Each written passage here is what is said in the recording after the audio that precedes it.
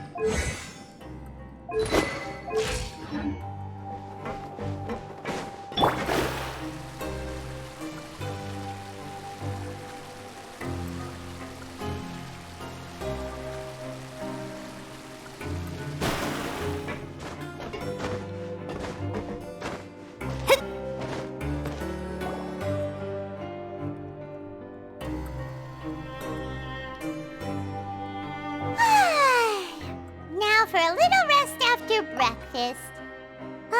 This is the life. Wait a sec. Isn't something important supposed to happen today?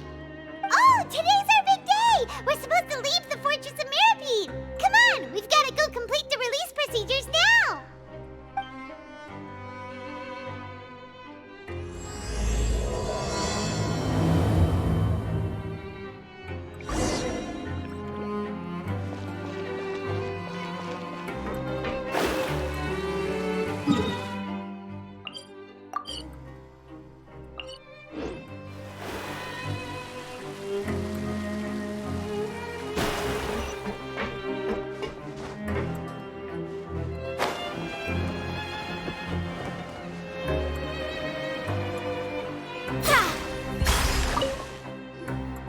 Please, sign here.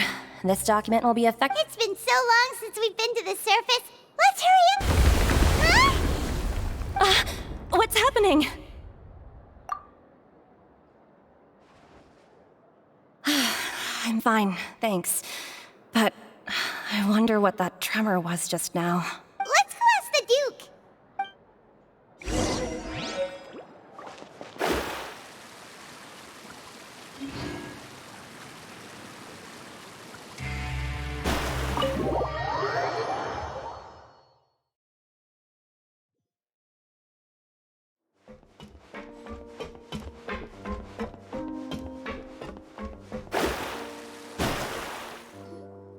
Your Grace? Ah, good to see you two. Is there something you wish to see me about? Yeah, what was with that earthquake just now?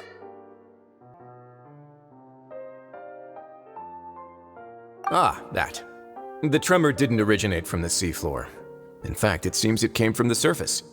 Over the years of serving as the warden here, I have developed a sense for distinguishing between what occurs on the surface and what occurs underwater.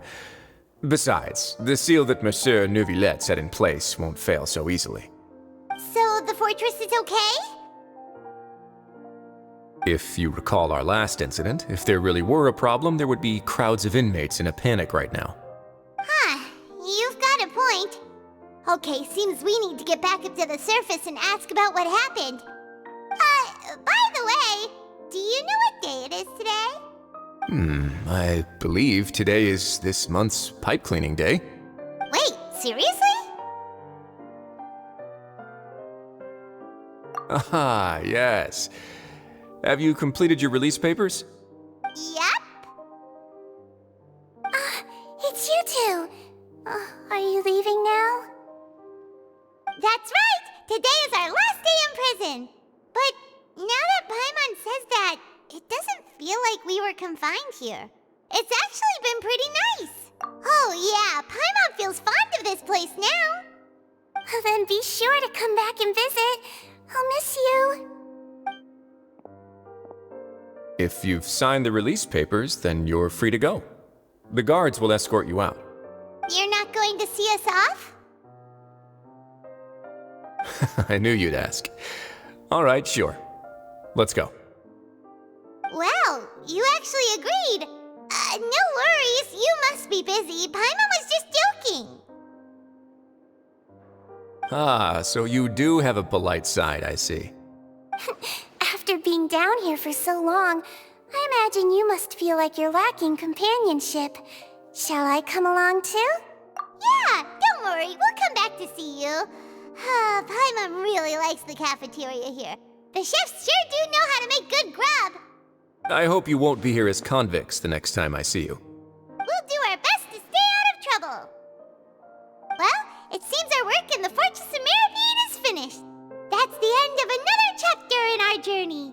And since Neuvillette was the one who asked us to come here, we should probably go report to him now. Next up, the Palais Mermonia. You're going to see Monsieur Neuvillette? Please pass on our kind regards. I'm sure just your regards will do, no? I believe it would be the polite thing to do. You're right. I've heard the Palais has been terribly busy these days. Tell him that I hope he hasn't been overwhelmed by the recent string of troubles.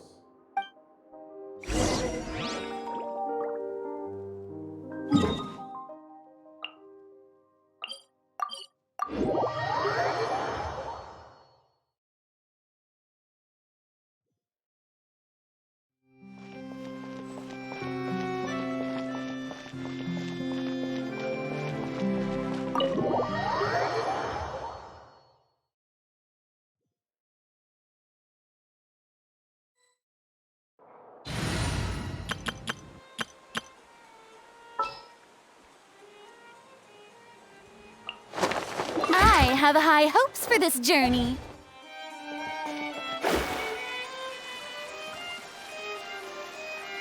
The Palais Mermonia sure is buzzing with activity today. Halt! Huh? Oh, it's you two. Apologies. Monsieur Neuvillette did say you'd be welcome at any time. Excuse me, would you mind helping me take a look? I'll be right there. Sorry, I've got my hands full here. You can see yourselves in. Everyone's so busy. Seems a lot has been happening.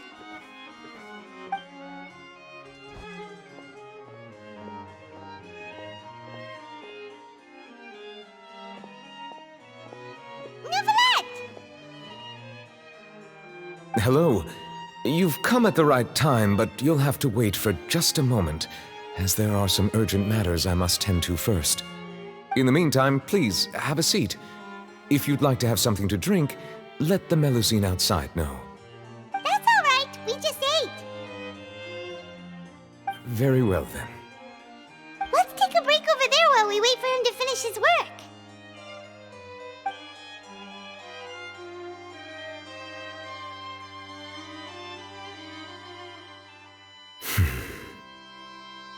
All right. That should wrap things up for now. Are you done with your work? Yes, sorry to keep you waiting. Today should be the day you were released from the fortress of Meripede, and it appears that you have managed to complete all the release paperwork. That's right, and we came here to see you right away.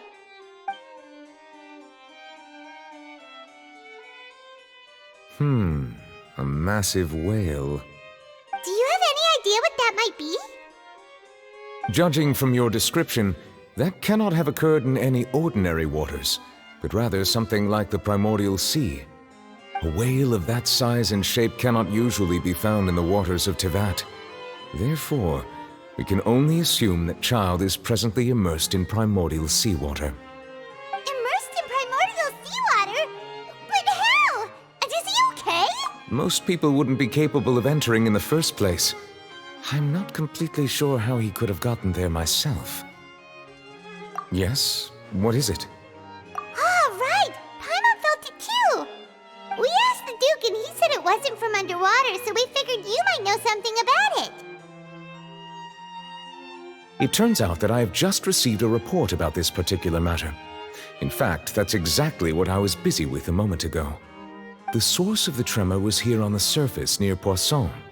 After the shaking stopped, the water levels in the Poisson area rose at an alarming rate. The water levels rose? Oh no! What about all the people there? Fortunately, the water levels only rose for a short period of time and have already returned to normal now. However, I still have a bad feeling about the whole phenomenon. If the change in water levels is connected with the leaking primordial seawater, then the situation in Poisson may be much worse than it appears. Navia should be in Poisson, right? We need to go check on her! I would also like to go there as soon as possible, but I'm afraid I can't leave just yet. We must immediately formulate disaster prevention plans for the surrounding coastal areas to avoid potential catastrophes. I'll have to ask you two to go to Poisson first. I'll meet you there to check on the situation once I finish things here. There's no time to lose! Let's get going! Please be careful.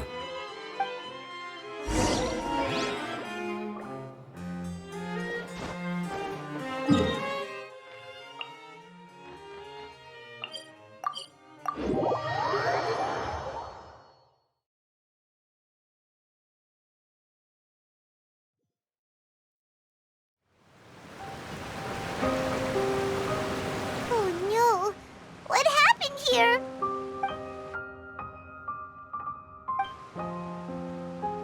Navia should be around here, right? We need to make...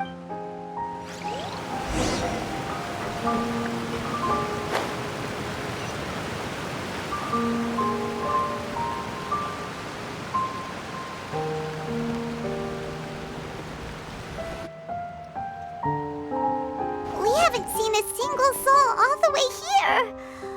Oh, this is getting scary. What will I ever do now? Look, there's someone on the roof over there. Just stay put! We're coming up! Watch your balance!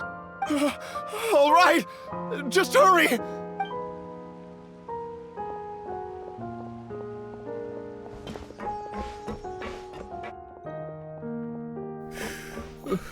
I'm not young anymore.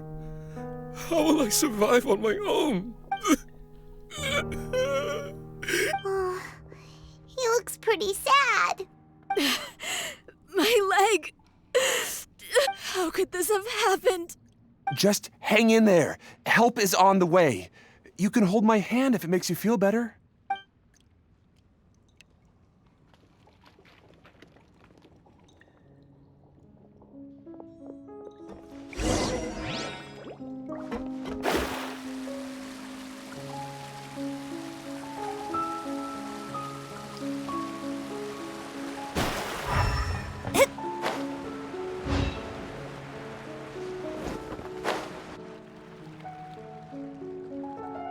Oh, it's Navia. She's over there. Hey, Navia, are you okay?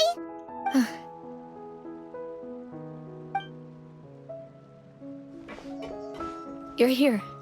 We heard there was a situation in Poisson, so we came as quickly as we could. Yes. As you can see, the water level suddenly rose. It caused quite the disturbance, in fact.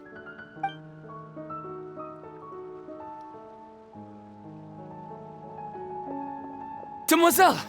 There was a wounded resident next to a building southeast of here. We've already transported him to safety, but we've run out of medical supplies.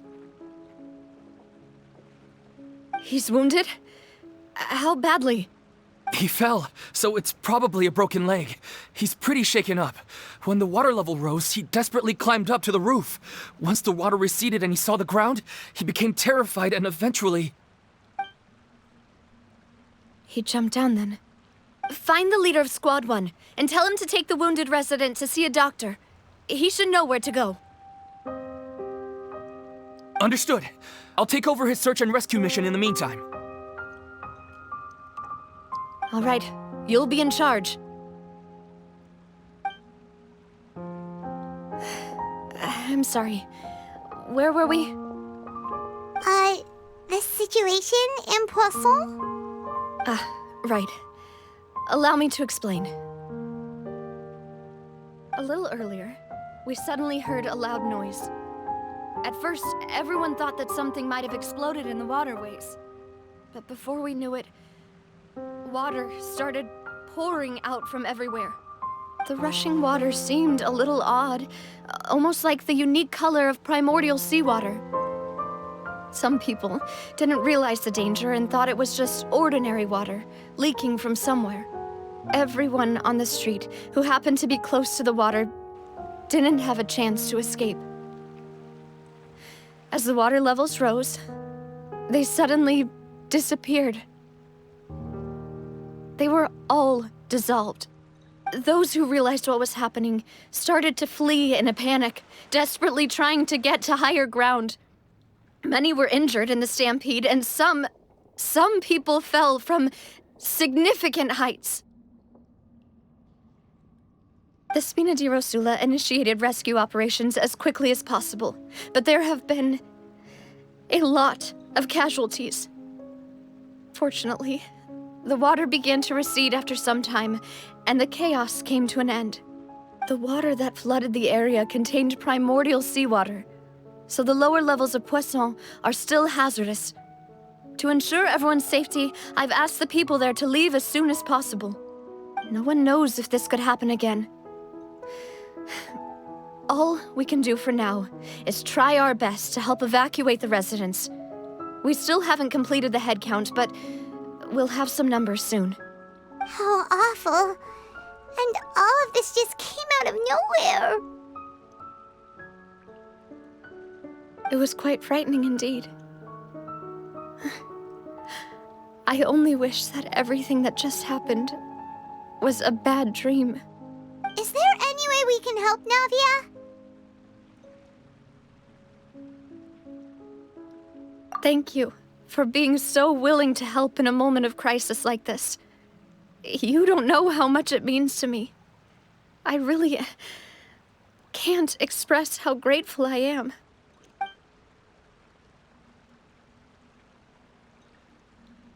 Don't say that, Navia. That's what friends are for.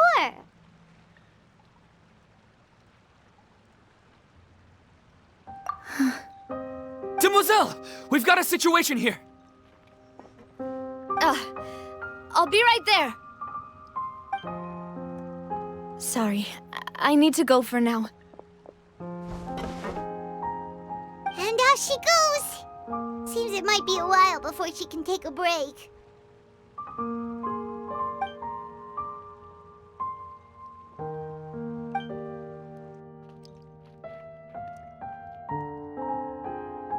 Okay, the wounded are being tended to, and we finished a preliminary head count. More support has just arrived, so I suppose I finally have a moment to focus on my own matters. Of course, we should remain ready for anything, and continue doing our best to rescue others. I'll be sure to have everyone at the Spina di Rosula ready to render assistance. Traveler, Paimon, would you two accompany me to my father's grave for a moment? Huh? Right now? Thank you.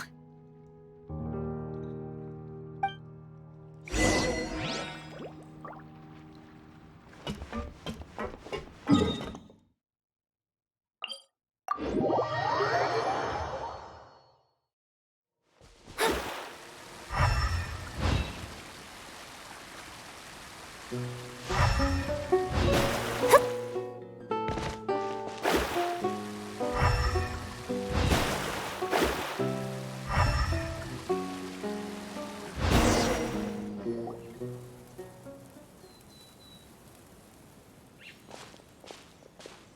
a lot of people here, huh? Well, given the time of day and the whole situation in Poisson, Paimon doesn't think there'd be a ton of people here visiting graves. Right. That's how things are now. The living are so exhausted that they've no strength to spare any words for the dead. Navia?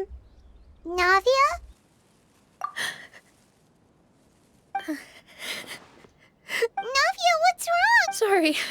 I just... Malus and Silver. They won't ever come back here again. What should I do, Papa? Huh? What happened to them? Everyone agreed on the rescue plan, but still... I was the one who initiated it. They were helping evacuate the residents, but they couldn't leave in time. And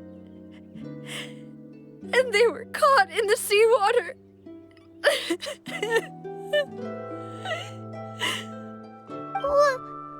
What should we do? I've known them for so long. And I know they weren't afraid. But I could at least hold a funeral for my father. And I know where he rests. But as for Malus and Silver, they're just... gone. I just can't...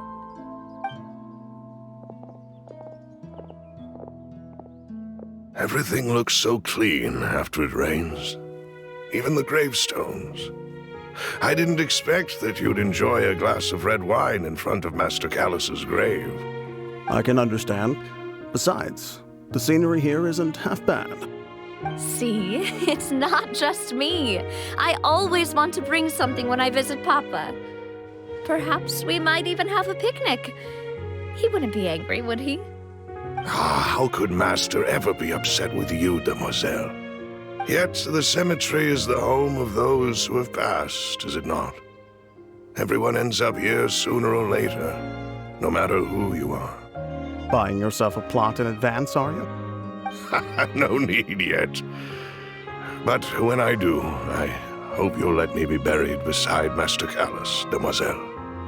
Hey, stop joking around. I'm quite serious. That way, it'll save us both the trip to see each other whenever you visit your father's grave.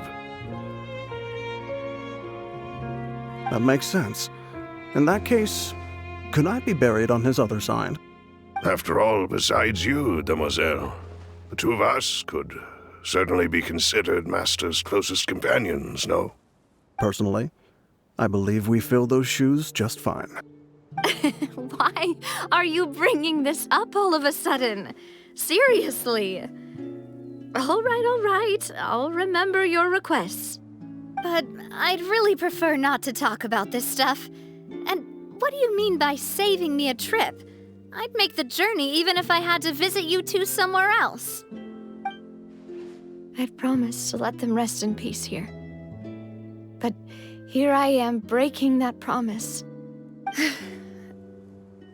I'm sorry for letting you see me in a mess like this.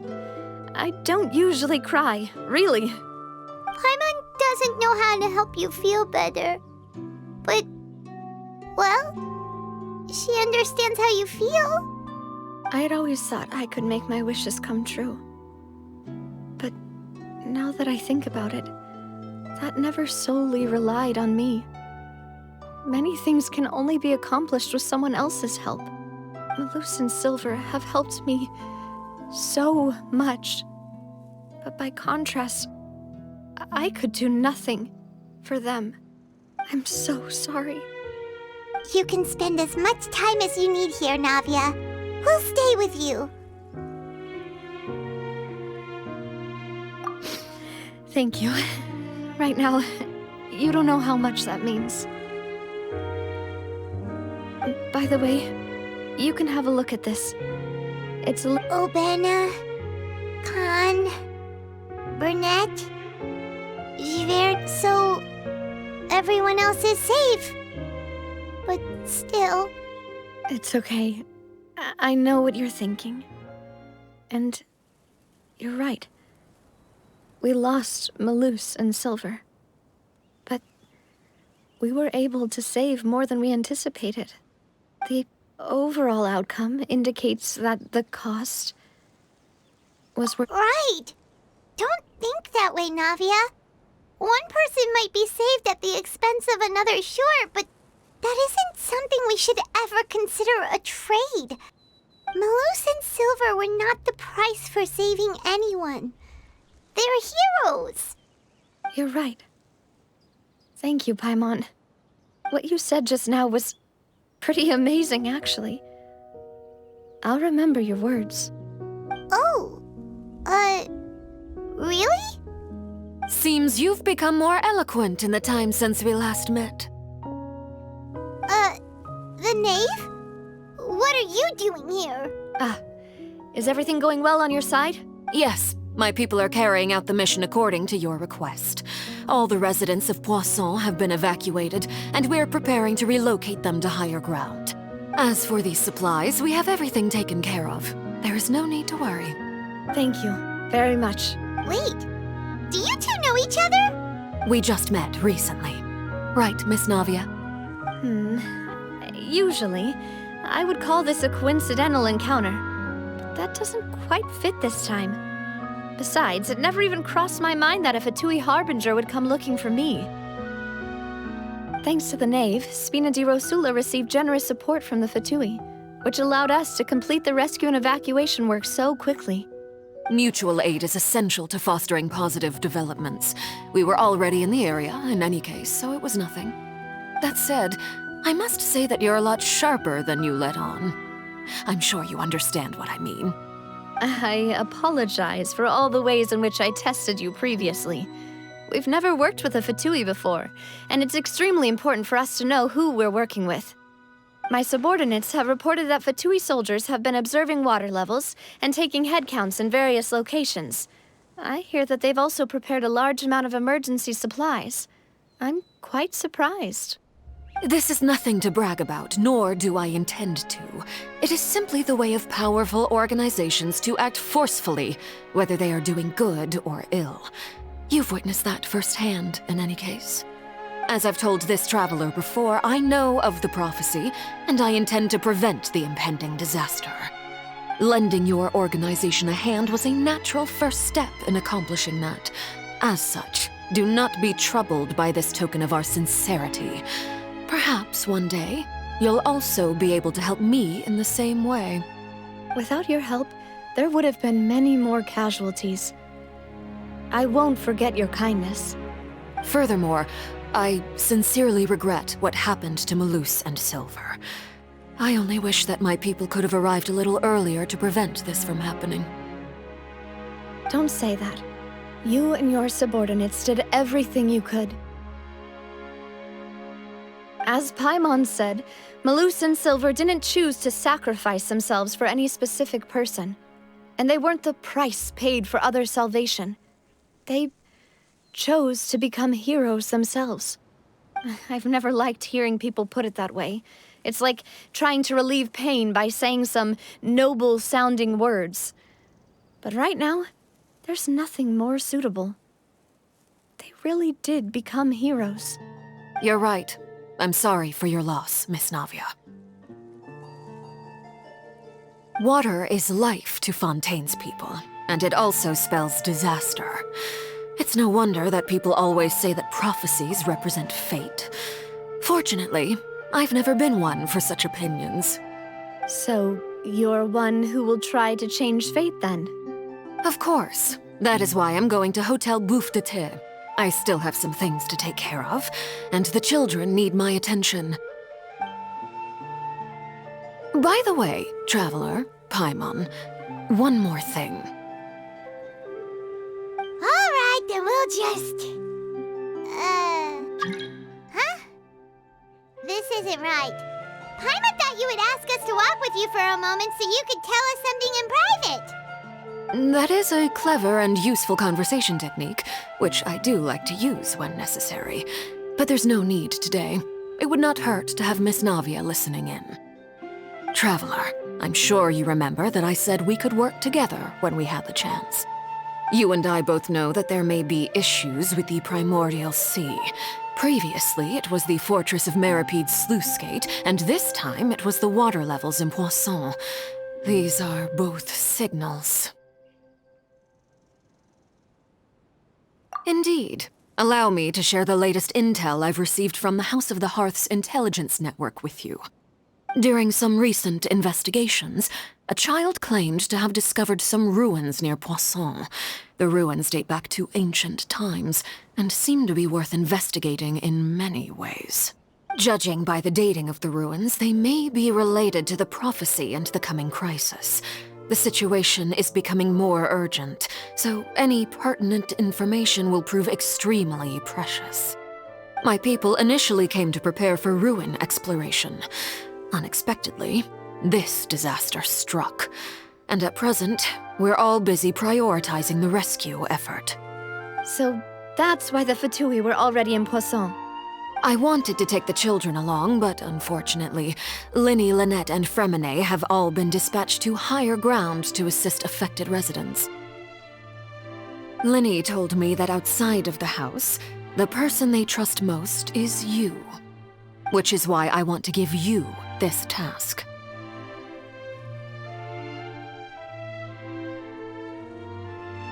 The House of the Hearth's members see each other as family, but Linny, Lynette, and Fremine said that they also see you as such, even though you are not from the house. I'm sure you already understand how earnest they consider their friendship with you to be. Oh, that somehow makes Paimon feel kinda happy. The intel I just shared about the ruins could fetch a high price. But since the children consider you family, it's only natural that I freely share it with you. Got it! So all we gotta do is go to some ruins, right? We can handle that. Excuse me, but may I tag along? You wish to join, Miss Navia? But are you sure you're up to exploring some ruins? You need to rest. Well, I'm sad, yes. But I can't just go back and plop myself into a chair by the roadside and do nothing. There's no point in being depressed while we still have a disaster on our hands. As my father's successor, I must live up to the hopes he had in me. Besides, I'm also doing this for myself. I need something, a distraction, to keep my mind off Malus and Silver.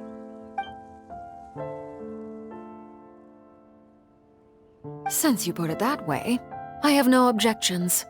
What do you say, traveler? All right, the ruins are to the south of Poisson. Here's the map. Okay, the three of us will handle it. Come on, let's pack up and get going.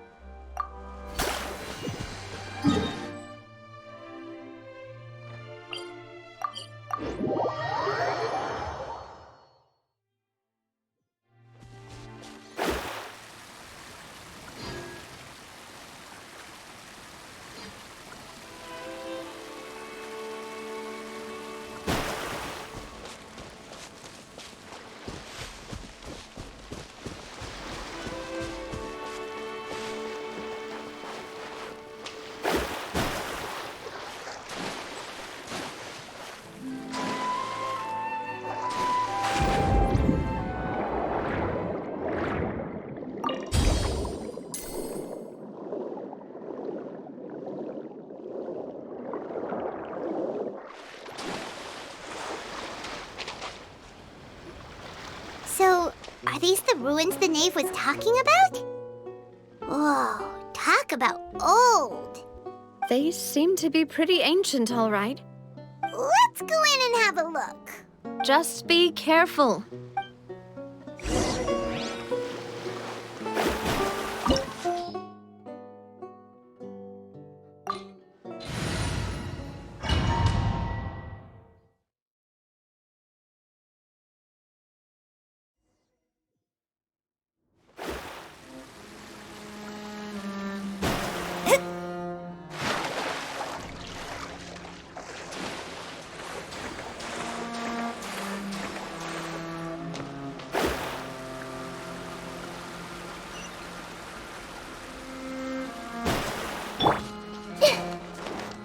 Everyone hold in! Illusion shattered!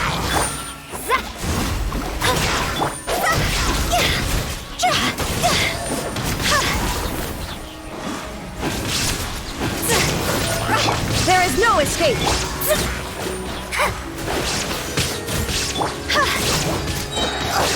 Go!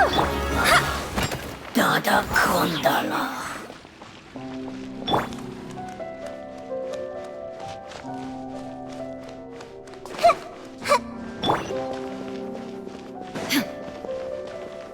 The floor here isn't safe!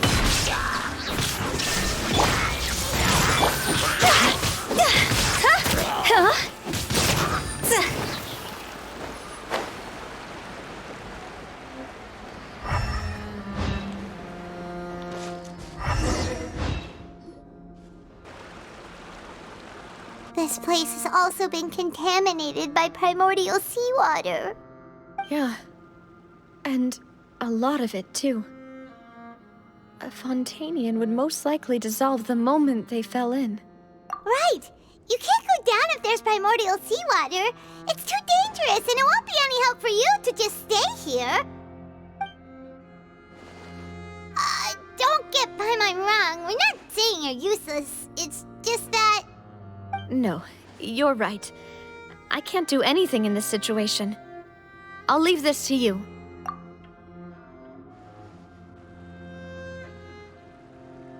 That complicates things. Maybe the only way left is forward. In that case, do you want to wait for us here? The water levels here are unstable, and there's a chance the water will rise. So staying here wouldn't be safe either. I'll go together with you. Perhaps we'll find the exit just up ahead. All right. Come with us for now then, but please be careful.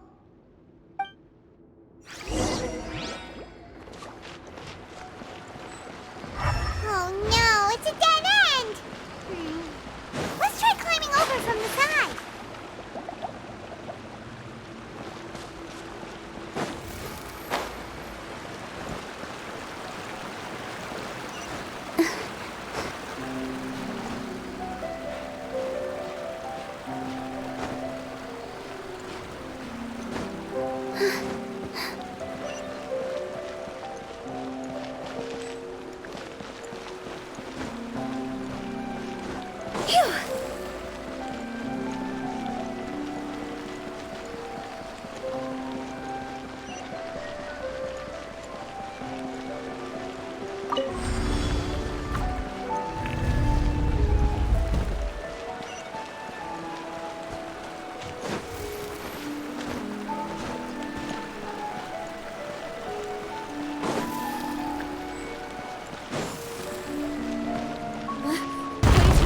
There's something wrong with this bridge!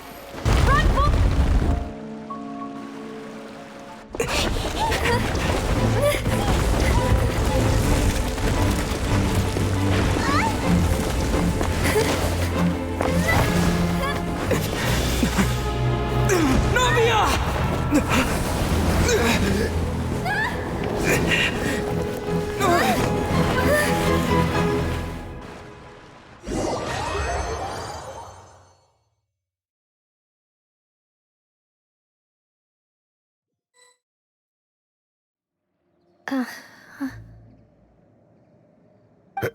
Demoiselle?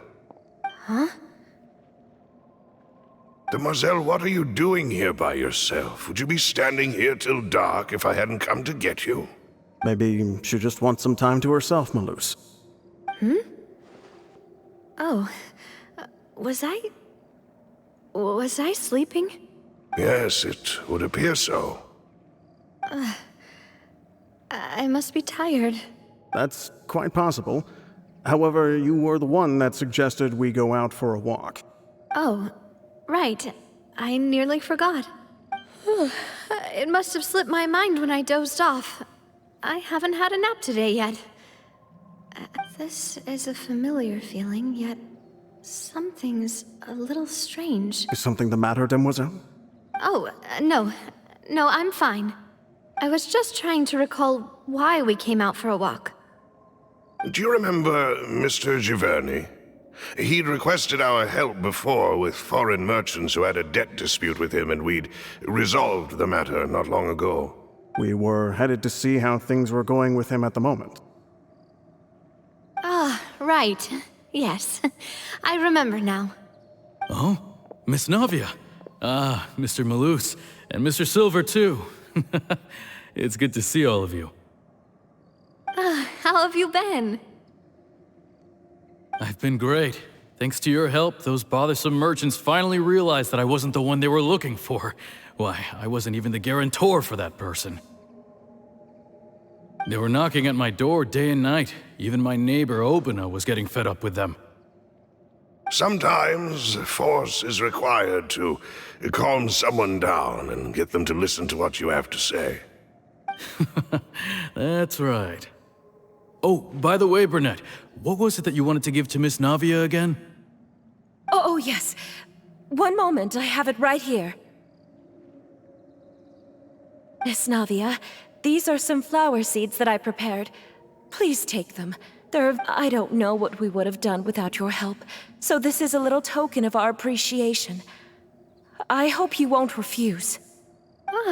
Did you cultivate them yourself? Thank you so much.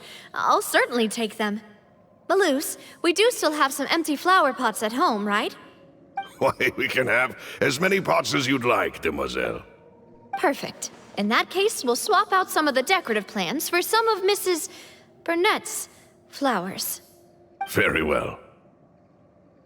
Wait. Something seems to be off here. Excuse me, madam. If I'm not mistaken, your name is Burnett, correct? That's right. Is something wrong? No, it's nothing.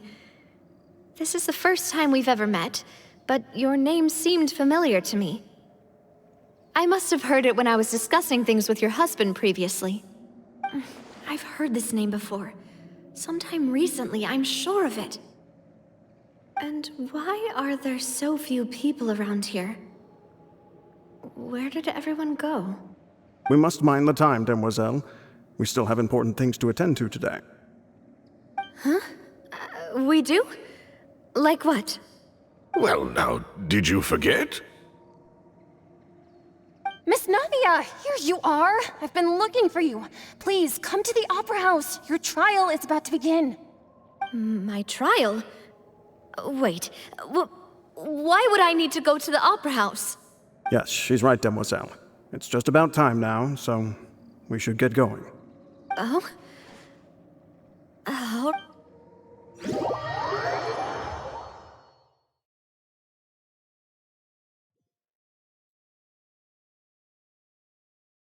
Look, it's Navia! She's here! And her two attendants are with her! Goodness, everyone's finally here. There sure are a lot of people here to see the trial. And they all seem to be oddly... Karina, Desiree, Joyville, Jolien, Essen. Why are so many people here? And why do I have no recollection of this case? And as for the judge... huh? Where's Monsieur Neuvillette? Please sit in the defendant's seat. Don't worry, Silver and I shall accompany you. All right. But are you sure you can stand behind me? Typically, it wouldn't be allowed, but today is an exception.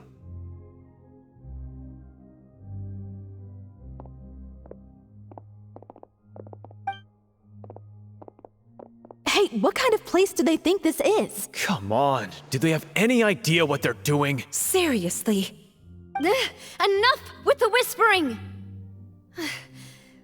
Could someone please tell me where Monsieur Neuvillette is?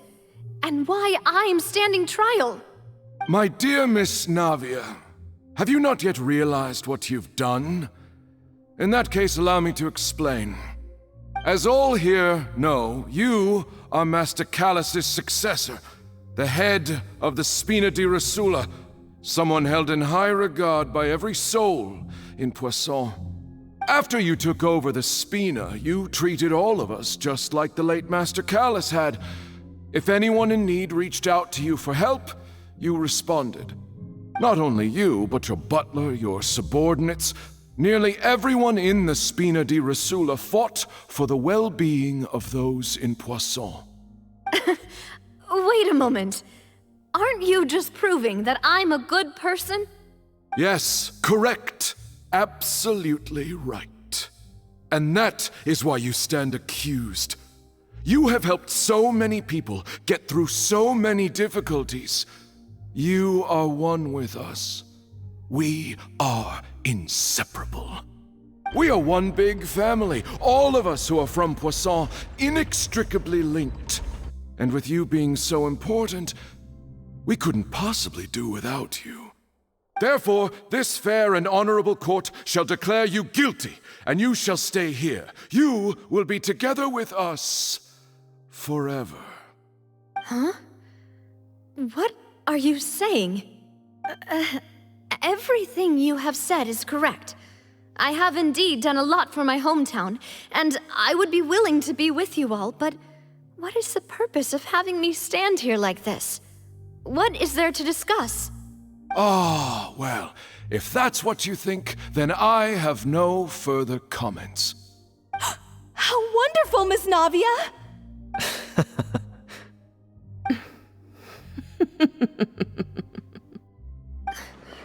I know all these people. Why are they laughing? I seem to remember now. Yes, I get it. This trial is... Wait just a moment. This isn't right! Malus? What was that, Mr. Malus? Our conclusion is very clear and unanimous. Let the court judge her now. She's guilty! Stay here, Navia! You're one of us! Demoiselle, don't admit guilt. This trial means to keep you here forever. I wish to exercise my right to defend Our Lady. Mr. Joinville, you only know of Navia's goodness, but nothing of her utterly independent mind. She was born a free and independent spirit. She has never been tied down by anything. Indeed, even the death of Master Callus couldn't stop her. Her actions cannot serve as proof that she identifies herself as part of any group. She merely acted as an individual, extending her hand to help others. Please do not mistake her actions as being otherwise. Really? As an individual, you say? Don't forget, we are all Fontainians here. This is the nation of justice, the nation of Hydro. Even if Miss Navia only voluntarily rendered her assistance, that doesn't change the fact that her beautiful soul must return to everyone. Water accepts all, blends with all. It will surely accept her kindness. Everything is measured here in the nation of Hydro, and in the end, everyone shall meld together. Thus, when a unanimous opinion emerges, that opinion represents justice. Now I speak for everyone. Our opinion is consistent. Navia should stay. We and Navia are one. And you would call this justice? Preposterous. You are merely jealous that Demoiselle still has a chance to exist as an individual. Have you forgotten how much you all once longed to become individuals, to become independent? Do you mean to defy our justice? If your justice is flawed, then why should we acknowledge it? As you said, we can also have our own justice. Silver and I shall defend Demoiselle. And that is how we will enforce justice. Ugh, my head... It hurts. Demoiselle. Silver, it hurts. My head is spinning. All I can see is stars swirling in front of me. I remember now. Everything that seemed odd from the very beginning. Karina, Desiree, Joyville, Jolien, Essen, and Mr. Giverny and Mrs. Burnett, who we met earlier. Even Malus and Silver. I don't want to admit it, but they're all dead. Don't be afraid, and don't admit guilt. We will protect you to the very end. Absurd! Who are you to say that she cannot be judged? We are the majority, and in the nation of trials, the majority is absolute justice. We are the will of all. Don't let them escape! We shall keep Navia here with us! Mr. Malus and Mr. Silver, must you be so stubborn? How could the two of you possibly hope to stand against the collective? Do not resist. This judgment is fair and just. Navia belongs to us. After all that happened, she should not be left alone in Poisson. What are you saying? No more excuses! He says we're jealous. Jealous? How could she possibly be an independent individual? What's with these people? Who's jealous of her? She belongs to us! Miss Navia, she... Silence! That's... Monsieur Neuvillette! Such commotion is prohibited in the court. The accusations you just presented are nonsense and cannot constitute a proper trial. The court will adjourn for the rest of the day. In this, I shall hear no objections from any unauthorized party. Our thanks, Monsieur Neuvillette. Please leave with me, Miss Navia, while there is still time. But... Go on now, Demoiselle. This is your only chance to leave this place. What, can't bear to leave us behind or something? Malus. My apologies. I couldn't resist making one little joke once I realized that this shall be our last goodbye. Malus. Silver. Quickly, you must come now. Goodbye, Demoiselle. Farewell.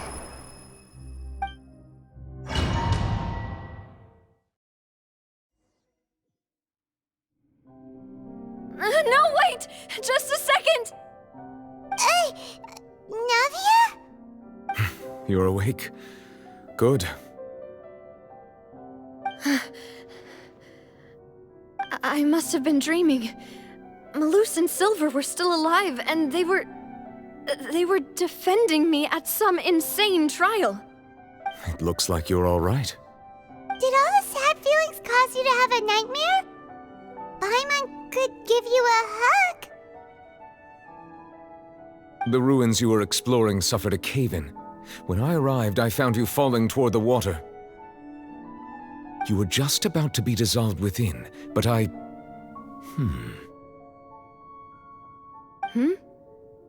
What is it? I think I saw 2 Oceanids protecting you. It was only for a moment, perhaps even a fraction of a second, but they gave me the chance to retrieve you. Were it not for their intervention, I would not have been able to rescue you before your consciousness dissipated. Wait, did you say Oceanids? You mean like what happened with Vache? Perhaps those 2 Oceanids were the people you saw in your dream. I always told them that they didn't have to protect me. To think that they'd keep doing so even after death. Please come with me.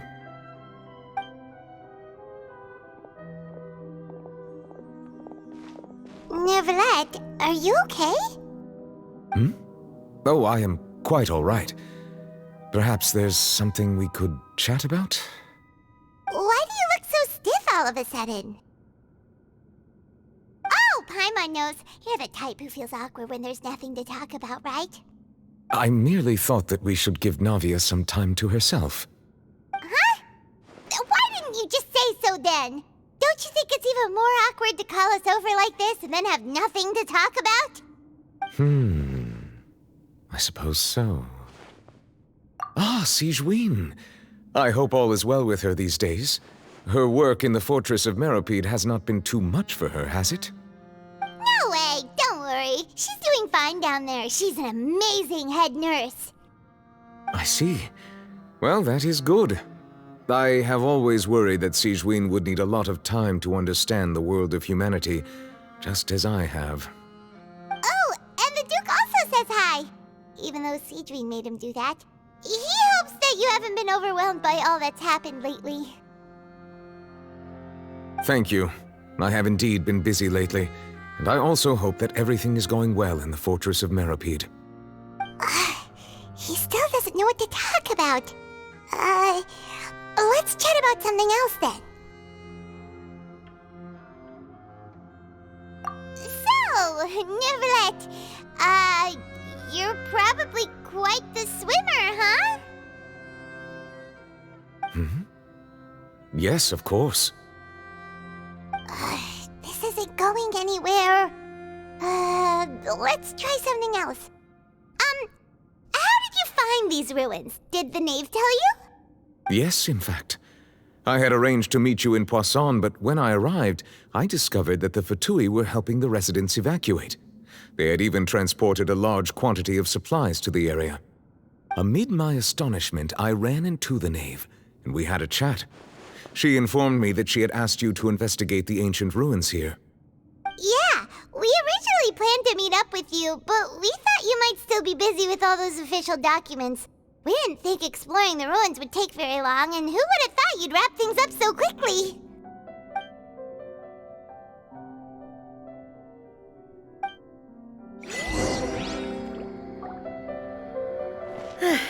I'm sorry to have kept you all waiting like that. I'm feeling much better now. I guess we should get going again. Will you come with us, Monsieur Neuvillette? Yes, if you wouldn't mind my company. Oh, great! Another one joins the party! Let's get going then!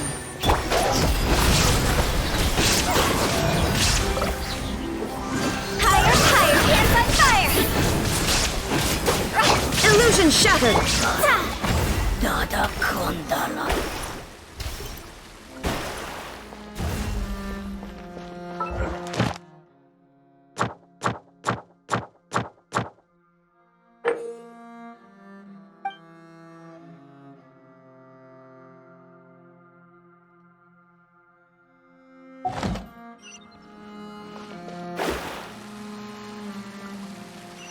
Oh no, another unstable path. Watch your step.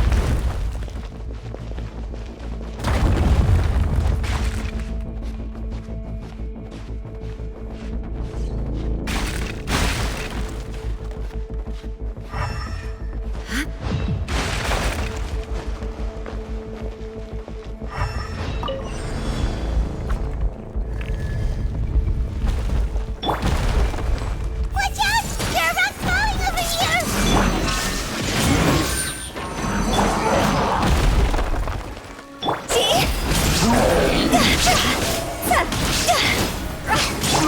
Shine down!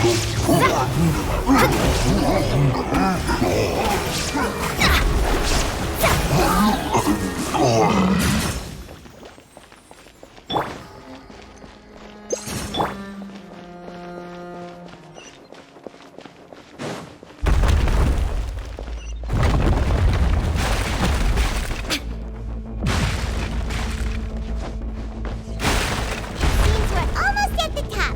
Keep it up!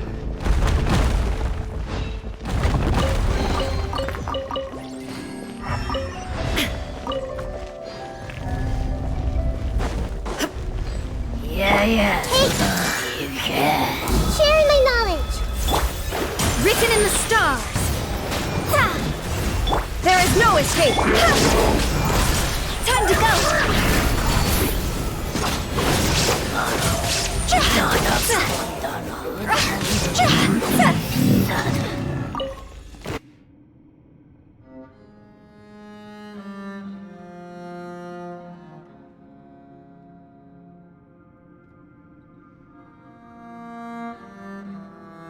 Phew!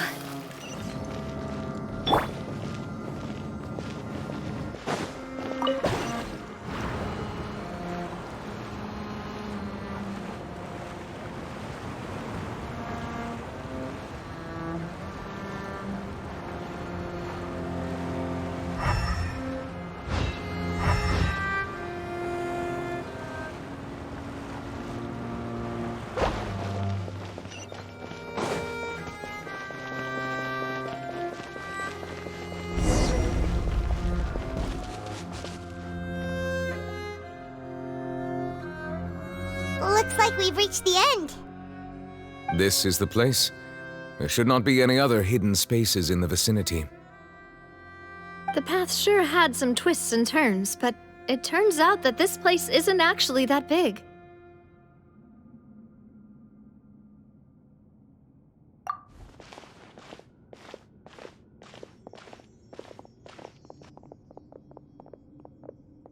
Stone slates. It seems like they were put here as an offering. Could we take them down and have a look? Perhaps we should just leave them be for now. There are 4 locations in total, but only 3 stone slates. The slate that should be in the first empty spot is missing. The surrounding walls also show signs of damage. There's something written below. Let Paimon see. Reason dictates that this nation be destroyed. I shall record the history of its future here in its past. Say what? It feels like someone left these slates and these words here for a purpose. But does he mean that Fontaine should be destroyed? That would fit the circumstances dictated by the prophecy, yes. Indeed, the slate's contents correspond to it. Take the second slate, for example. There's a person kneeling here. She seems so dedicated. And there's a whole bunch of other people behind her doing the same. She's facing this... And is that Lady Farina in the third image? Did the Hydro Archon fall into the water? And is that a ring of people around her? Paimon doesn't quite get it. Are they all in the water? The fourth image. I know this one. This exactly matches the content of the prophecy. The people will all be dissolved into the waters, and only the Hydro Archon will remain, weeping on her throne.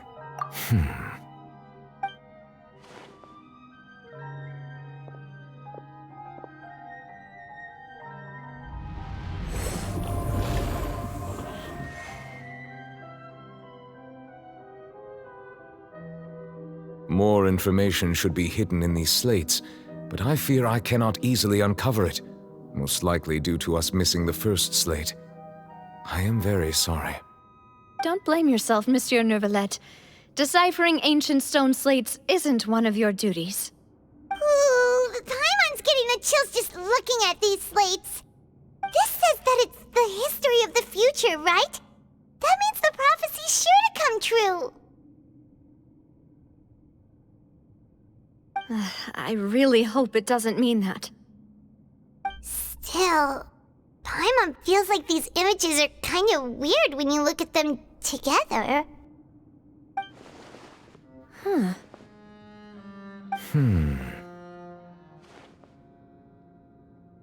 That's right! If the images are in chronological order, shouldn't the fourth, the waters drowning Fontaine, come before the third, where the Hydro Archon herself falls into the water? And yet the order is reversed here.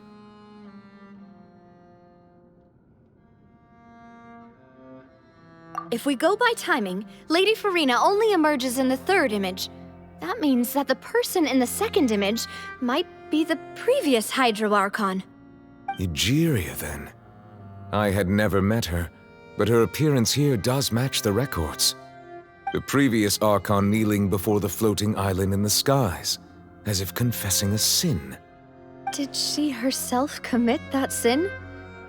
And if not, why would she be in such a posture?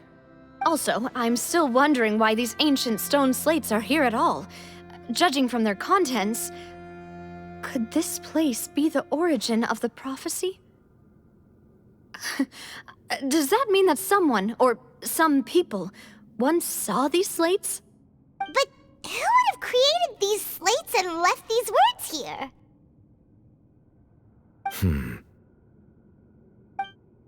It seems that any further clues will have to come from Farina. In that case, there's no time to lose. There's nothing else to be gained here, so let's head back first. Yeah, we better get somewhere safe for now.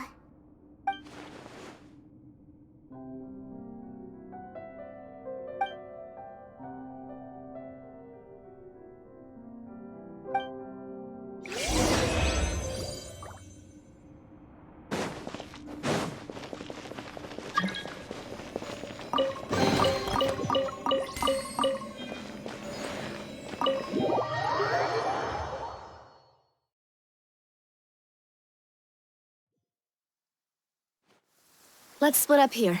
I'm going to check on what's happening with the Spina. You know how it is. There's some things you just need to be there for yourself. You still have energy for that, Navia? Paimon's already beat. Just head back to the Fleuve Cendre and have a rest then. Thanks for keeping me company all this time. I'll depart as well. Thanks for your hard work today. Rest well, everyone. Traveler, I will go talk to Farina tomorrow morning to ask about the stone slates. I'm sure that you're concerned about this matter as well. If you have time, drop by my office. I will share the results of our discussion with you. Are you really gonna talk to her about this directly? Will that be a problem? Paimon's getting a little scared now that it's come to this. She has long been harboring secrets and will not give them up easily, which makes it all the more my duty to ensure that she understands the present situation. Alright, we'll leave it in your hands then. You're probably the best person to talk to her anyway. I will be carefully considering my words tonight. Traveler, Paimon, our safe house at the Fleuve Cendre is always open to you as ever, so please don't think you're an imposition. Alright, I'll be on my way then.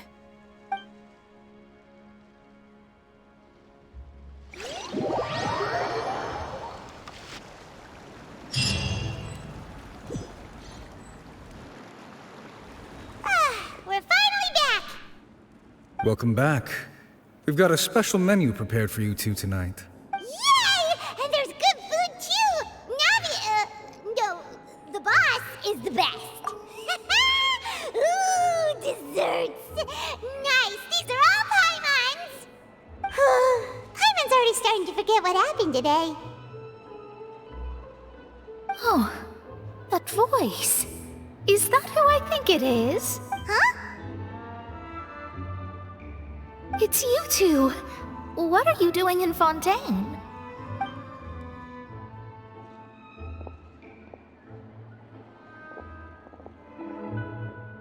Mona?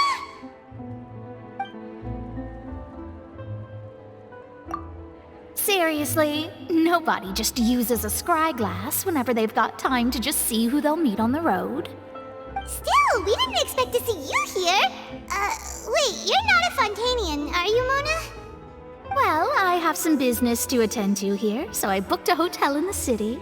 I was just out for a stroll when I bumped into you. Quite unexpectedly, if I might add. Why did you think I was from Fontaine, though? Is that because Magistus doesn't sound much like a Mondstatter surname? Yeah, let's go with that. Well, I used to have my own surname, which was, well, some other thing.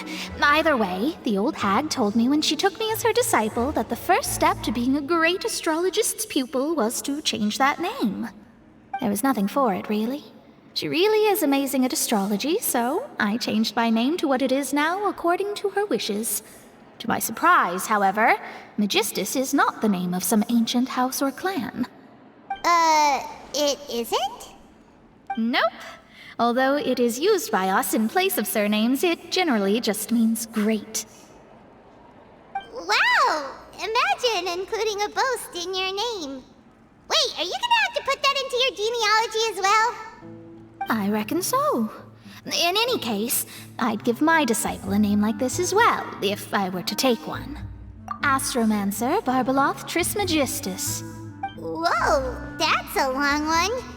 Does it also mean great or something? My name means Mona the Great Astrologist. As for the old hag, hers is, in plain speech, the thrice as great Scholar of the Stars. Just take it as a title specific to astrologists. Thrice as great? That's so petty. I know, right? That's just how she is. She used to call herself Megistus, actually, but when she took me in, she changed her name to Trismegistus. Talk about excessive. Megistus is thus the calling card of our school, so to speak, which makes it about the same as a surname. It's all right if you don't get it. You can look into it further should you need to study astrology more deeply. That sounds terrible! But anyway, you're not Fontanian, are you, Mona? You're from Mondstadt, right? Well, I was born in Mondstadt, yes. My parents migrated to Dorman Port, and I traveled with the old hag for a while, after which I settled down in Mondstadt City. Oh, that's a good thing then. At least we know you won't be dissolved by Fontaine's waters. Speaking of that, I'm sure you're aware that a bunch of things have happened here in Fontaine, right? I know you're not a local, but I'd avoid getting too close to any water that looks strange all the same. There's something ominous about it. Well, the water, I mean. That was the main reason, yes. Just a while back, the Steambird invited me to take part in a panel and speak about the circulation of the prophecy as an astrologist. The invitation was sent quite early on. I don't think anyone expected Fontaine to be in this much trouble. What do you make of that prophecy, Mona? Just tell us what you think as an astrologist. Your word would go a long way to make things more certain and less scary. What I can tell you is that I'm an astrologist, and that this prophecy concerns the fate of Fontaine, even that of all Tevat. Ascertaining this is akin to reading the fortune of the whole world. I'm afraid that this is not something that just anyone can do. If I could do it, you would no longer call me an astrologist, but a visionary. But on the flip side, the prophecy is so huge and powerful that it must surely come from a powerful visionary. Its contents involve the fate of the world. Disregarding it would be a mistake. A visionary? Sounds really powerful and all, but does such a person really exist? Of course. The old hag could do it, and I'd bet there are others amongst those Hexenzirkel colleagues of hers who could do something similar. Huh? Are you sure? All right, I'll help you. It isn't often that I see you with such a serious look on your face. I'll tell you once I hear back from her. Thanks, Mona! You're amazing as always! Oh, well, this is something only I can do after all. So yes, your praises are quite welcome. That's the greatest of astrologists for you! Of all the people we know, you know the star's the best! Indeed. That's the spirit. Oh, sorry. I came to see what all the commotion was about. If there's anything you need, do not hesitate to inform the Spina di Rosula. Oh, whoops. Guess we were getting a little too carried away there. Well, I'll go tend to my own business now. If I receive any news, I'll be sure to come find you two again. And there she goes, quick as rushing water. And here we are with the Spina guy giving us suspicious looks. If Paimon hadn't spoken for you, it'd be you getting all the weird looks. The things Paimon does for you. That's more like it.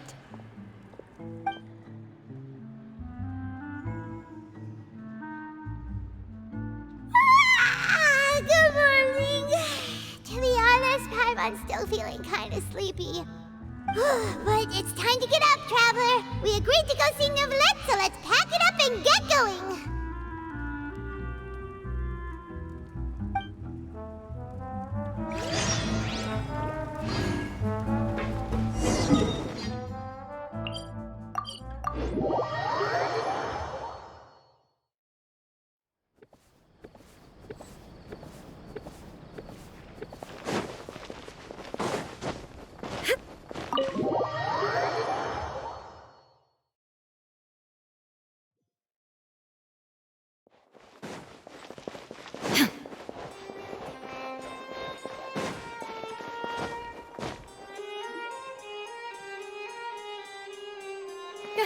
You're here!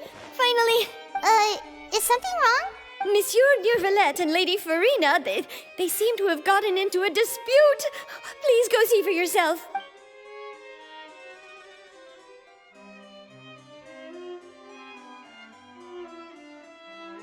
Like I said, I've already explained everything. And yet the problem has not been properly solved. There is little space for excuses between us. It is not my intention to offend you, but please, tell me where you stand. You are the Hydro Archon Focalor, are you not? Look at this. This is a list of the victims from the recent Poisson incident.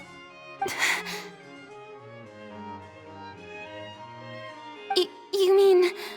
they're all... We did not arrive in time to avert this disaster, and I will not have it happen again. I will say this once more. You must tell me everything you know. Yesterday, I found 3 stone slates in some ancient ruins near Poisson. Do you know anything about those? Seriously? You're questioning me like this is a court case now. I don't know anything about that. But you found them in some ancient ruins, you say? That's correct, which is why I came to ask you some questions. There should have been 4 slates, but one of them was missing. The other 3 feature different images that seem to correlate to the prophecy. The prophecy? The second of these slates depicts the previous Hydro Archon Egeria kneeling before a floating island in the sky, as if confessing something. Do you know nothing of this either? I don't. I've never seen such slates. I'll ask you again. Do you really have no information regarding the previous Archon? My deciphering of the slates indicates that the Hydro Archon Egeria once had to confess to, or apologize for, a certain sin. If anyone would know about it, it should be you. All gods don't have the same secrets, you know. She was herself and I'm me. Is it really so strange that I know nothing? I understand your concerns, but I'm sorry. I just don't have anything to tell you. Forgive me for saying this now, Lady Farina, but I have long known of your various secret investigations into certain matters. There are several indications that you have been investigating the prophecy on the sly. This is not strange in itself, considering that you are the Hydro Archon. But it is strange that you should also claim to not know any of Egeria's secrets, as well as do nothing following your inquiries. You have never been as superficial as you have presented yourself to be, nor are you a fool. And yet, your behavior is very inconsistent.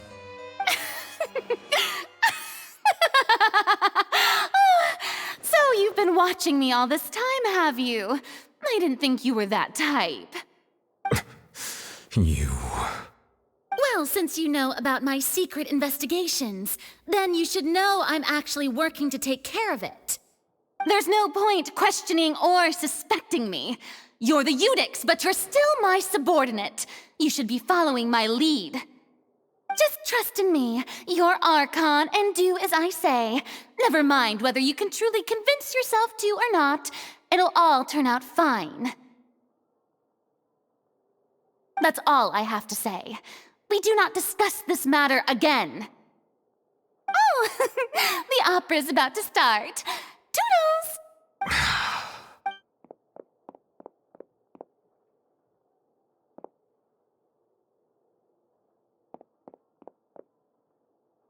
Did Farina not notice us standing by the door? Wonder what's up with her. I assume you've been outside for a while now? Oh! You noticed! Seems Farina didn't even realize we were here. She was in a great panic, though I cannot discern the reason. Our discussion reached impasses time and again, a state of affairs that we cannot allow to continue. Still, I do not understand. Dialogue is the basis for understanding, so why did she keep refusing to engage?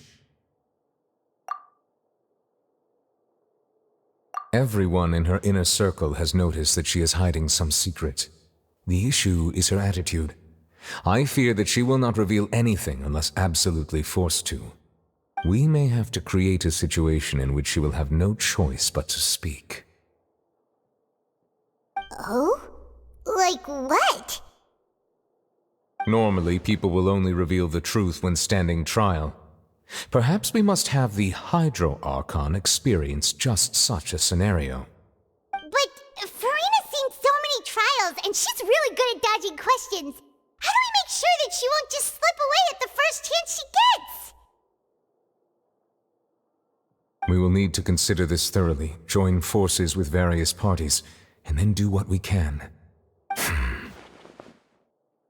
If at all possible, I would prefer to recuse myself from this affair, but we must prevent the prophecy from coming to pass. This may be cruel to her, but all Fontaine is in crisis. The information a god possesses is too precious, and so we must take a chance on this.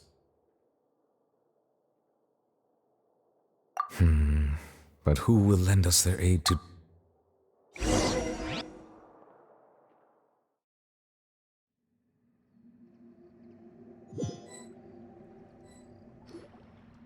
Well, that's everyone, huh?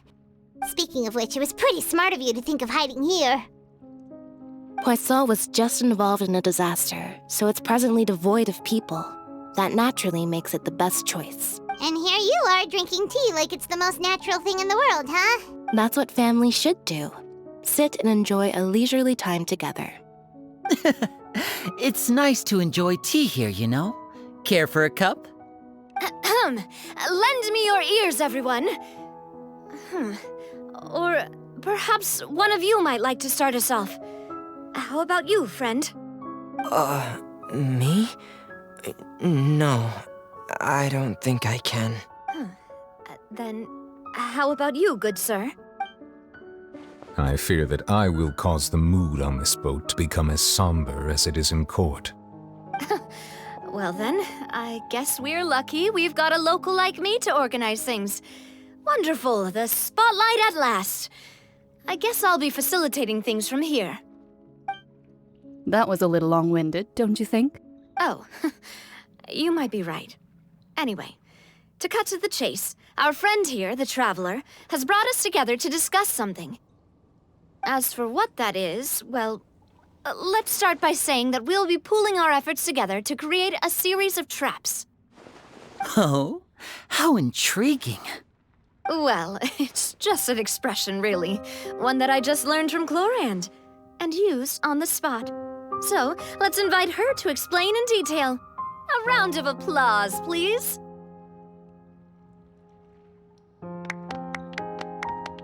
Huh? Didn't you say that you would be facilitating this? Oh, come now.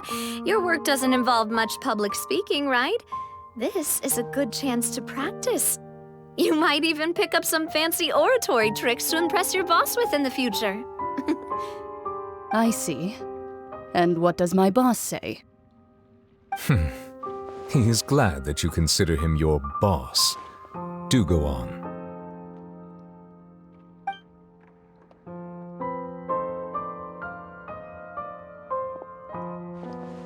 In that case, do any of you have experience hunting?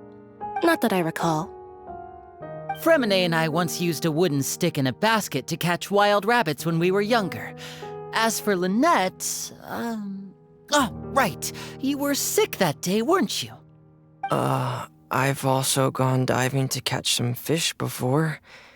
Does that count? I'm afraid not. You may or may not have heard, but Fontaine once played host to a group known as the Marechaussee Hunters. Though that was their name, they did not hunt animals, but rather various monsters left behind by the ancient dynasty of King Remus. Today, Fontaine's monster population has already thinned greatly, so the hunters have blended back into society, taking up arms in other lines of work. They even left a unique methodology of hunting in their wake.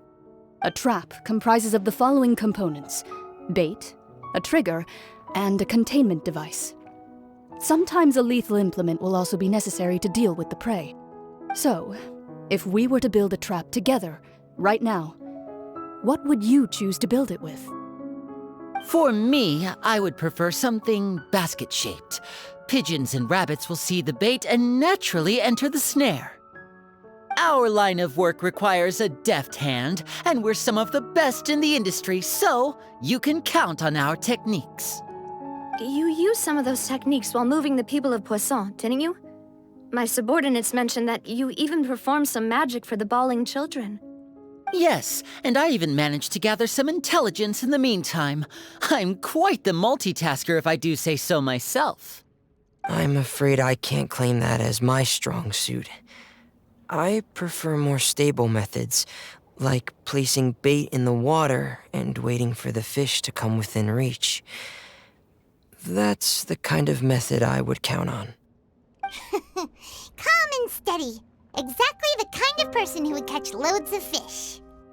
And I can be their assistant. With discretion, I'm sure. I'd probably use some sort of mechanical animal. Papa once bought me some small clockwork squirrels, mice, and such. When placed in the forest, they can attract others of their kind. I remember that you liked those too, didn't you? I did. And that would be a good way to go about it. If they're realistic enough, animals of the same kind will follow them all the way to the trap. What about you, Monsieur Neuvillette? I fear I do not have any related experience. That makes sense. You usually solve problems directly, without the use of any such tricks. But I do have one more question for you, Monsieur. If we were to create a trap now, how would you design it? I would like for it to be effective, but bring no harm to the prey. A more gentle trap would be ideal. Kind, as always. However, our intention doesn't necessarily change the containment device and the type of implement we need. If we wanted to kill the prey in one strike, we would need a powerful implement. However, that also goes for prey that must be captured and safely contained. Wait, why's that? Only a hunter who's a true expert at subduing their prey can snare it without harming it. The line that divides life and death is often exceedingly thin. So are we going hunting together? We hadn't thought of seeing ourselves as hunters. It kinda works, but maybe it's still not the best metaphor. If our means of capturing and dealing with our prey is to put them on trial, then the hunting metaphor is actually quite accurate. But we shall require much more courage than any hunter to judge a god, a being whose seat is an exalted throne. Oh, so that's what's going on. Sounds very interesting.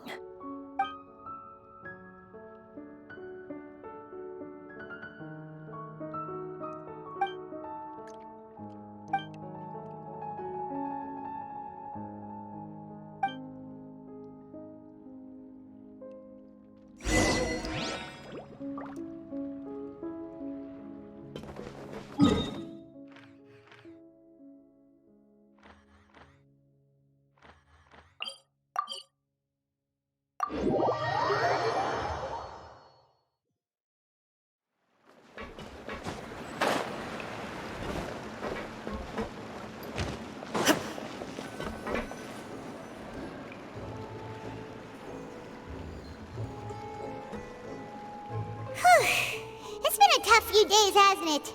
So much has been happening. Paimon didn't think the meetings would go on for so long, but everyone seemed pretty fired up, huh? Paimon thought they'd be at least a little frightened. Well, Fremine was, now that Paimon thinks about it, but everyone else just looked a little surprised. Well, it's hard to say. Paimon doesn't have any experience with this sort of thing. But with you around, Paimon sure will do great.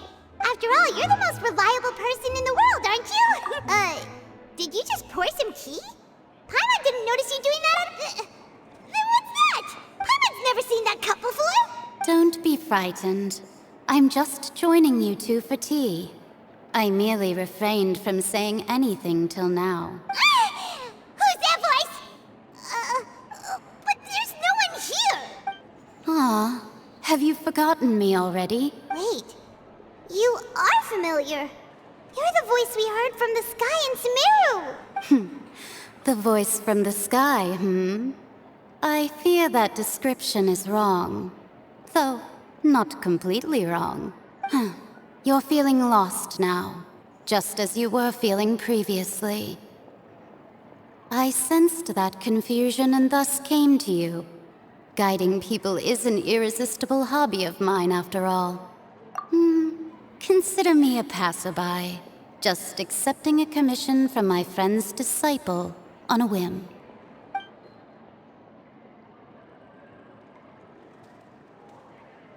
The prophecy.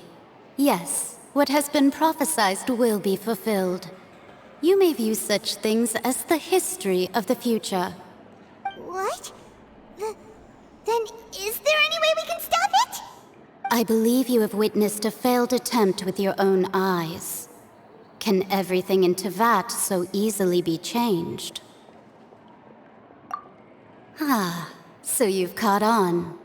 Just as prophecies are usually only the future as seen from the perspectives of the gods, could things be happening in hidden corners where the gods' gaze does not fall? Are the things that you shall see different from the fate that the gods perceive? What is she talking about? It all sounds really impressive and important. I believe that you understand, right? Some things are insignificant, but others you must reach out to change. Ultimately, fate shall serve as your only guide, no matter what will happen in Tevat's future. All you need to do is to play your part. This was good tea, by the way. Thank you for your hospitality. Well, that'll be all for today. The voice. It's gone.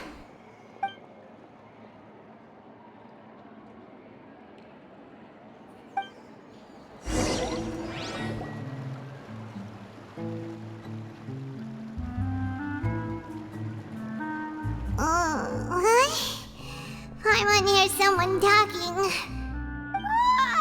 All right, coming. Hey, it's you who's getting lazy, okay? Well, I see I've walked in on some lively banter. Mona! Fine, just fine. I went to take part in that Steambird panel. It turned out to be more interesting than I expected. Not all Fontainians are pessimistic about this. One journalist mentioned that sitting around and waiting for the end to come would be wrong, and that they should make their own rescue preparations. I agreed, so we had a brief chat with her. Did she have pink hair by any chance? Why, yes! It was Charlotte. You remember her, right? That daredevil journalist? I'm in full support of her view. Prophecies are very important, but how can people allow their lives to be commandeered by just a few words? That's right! Paimon's glad to hear something sensible for once. Yes. About what we had discussed before. I did try, but I'm afraid I couldn't reach the old hag. I'll try again tonight, but I wouldn't get your hopes up.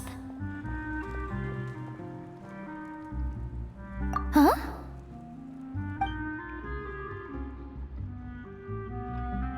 Goodness gracious. Are you serious? She said that even the god's gaze has blind spots. Pretty bold if you ask Paimon. Most people would believe the gods to be all-knowing, right? The Hexen Circle members are certainly anything but ordinary. As for the mage named N, The old hag has mentioned her a few times. She said that N's sense of direction is incredible, and that she loves guiding those who are lost.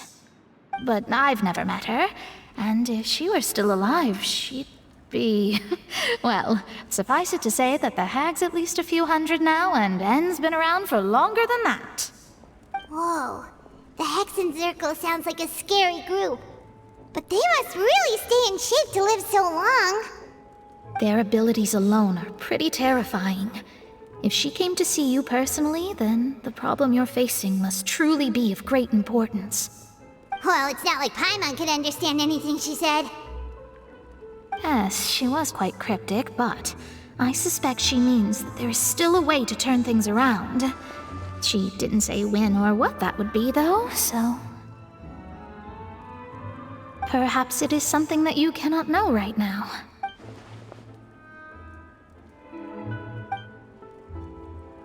Traveler, Paimon, are you two all right? Oh, we're fine. We're just a little down right now.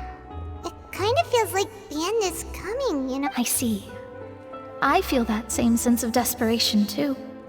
I guess you could consider me someone who has often witnessed fate. So far as I have seen, it cannot be swayed. But even so, I still hope for, and believe in, miracles. Astrology is eternal and rational, but fate may not be. It is cruel, but it can also be beautiful. Perhaps that's what N was trying to tell you. Not to lose heart, and to believe that what you are seeing playing out before you is not yet set in stone.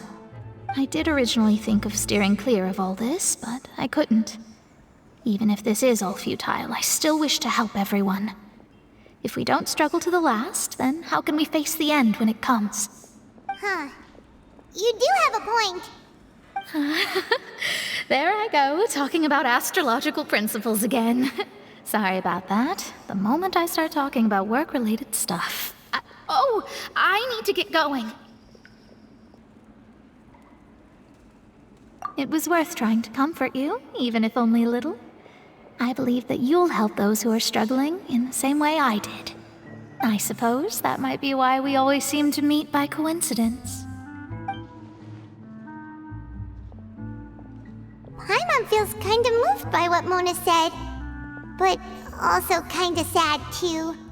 Hey, Traveler, Paimon suddenly feels like going outside for a walk. Let's go.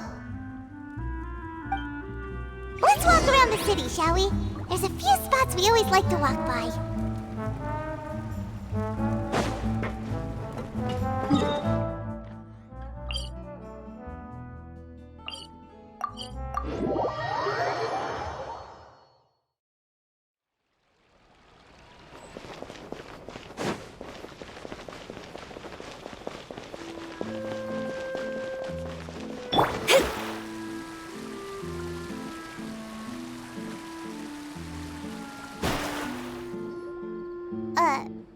Huh?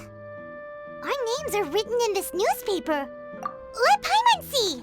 The underwater stronghold, the Fortress of Meripede, has continued in its noble autonomy. But that does not mean that others cannot interact with it. My recent attempts to enter the fortress bore little fruit. Huh. Guess Charlotte still hasn't given up on that.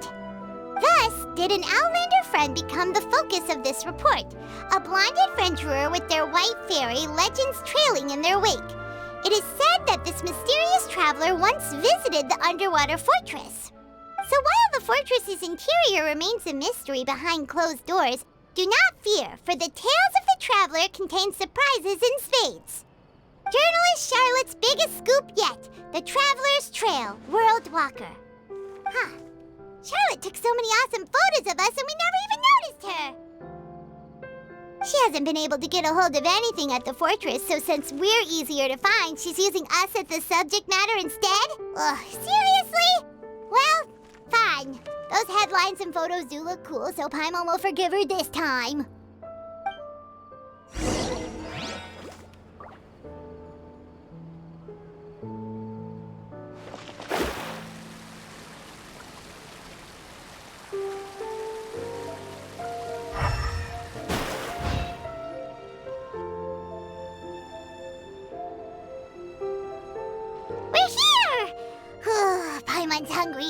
Should we go in and get something to eat?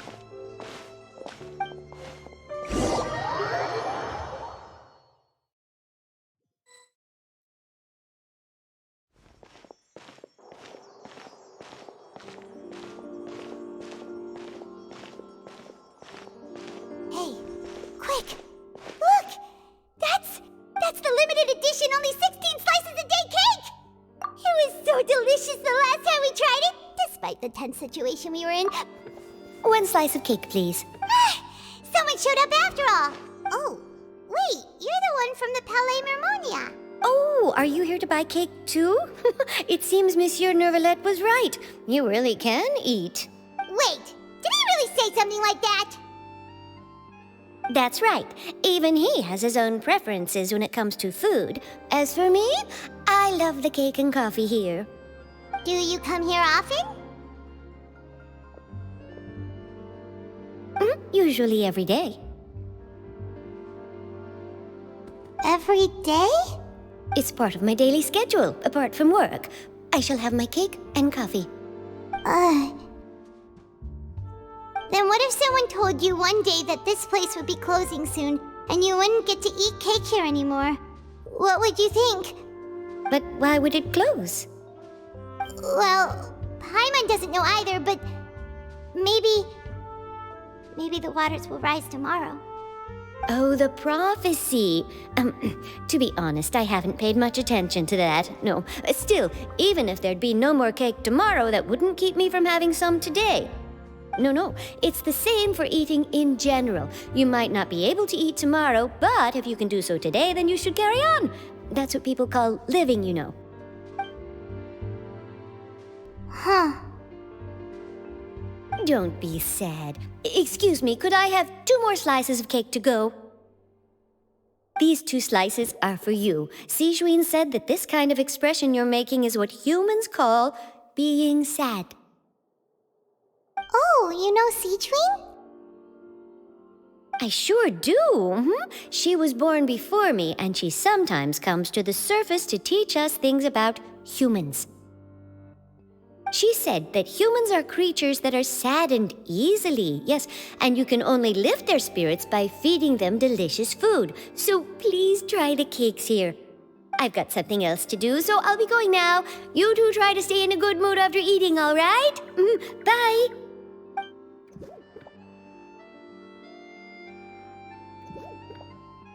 And there she goes. All right, let's dig in. Paimon's sure this cake will be delicious.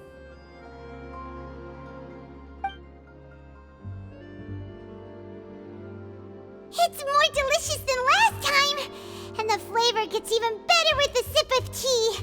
It sure would be nice if we could come again tomorrow. Sure would be nice if we could always eat delicious food here.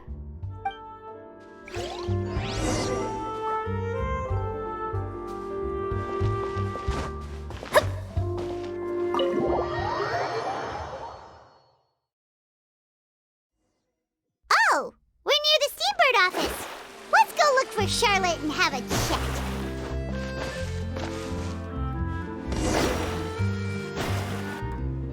Wow! If it isn't the Traveler and Paimon! Oh, have you seen the article I wrote about you? Ha! You've got some nerve! You just used us to make some quick mora! Oh, you needn't worry about that. I heard that you were in Poisson some time back, so I sent you a letter to discuss just that. It appears you didn't receive it, though. It's all right, though. I've set aside the amount intended for you. I've even set the table with some food. Really? Oh, you're the best! You're almost a little too easy to win over, Paimon. If I were a journalist with ulterior motives, you'd be in trouble now, you know. Oh, Paimon knows you're not like that. Still, what brings you here all of a sudden? Were you looking for me? When Mona mentioned you, we thought of coming to see you at work. I see. It seems you've already bumped into Mona here in Fontaine. So she mentioned me? What did she say? She said that you're a real daredevil of a journalist. Nice. In which case, can this daredevil journalist dare to request an exclusive interview with the legendary Traveler and Paimon? Huh? paper today doesn't count? Oh, of course it doesn't. That was more like live photography. What I'd like to do is dive deeper and ask you to talk about the things you've seen and experienced. Yeah, are we even qualified enough? Why not? If I say you're worth an interview, then you're worth it. But not right now, of course. I'll need a few days to prepare. Oh, in that case, we'll just chat when you have the time then? Oh, so that's a yes? Ooh, splendid! I'll tell the editor-in-chief immediately. I'll have to apply for lighting, a venue, some props, and... Whew, so much to get done now. Talk to you later. Wait, Charlotte, Paimon's still got a question for you. And what's that? If, just for example, Fontaine were to be flooded tomorrow, what would you do today? Huh, that's the prophecy you're talking about, isn't it? I mean, I do hear about it often, but I've never once thought that the day could be tomorrow. If you're seriously asking, then I might try and think of a way to leave Fontaine. Oh, but I'm still a journalist first and foremost. That means I have a duty to be reporting from the scene. And secondly, I wouldn't forsake my homeland that easily. From what I've seen, most people don't know what they'd do should the worst come to pass. In truth, it might be better just to behave like normal rather than worry over such an end. So in all likelihood, I'd probably still be prepping at the office for that interview of ours. I know what you're thinking. That sounds a bit sad, but I've always believed that it's best to do what you enjoy. Just think about it. If this nation really were to be suddenly destroyed tomorrow, but I still successfully finish an exclusive interview with a truly unique person, then the story I would wind up writing would truly be timeless. And then do you know what I'd do? Well, I'd write that story, send it for printing, and use messenger pigeons to get copies out to the various nations as soon as possible. I'm not a dreamer, nor am I a workaholic, but I do love my job, and I'd be proud of leaving such an article behind. I guess you could say that I was born to be a journalist. But anyway, that's my answer. And on that note, I'll get back to my preparations. That's so nice. All of a sudden, Paimon actually kinda envies her. Anyway, let's go and take a look at the sea, shall we?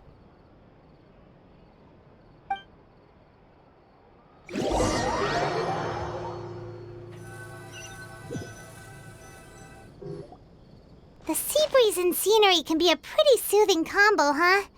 Paimon's been thinking. If it wasn't Fontaine, but all of Tevat that would be destroyed tomorrow, where would we go and what would we do? No, Paimon should ask, if you could choose, what would you like to do?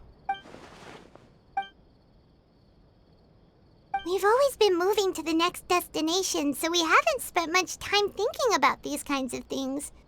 We didn't have to either, with us always being on the road and whatnot. You mean, still traveling? Huh. Wait, isn't that what we've always been doing?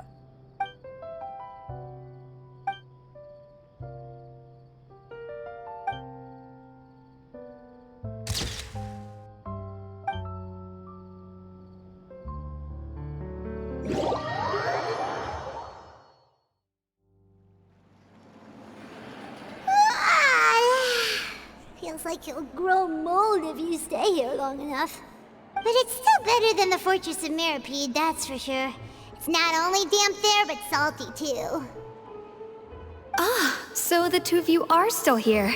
Wonderful. Oh, you're from the Palais Mermonia, aren't you? Yes, I'm Isadora. Monsieur Nervillet sent me to look for you two before. I heard that afterward you went to the Fortress of Meropide. Not at all. I'm well aware that you're friends of his.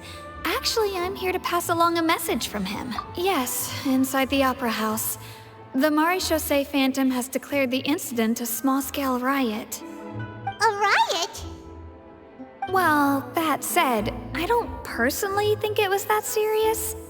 Lady Farina was watching a performance at the Opera House, and while she was resting during an intermission, some other audience members suddenly started harassing her, loudly accusing her of doing nothing about the prophecy crisis. And before she could respond, others started to join in. The crowd continued to grow, and protests against the Hydro Archon started to break out. So people have started to put the blame on Farina. Guess they finally found an outlet for the pressure they've been under due to the prophecy. I agree. People will naturally rely on gods, as is customary. But the moment people feel threatened, gods are also the first to be blamed. So what happened after that? Is Farina okay? Seeing that the situation was spiraling out of control and that further argument was pointless, she claimed that she'd gotten tired of this and left in a hurry. The Marechaussee Phantom had their hands full maintaining order and did not catch where Lady Farina had gone. Only when things had stabilized did we realize that she had gone missing. So, you mean she's still missing? That's right. The Marechaussee has dispatched many people to search for her, but we don't have any leads yet. That said, I don't think there's much to worry about. She is a god after all. Even if she were to fall into the hands of rioters, what could ordinary people do to her? Good. Monsieur Nervillet sent me to tell you about the situation, but he didn't say anything else. Don't worry, this is more than enough to go on. Thanks for keeping us informed. Ah, is that so? Well, all right then. In that case, you two take care.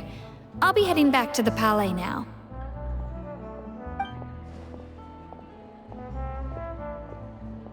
Well, sounds like we should hurry over to Poisson then. If we know Farina, she won't try to fix things in this situation. Instead, she'll look for a place to wait out the heat. And, as we also know, she may be loud and dramatic, but she doesn't have a heart of stone.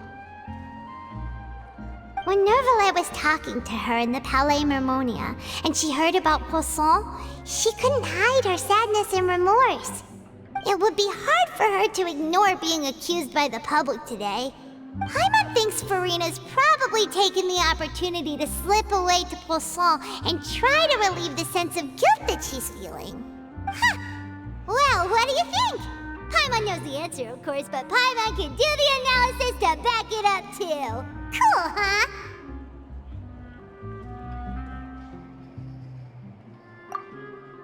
In that case, there's not a moment to lose.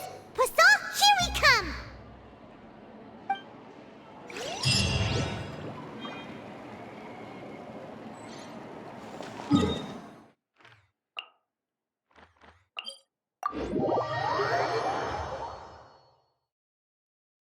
This place looks deserted. Guess all the survivors must have evacuated already. All that's left here are signs of devastation. Could Farina really be here? Let's try to find her as soon as possible.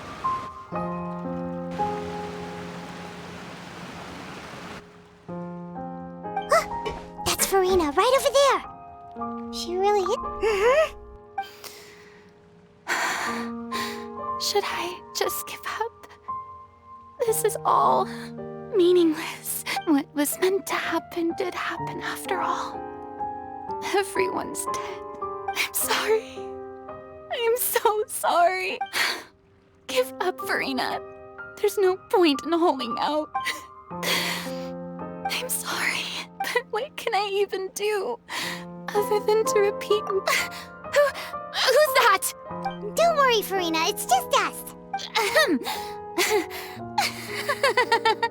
So it is you, blonde traveler from another land. Why, I almost thought you were someone from that mob of my ignorant subjects. Come to kneel and beg for my forgiveness. Farina, you were crying just now, weren't you? The tear stains on your face are obvious. What do you mean, tear stains? Oh, I remember. The show at the Opera House earlier this morning was so moving. I'm still trying to process it. Who did that uncivilized rabble think they were, disturbing my enjoyment of the arts? They even dare to tout their Archon. I must teach them a lesson. I can just imagine their twisted and frustrated faces once they realize that I'm nowhere to be found. Oh, and I'm sure Nouvellette and those people from the Marsh Chaussee Phantom are freaking out right next to them, too.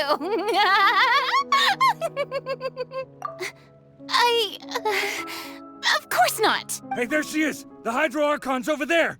Quick, after her! Farina, those people seem to be after you. They are? They're just some rabid fans who want to cut the line because they haven't been able to meet me in person, aren't they? That's against the rules. I can't let them get their way. Farina just ran off! Quick, we have to catch up with her!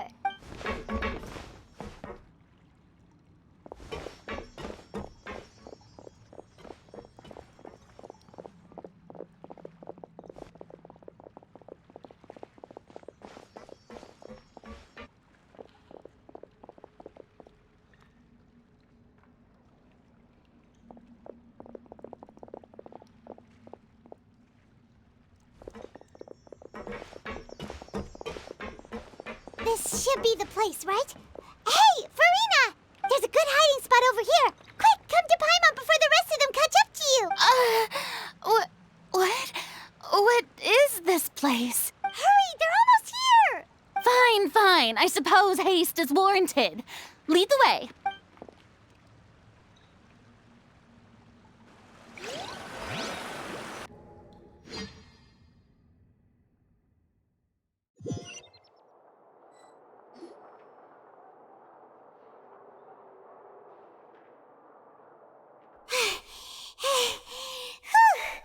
Paimon's exhausted.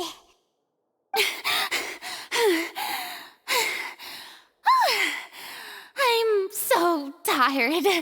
I totally thought they had caught me. No, I merely gave in to the sheer enthusiasm they displayed. You're right. Yep, that's a good girl. What's happening? The ground's shaking. Is it an earthquake? Yeah. A quake of this kind preceded the flooding in Poisson, didn't it? It can't be. It's happening again. Well, there's no need to worry too much about that. Nouvellette's made some emergency plans, so the evacuation should go a lot smoother this time. Yeah, I hope you're right. But the people of Poisson, they've already...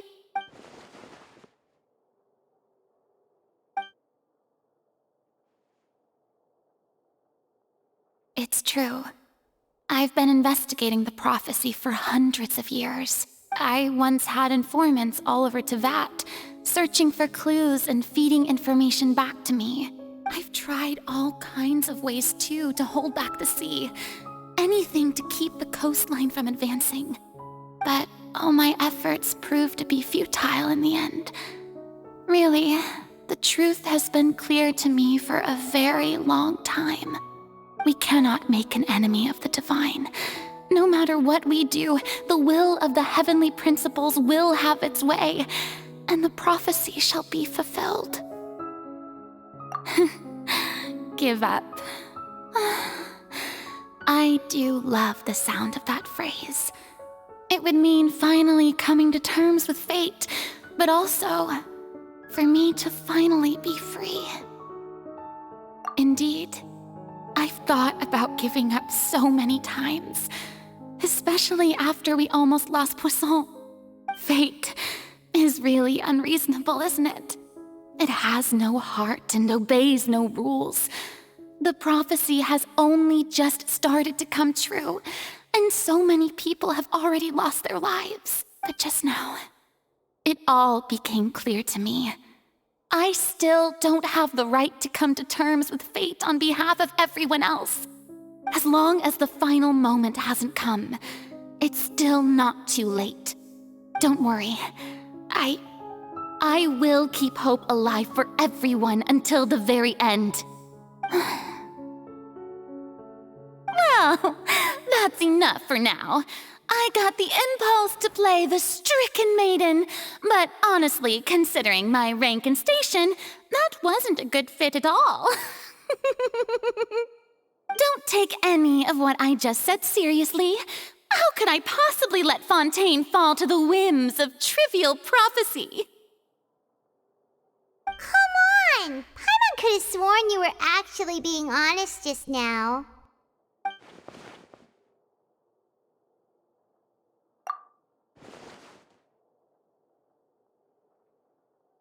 Share my burden. That's impossible. It was fated right from the start that this would be my duty alone. A witness. Yes, I've heard that you came to Tevat from beyond the stars, yes. In other words, you never belonged here. And if Tevat is, in its entirety, a show on a stage, then you're just a spectator, aren't you? If that's the case...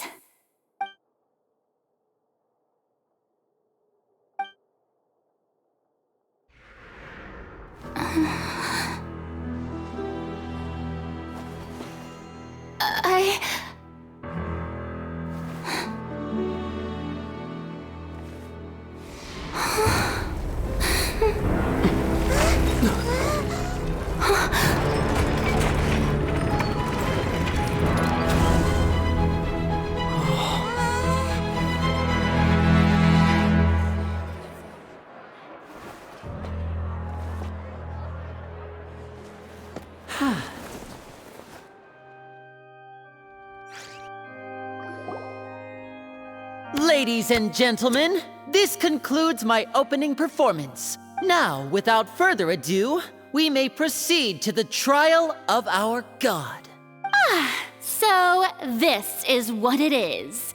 Yes, you deserve praise for the effort you took to raise the dramatic stakes. Do not forget, however, that I am Focalor, the god of justice, the embodiment of justice itself.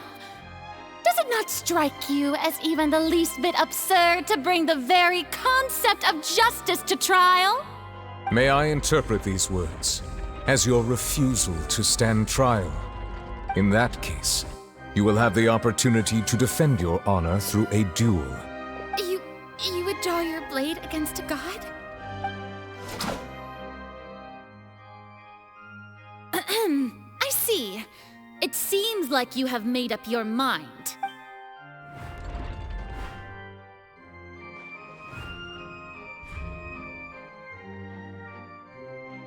Paimon can't believe it. She just surrendered. What the heck is going on? Did I just see an Archon surrender to a Wow, how utterly humiliating. Lady Farina, what is the meaning of this? It would seem that there has been a misunderstanding. To be clear, the raising of both hands is not always an indication of surrender. Looking for excuses again, huh? I raised my hands just now to indicate my acceptance of the trial. No duel shall be necessary. I will admit that I've been running away for a long time. I'm sorry, everyone.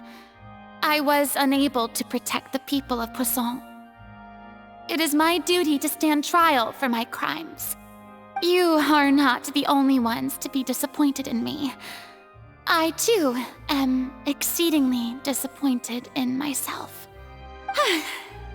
But now, it is time for the Hydro Archon to show you her courage and resolve. I, Farina, will use this trial to show the world the true meaning of justice! This time, I will protect you. Applaud and rejoice! One of the most outrageous and fantastical arcs known to the opera epiclese is now unfolding before your eyes. Mark my words, this shall be one of the most exhilarating and brilliant shows ever to grace the stage of Fontaine! The trial of the Hydro Archon, Focalor, will now begin! Woohoo! Oh, now we're making history! Why does it feel like Farina just took over the whole thing? Like, come on! Didn't she just get 4 forced to stand trial for her crimes? Also, even though she's still acting super dramatic, she is taking this seriously this time, right? All right, then.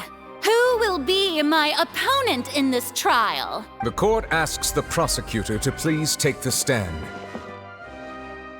Is that so? Very well. Then please speak, witness of Tivat, my accuser and fated opponent.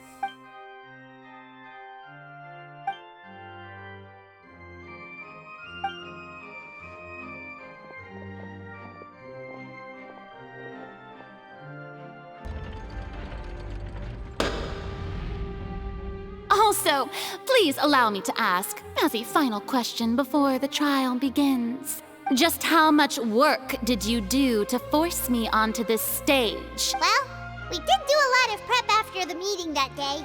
I can go over the tasks assigned to the Spina di Rosula, since they were rather straightforward and easy. Navia, the president of the Spina di Rosula. Most of the people who participated in the disturbance this morning were my subordinates. They changed into plain clothes and came to the Opera House as regular audience members, waiting for the perfect opportunity to incite insurrection against you. The people's resentment against their Archon has been building as more and more of the prophecy is fulfilled. A spark was all we needed to turn smoldering anger into a flame. Moreover, according to our understanding and analysis of you, when something like that occurred, you would likely flee the scene and head to Poisson by yourself. So, we arranged for a second group to lie in wait there. So, you mean, the ones who scoured the settlement for me were also from the Spina? And their goal was to force you to step into the giant magic box so you may personally participate in the greatest magic performance in all of Fontainian history. That's right. That house was a magic box, rather than someone's residence. As the super ultimate version of the setup that I used when I first performed at the Opera Epiclese, the volume of the box was increased by a whole order of magnitude, and the distance it traversed was the entire gap between Poisson and Areneas. Its cargo, of course, was an Archon instead of a human. My thanks, Farina. Without your help, we could never have pulled off such an extraordinary performance. You're welcome? Of course, this performance was only made possible with Father's support. The House of the Hearth spent a massive amount of labor in Mora to pull this off. We had to select a location, construct a giant magic box, dig a tunnel, and open up a path through the water. It was a lot of work for all of us. So, in other words, the earthquake that we felt within the giant magic box was just a normal tremor from the transportation of the whole house? That's right. It wasn't a sign of another disaster to come. Then, I can guess Nervilette and Cloran's parts. You gathered a crowd, prepared a stage, and made sure that the champion duelist would be immediately ready for a fight. All so that as soon as I appeared on the stage, the trial may commence without a hitch.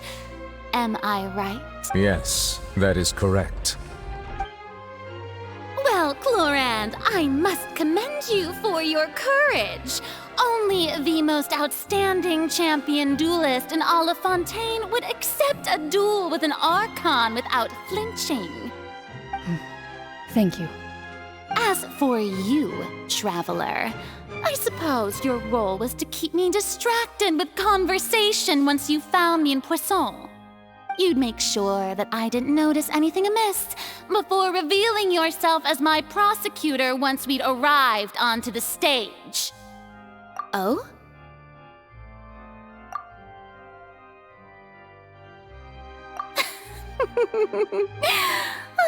Is that so? Then I suppose I must have missed my final chance. It's fine. It matters not. What's done is done. The stage is already set, so there's no reason to disappoint the audience.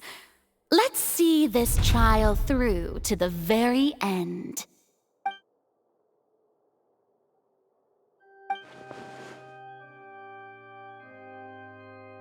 Sir Prosecutor, please allow me to pass this along. This is a document that Miss Charlotte applied for and received permission to share with you during the trial. According to her, it should speed up the proceedings. Huh? Charlotte wanted to give us something? Oh, so she's here too! Hey, Charlotte! Oh, let Paimon see. Isn't this the exclusive interview that she did with us before? So she's already finished it, huh? Wait, then that means this document is a perfect timeline of everything that's happened ever since we stepped foot in Fontaine! So in other words, we can refer to this anthology of evidence every time we want to use something from our journey as evidence for an argument! Let's quickly confirm the information in it. Just think of it as a refresher, alright? You defeated the Hydro Archon in the very first duels you took part in at the Opera House. That's one for the history books, all right. I didn't think that you'd wind up getting to the bottom of the case I'd been following all this time. I guess you could also see this as a happy coincidence. This is the first time Monsieur Neuvillette had a difference of opinion with the Oratrice. Even the Hydro Archon can't figure it out. A Fatui Harbinger. She's an extraordinary person. Her instinct must mean something. The fortress of Meripede was almost destroyed in a single day. That I didn't witness that scene personally will always be a source of professional regret, I think. According to Monsieur Neuvillette, both Child and that whale should have been in the primordial sea at that time. I nearly lost my awesome friend Navia. To be honest, that still gives me shivers. The words of someone as extraordinary as a witch can probably only be truly understood when something surreal happens to you.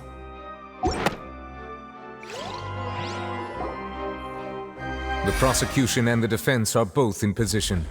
The trial shall now begin. Oh, come on, Neuvillette. There's no need to repeat all the unimportant legalese. Just fast forward to the part where the prosecution lays out my offenses. As the defendant and the lead actress of this performance, I still haven't even been informed of my supposed guilt in all of this. Of course, it is only natural for humans to struggle to understand the actions of a god.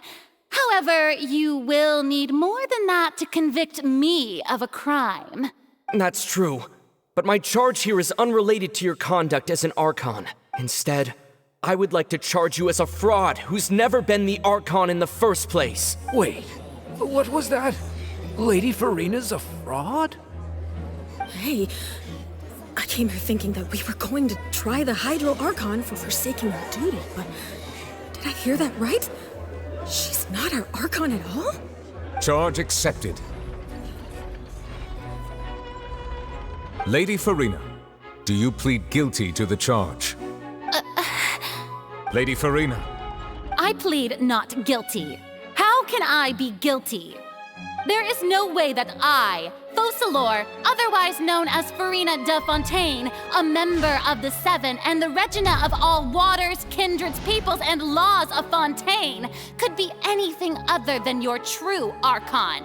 Yeah, even though Lady Farina can be rather eccentric, isn't it going too far to doubt her very identity? Yeah, I've never questioned her identity either. Sure, Lady Farina can be super irresponsible, but what grounds does that prosecutor have to make such a huge claim? I have cause to believe that common sense will prevail in this case. Many of the members of the audience have known me as the Hydro Archon ever since they were born. There would be no fooling their memory. See? Even the Oratrice has decided to show me its favor. Are you sure you want to commit to a charge that will never be upheld? If you wish to drop the case, I can promise you as the God of Justice that you will not have to face trial for making a false accusation. We will treat everything that's happened as a dramatic spectacle and move on with our lives. What do you say to that? An argument with near impossible odds, huh? We have to not only refute Farina's claims, but also overturn the long-held beliefs of the people. Well, I tried to give you the chance to surrender. If you must persist, then let me ask. If you believe I'm not the Archon, then what manner of being do you think I am? And if I was not the Archon, then how did I manage to live for over 500 years?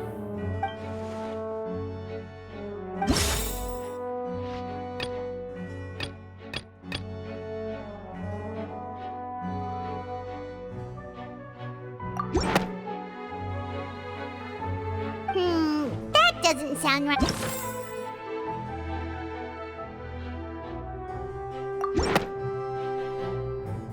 First of all, you may be a member of another long-lived race, which would allow you to naturally possess an extended lifespan. And second of all, even if that wasn't the case, there could be other ways to extend your life. Who gave you that idea? Was it the knave?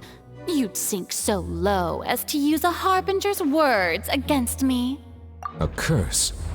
I once thought it possible that the aura of an Archon might naturally resemble a type of curse. But in light of this claim, perhaps what I sensed was not your divinity, but a curse after all. You sensed it too, huh, Nervlet? Lady Farina is actually a human? Well, it is true that it's extremely difficult to tell humans and gods apart just by looking at them. It's not impossible.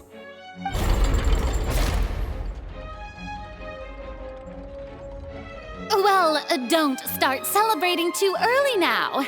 Even if I have been carrying a curse like you said, how does that prove that I am merely a human being? Besides, everyone knows that the main difference between a human and a god is the possession of authority. Gods can do what humans cannot. That's why they're worshipped as gods. For centuries, manifestations of my authority have served the nation of Fontaine. One need only to turn their eyes towards the Oratrice Mécanique d'Analyse Cardinal in this very opera house, or consider the endemidium that is used in every aspect of life.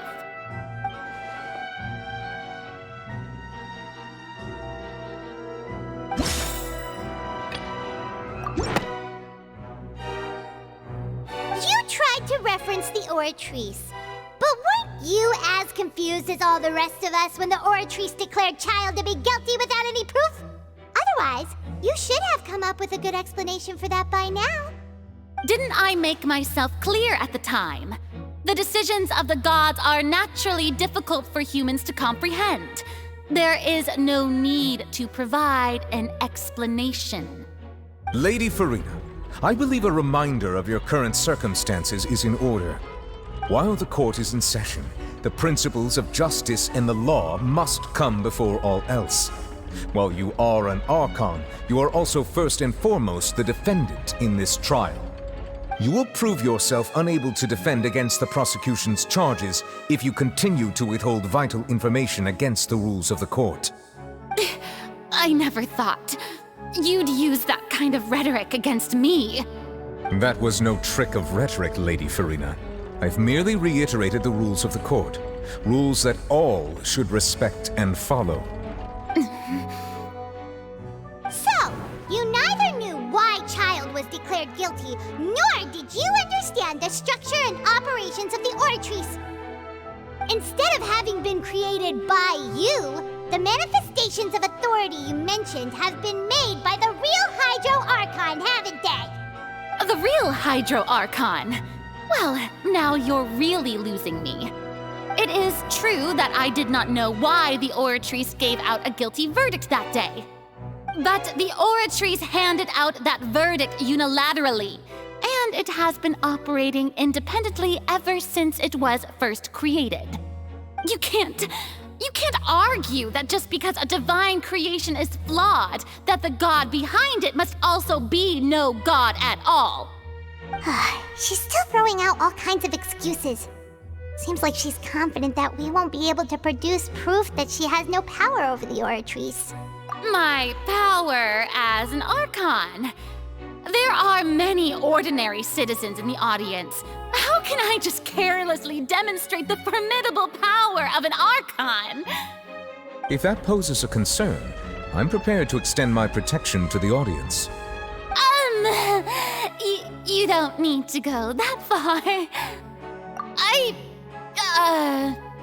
Aren't you the Hydro Archon?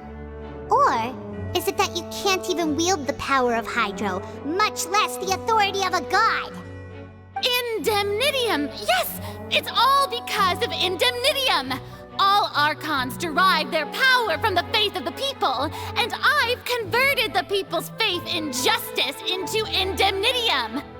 Thus did I give up all of my divine power to provide everyone with energy for their daily lives. Have you ever seen a more magnanimous god? Isn't that a huge stretch? Yeah, no matter how generous an Archon can be, how could they give up all their power? Can a god with no power even still be called a god? It seems like nobody's buying Farina's excuse. Hey, come now, everyone. Please don't stare at me as if I was a liar. I'm still the same Farina you knew, right? The one that you loved. Shouldn't you want to believe in me? Please? You've got to believe me. If what the prosecutor said is true, she really has committed a grave offense. Did she deceive all of us? And all of our parents and grandparents too? And then all of our Enough! That's enough. Tell me then, if I'm not the real Hydro Archon, then who is?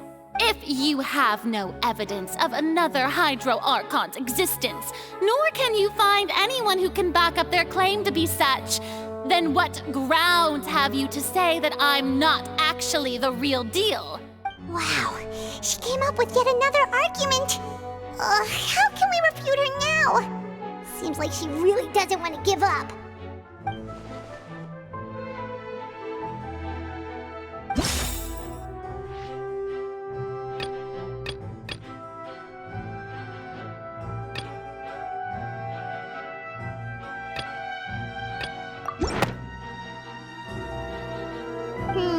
That doesn't...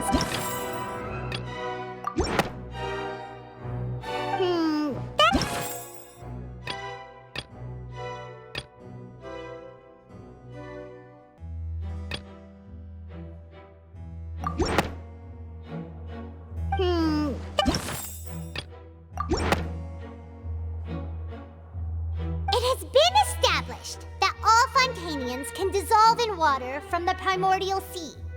And that means... Since you insist on claiming to be a god and not a human, then there's a method that you can use right here and now to eliminate all suspicions of you being the latter. Miss Navia, please apply to serve as a temporary attorney for the prosecution before addressing the court. Though you act in partnership with the prosecutor, you must still adhere to proper procedure. Super sorry, Monsieur Chief Justice. I swear this really will be the last time that I'll speak out of turn. Now, I've brought some seawater from Poisson. As everyone knows, a massive flood struck the area not long ago, taking many lives, including those of some of my closest friends. So, Miss Farina, would you dare to touch some of this seawater? If we are to believe that you are indeed the real Hydro Archon, touching this seawater would have no effect on you. All it should do is strengthen your case. But if you don't dare to touch it, then we would have basically proved the reverse. Oh, and I must remind you that after the disaster at Poisson, nobody wants to see any more people dissolve. I do hope you'll act prudently and choose the simpler path of admitting guilt. Navia from the Spina di Rasula. The Spina has governed Poisson for many years. I guess her suggestion is valid. If Lady Farina is indeed just a human, she's probably Fontanian like all the rest of us. Would she really dare to try?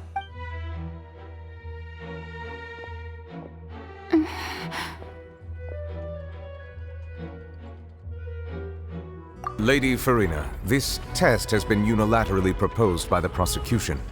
As it falls outside the realm of standard court proceedings, you possess the right to decline participation. Well, of course he had to tell her that. But refusing to participate is basically the same as a confession of guilt. She's just staring at the water without saying a single word. It really does. What's going on? Is she really planning to... that's not what we thought she would... Due to the inherent risk of the test, Lady Farina, you may... What? Hey!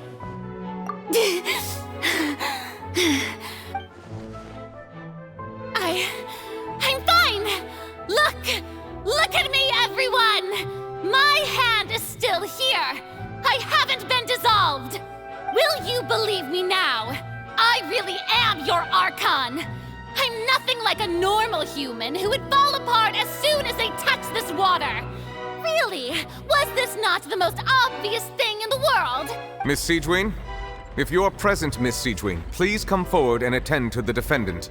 Siegewien? Don't be nervous. It'll just take a few seconds. Let me see. That should be enough. Please announce the results of your evaluation to the court, Miss Siegewien. As everyone doubtlessly saw, Miss Farina was displaying symptoms of hyperventilation and flushed skin. These indicate that she was experiencing the adverse effects of exposure to primordial seawater. The extent to which she was affected is the same as other humans when exposed to primordial seawater of a similar concentration. Thank you, Miss Siegewien. Lady Farina, you may return to the defendant's stand. Oh, wait. What did she just say? I didn't get dissolved. Shouldn't that be enough to prove my innocence? Well, considering your tendency to run from your problems, we did originally prepare a direct sample of the seawater around Poisson. However, after extensive discussion, we exchanged it for a sample that is not concentrated enough to dissolve an actual human. After all, on the off chance that something entirely unexpected might occur, we don't want anyone else to lose their life to the sea. Yeah, so out of regard for Farina's life, you secured a low-concentration sample and asked the head nurse to serve as an expert witness. It's a great thing that the direct sample wasn't actually used. Farina could have... I can't believe... You...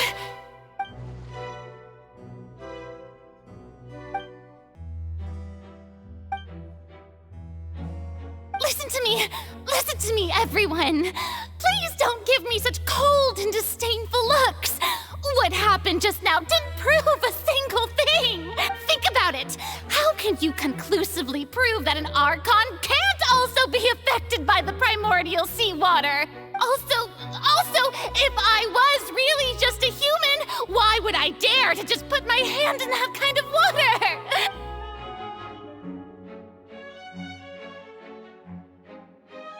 Please, everyone, anyone, just listen to me! I swear, I really am your Archon!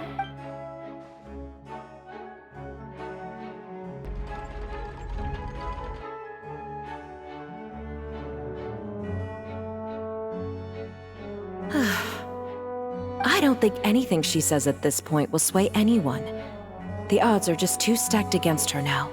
With all the things that have been said, Paimon doesn't think there's any way left for Farina to win. I believe the time for arguments and presentation of evidence has come to an end. If there are no objections, we will move on to the final judgment.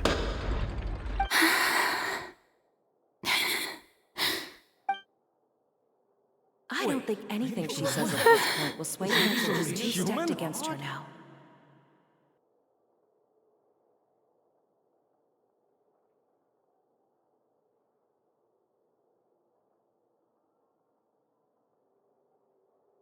In my capacity as Chief Justice, I shall now render judgment on Farina's misrepresentation of herself as the Archon of Fontaine. As a human who knowingly deceived her fellow citizens, Farina is...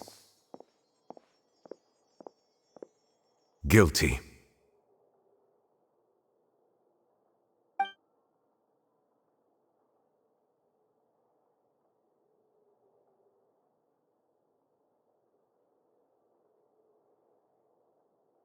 We shall now turn to the Oratrice Mécanique d'Analyse Cardinale to render the final verdict on the charges.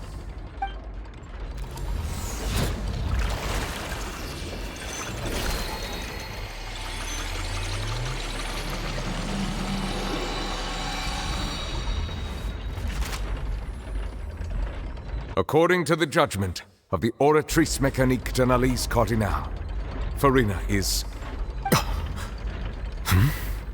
Well, what's wrong? What's the Oratrice's verdict? No, the Oratrice also displays a guilty verdict. Isn't that correct then? However, the exact wording of the verdict is thus: the Hydro Archon, guilty, to be punished via the death sentence. The death sentence? That's actually one of the available sentences? I've always thought that it was just a myth. The one and only time the death sentence has been handed out at the court, and it's been given to the very person we've worshipped as the god of justice? What an unexpected twist. Farina's been sentenced to death by the Oratrice? We just wanted to use the trial to show her the seriousness of things so she'd tell us the truth. How did things escalate this quickly? This outcome is indeed quite strange.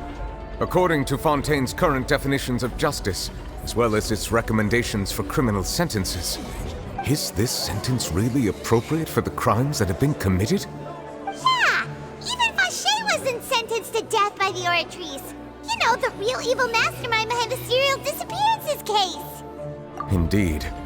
Not only is Farina's sentence overly excessive, the very point of our trial today was also to prove that Farina has never been the Hydro Archon in the first place. But now, the Oratrice seems to have deliberately invoked the title of the Hydro Archon. What does this mean?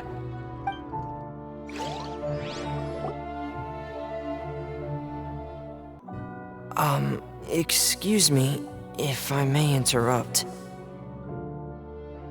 Is the trial still going? Fremine! You finally made it. I assume this means you've completed your mission? Mm-hmm. Any mission Father assigns to me will always be top priority.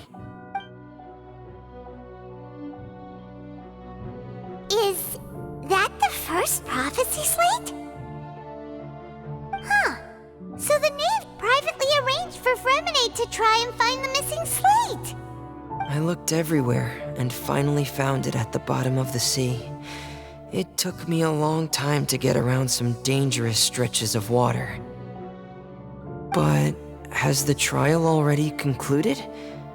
Then doesn't that mean I've come too late? Thank you for your hard work, Mr. Fremine. Please allow me to review the record left on the slate. Traveler, I believe that you have already seen the other existing slates, and would like you to come here and confirm their contents. Huh? So what do you see? What is it? I believe I have now made sense of the Hydro Archon's crime. It has to do with Fontaine's lost history. Huh? Isn't the Hydro Archon just guilty of deceiving her people? Oh, wait, no, that's Farina, and we've already proven that she's not the Hydro Archon. So when you say Hydro Archon, do you mean the real Hydro Archon we've been kinda talking about? In truth, everything that you've encountered in Fontaine up until this point can be traced back to the contents of these stone slates. However, I'm uncertain as to how much sense they currently make to you. Okay, let's try to recall the contents of the other 3 stone slates.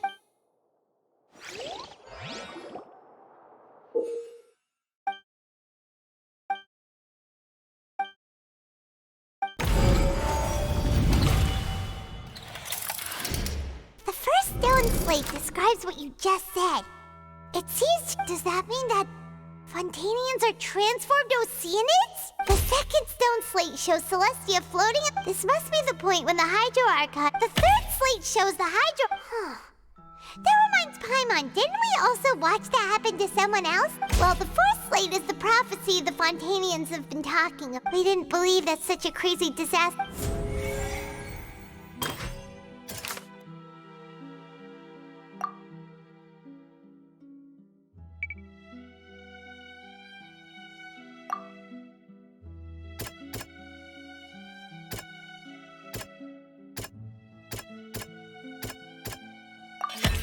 We know from the case of the serial and the first, this might be the reason that Fontainians can dissolve.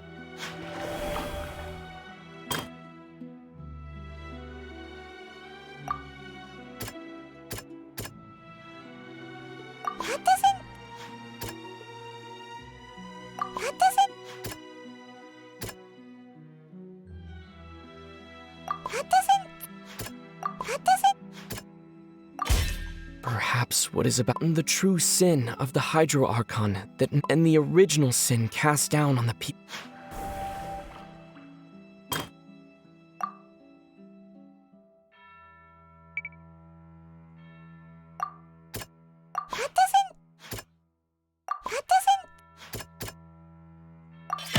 It's not as simple. When Navia fell in, the stone slates show the people gathered around.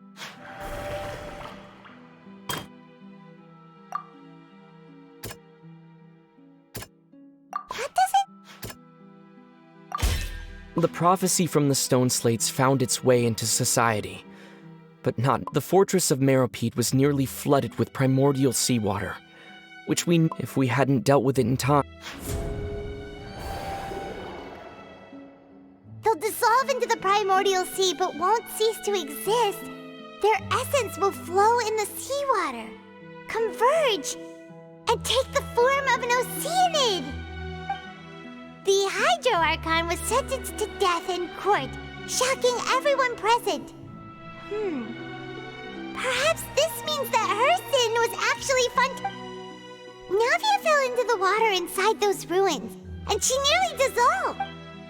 The eruption of the primordial sea at the fortress of Meropide was the surest sign that the prophecy was about to come to pass no matter what. The prophecy's contents can all be verified by recent events. If we come...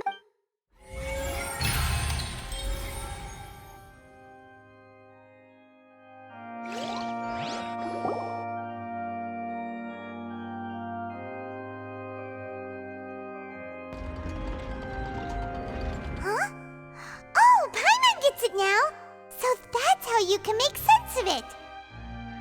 But then it feels like we're going to have to share some truly shocking revelations. Let's hear them. Incredible! Linny, did you hear that? We're not real humans. All Fontainians were originally created by the late previous Hydro Archon, with Oceanids as their basis.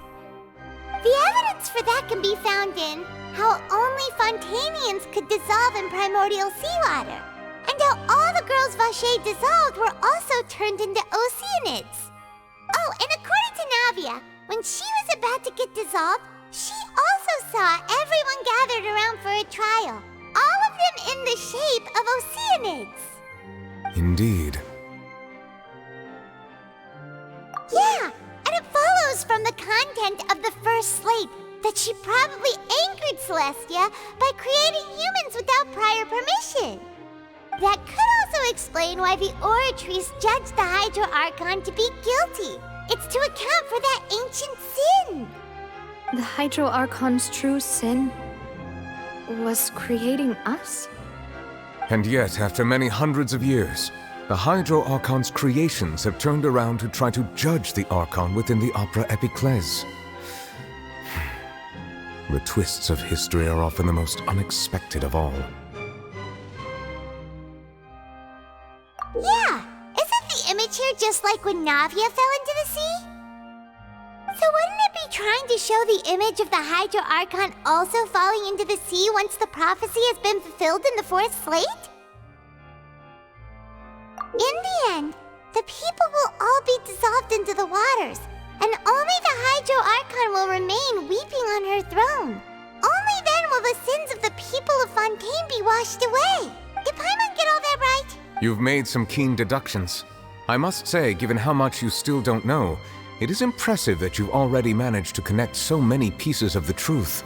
However, while you were able to decode all the information on the slates, they've also been etched with an additional layer of hidden information using a different power source. When we were at the ruins, I tried to decipher the hidden information recorded in the slates. But since we only had 3 slates at the time, I was unable to come to a full conclusion. Now that the slate collection is complete, I shall make another attempt to decipher the narrative recorded within. If everything goes well, we should finally be informed of the unadulterated truth.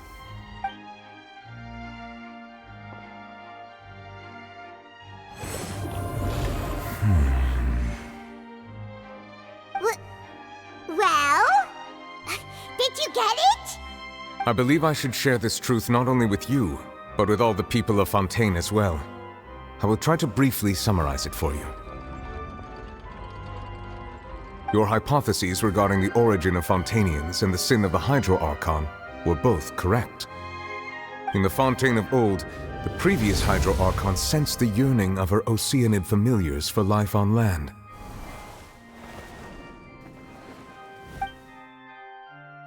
The Oceanids were enamored with the beauty and romanticism of human beings, and wishing to have those experiences for themselves, expressed to the Hydro Archon their desire to become of a similar kind. However, even though water as an element is intricately linked with the power of life, the Hydro Archon, as one of the 7, did not possess the authority to create a new form of human life. Not one to give in, she eventually found a way to create permanent humanoid bodies for her familiars by appropriating the power of this planet's primordial sea. She poured primordial seawater into the Oceanids' blood vessels, creating humanoid mimics in the process. But if Fontainians were to ever come into direct contact with water from the primordial sea, the power within their bodies would escape these artificial restraints and return to the sea.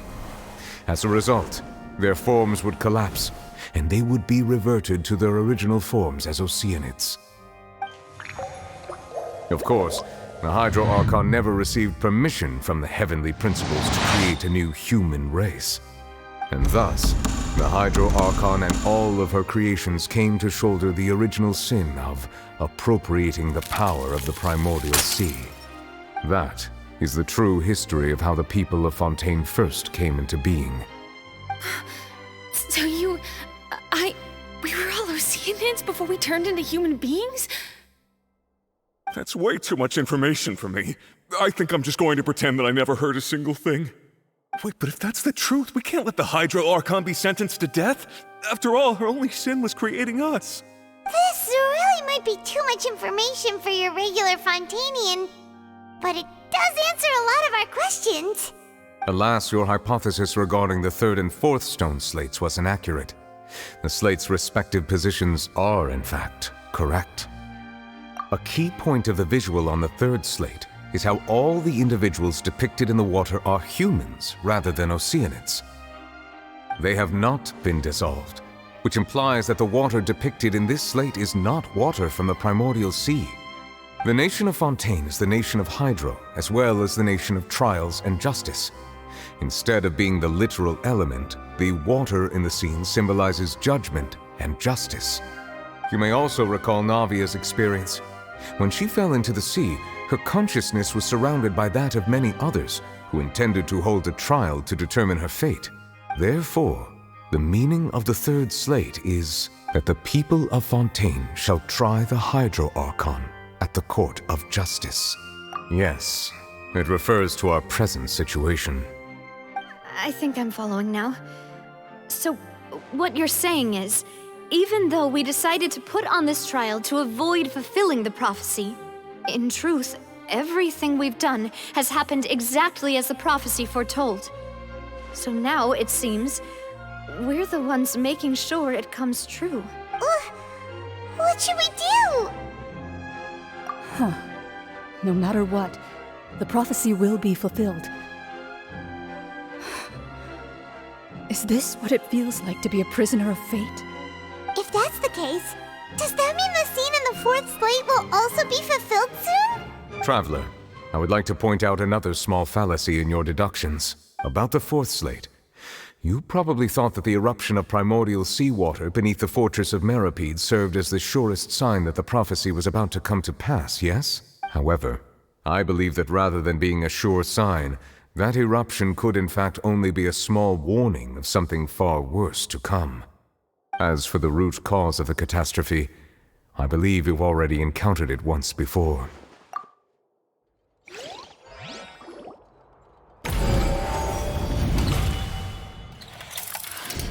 This eruption was just a small warning of the things to come.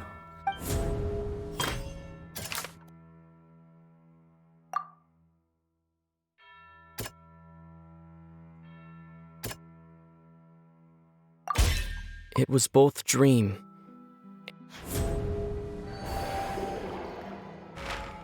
If we're talking about a true culprit, that could only be that thing inside the primordial sea, right? The truth, the original sin, the trial, and the root cause of the disaster.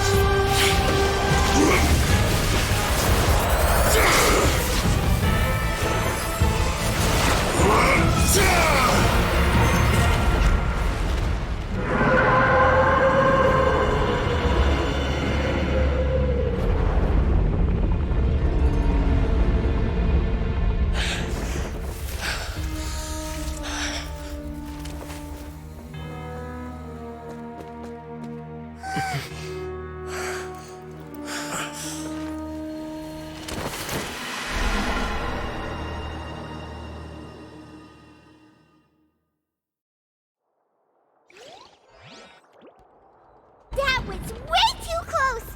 How did that thing just burst into the Opera House? Wait, was that the huge whale you saw in your dream? So we've met it at last. I understand very well why it has chosen to make an appearance here. That whale does not belong to Tevat. It is a monster that has traversed the stars, weeping all the while. It has been greedily consuming the energy from the planet's primordial sea, using it to grow. That is the main cause for the rising sea levels. And once it has finished consuming all of the energy contained within the sea, its next step will be... You said that when the Hydro Archon first created Fontainians out of Oceanids, she filled their blood vessels with primordial seawater. Precisely. That whale finds the blood of Fontainians nigh impossible to resist. Therefore, when it left the primordial sea, it decided to make its next stop a packed opera house full of food. Food in the form of Fontainians. We just barely managed to push it back, right? In that case, won't it come back to target the people again once it's managed to recover its strength? That is correct. Indeed, it is more accurate to say that we should thank that Harbinger for buying us some time. Without him, the whale would have likely come onto land far sooner. From the way he looked, he must have been fighting the creature for quite a long time.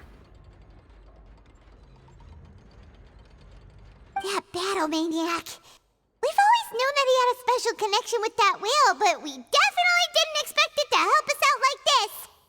Anyway, now that we know that this whale is the actual cause of the disaster recorded in the prophecy, all we need to do to stop the prophecy would be to find a way to beat it up, right? It is too late. It had already absorbed too much of the primordial sea's energy before we could notice it. At this point, it has become practically integrated with the sea itself. Even if the entirety of Tevat were to be destroyed, it could still survive and swim off towards some other world. That's not something I will accept. We've already done everything we can, and we even found the true culprit. We've come so far. You can't just tell me that the last hurdle is some impossible foe. That's just not fair. Indeed, that's not how a grand performance should end. I'll fight it to the end, no matter what. So the prophecy will be fulfilled no matter what, huh?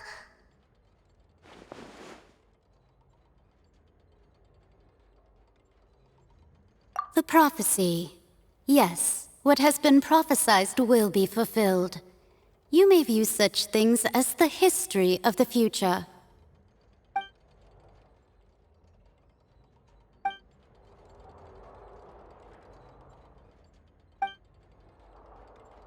Just as prophecies are usually only the future as seen from the perspectives of the gods, could things be happening in hidden corners where the gods' gaze does not fall? Ultimately, fate shall serve as your only guide, no matter what will happen in Tevat's future. All you need to do is to play your part.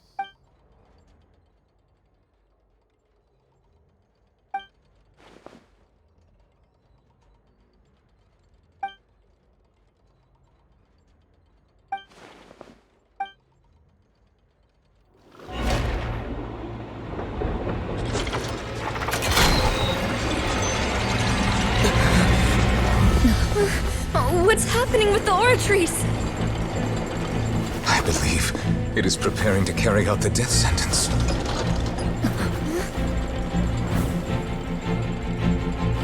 Farina!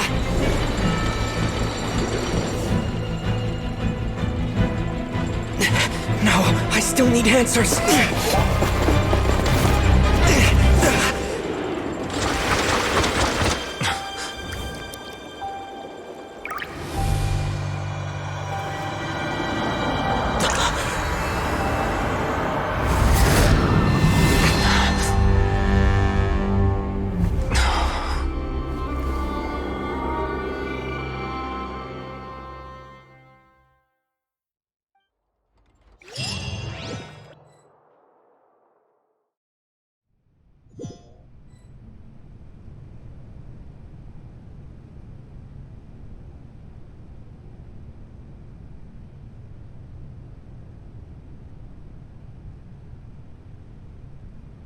You...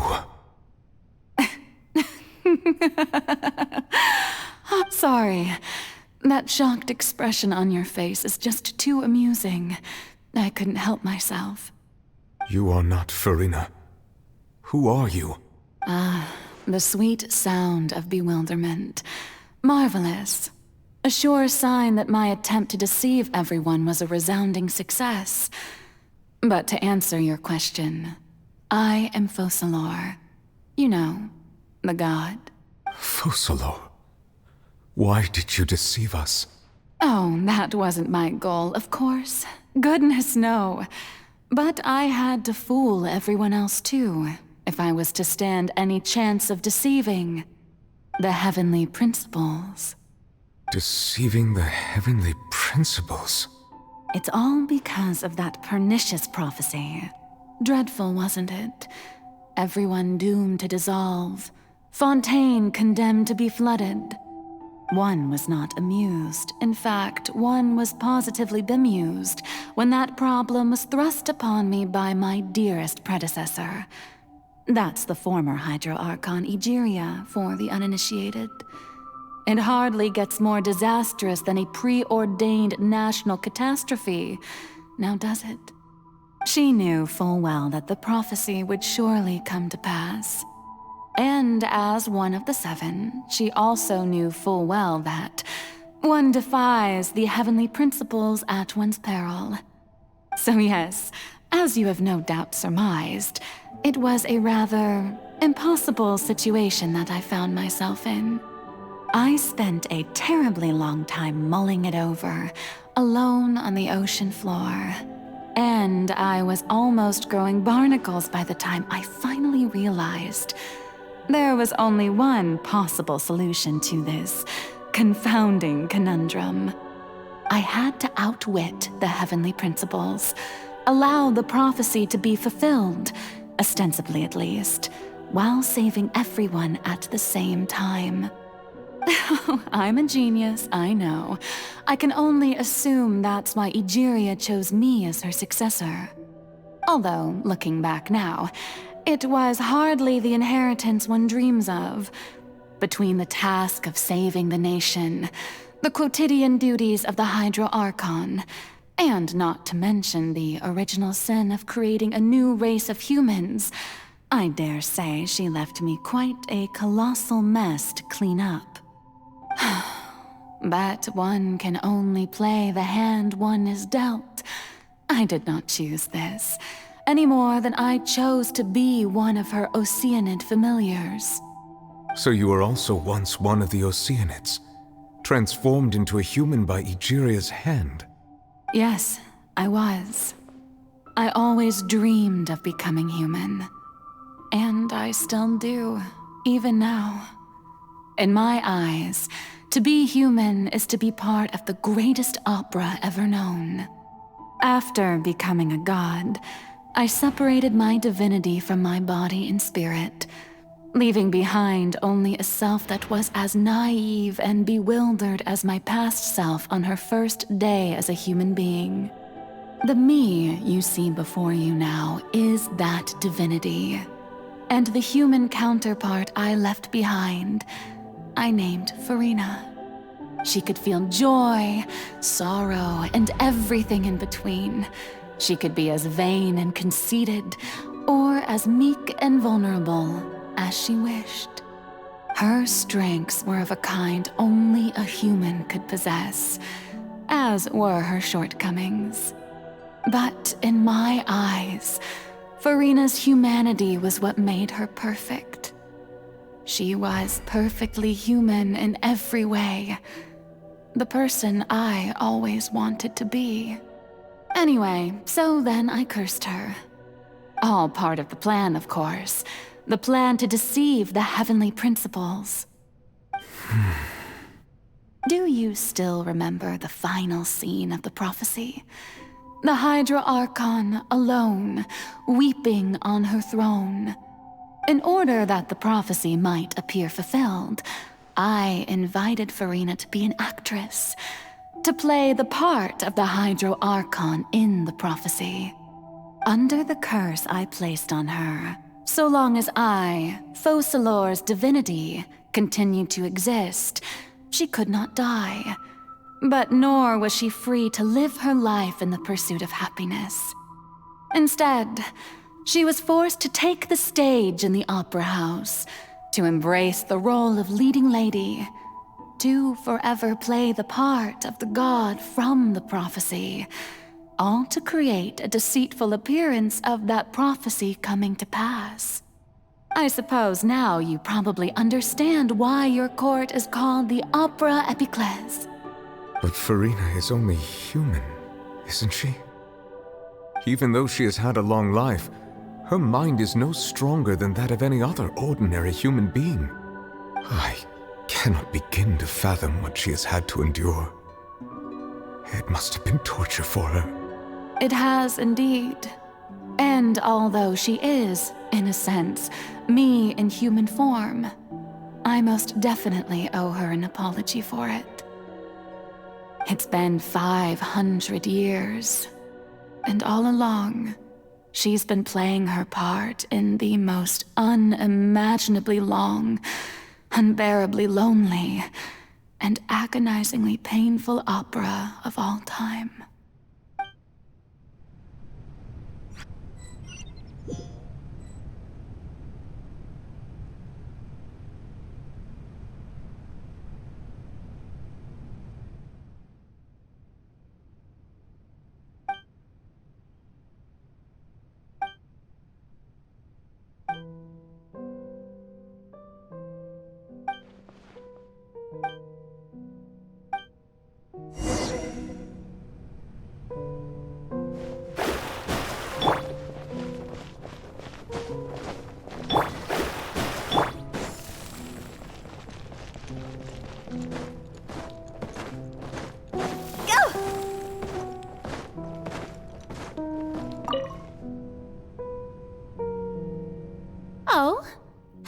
invited you to come onto the stage.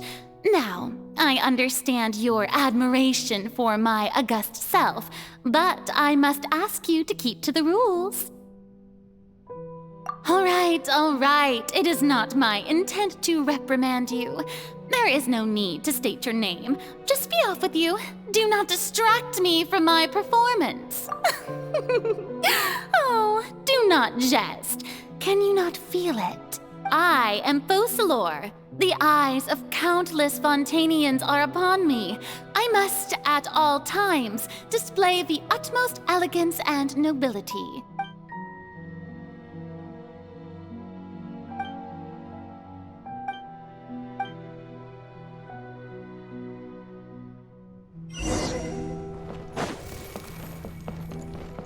Dear audience, the performance is experiencing a technical difficulty, but worry not. The guards shall resolve it soon enough.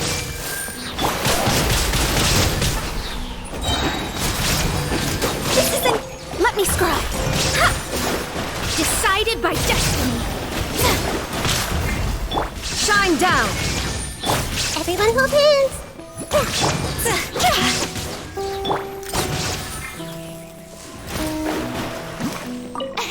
What gives? The audience is still watching me, you know. Guards? Wait, where are the guards? Guards! It's over!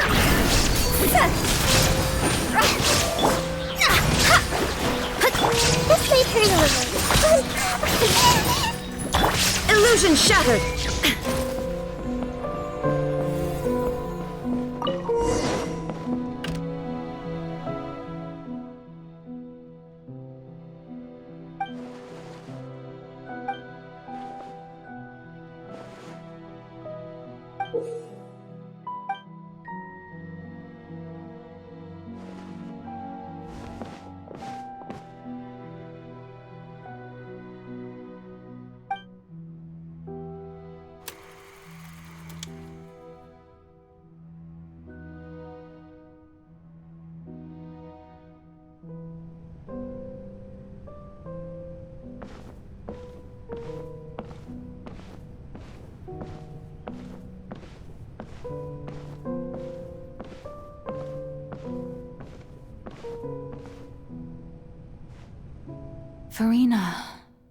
Farina. Huh?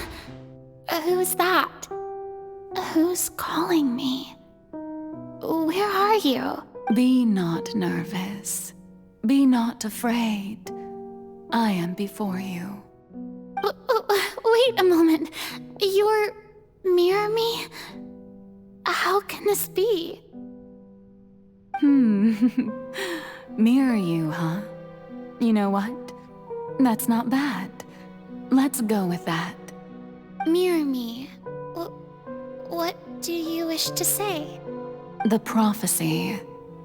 Have you heard of it? What prophecy? Wait. I know. I think. I don't know why, but it's in my head somehow. The people will all be dissolved into the waters, and only the Hydro Archon will remain, weeping on her throne. Only then will the sins of the people of Fontaine be washed away. Oh, very good. You know it well. What's going on? I can't seem to remember anything clearly. The only thing I know for sure is this prophecy. Will it really come to pass? Yes, it will. And that is why I've come to you. Disaster will come to Fontaine sooner or later. Things will develop just as the prophecy declared. There is no escaping it. But doesn't that mean everyone will die? I'm a Fontainian just like them. Will I dissolve too? Oh, don't worry. Magical meetings exist in this world precisely to give people a chance to turn things around. It is the reason why you met me today. I will tell you how to save everyone, but you may have to suffer somewhat.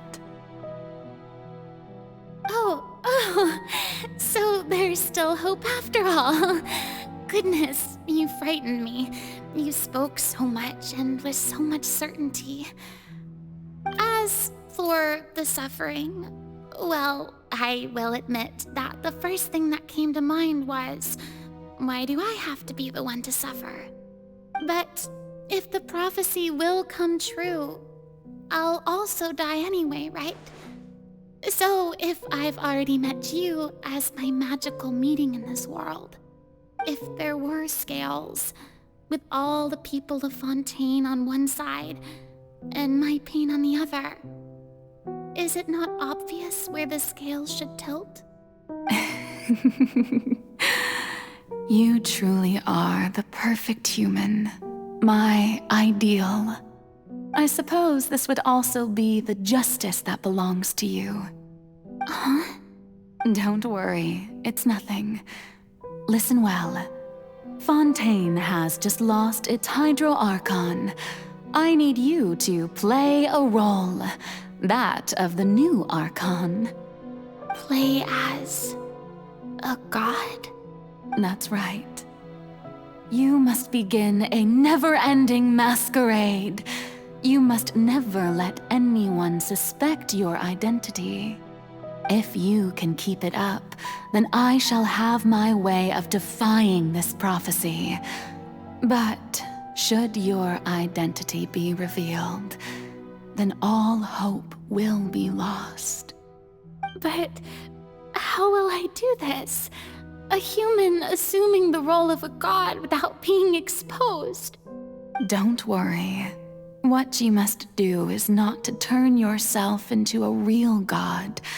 You simply need to play the role of a god as humans imagine them to be. Being a human yourself, I'm sure you already know what such an entity would be like.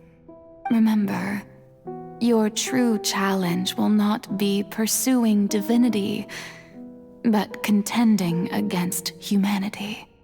I'm still not sure I understand, but I'll try. I'll try to do this. So, how long am I going to have to play this role? To accomplish this mission, you will have to stay on the stage for many, many years. You will endure and not grow old until your task ends.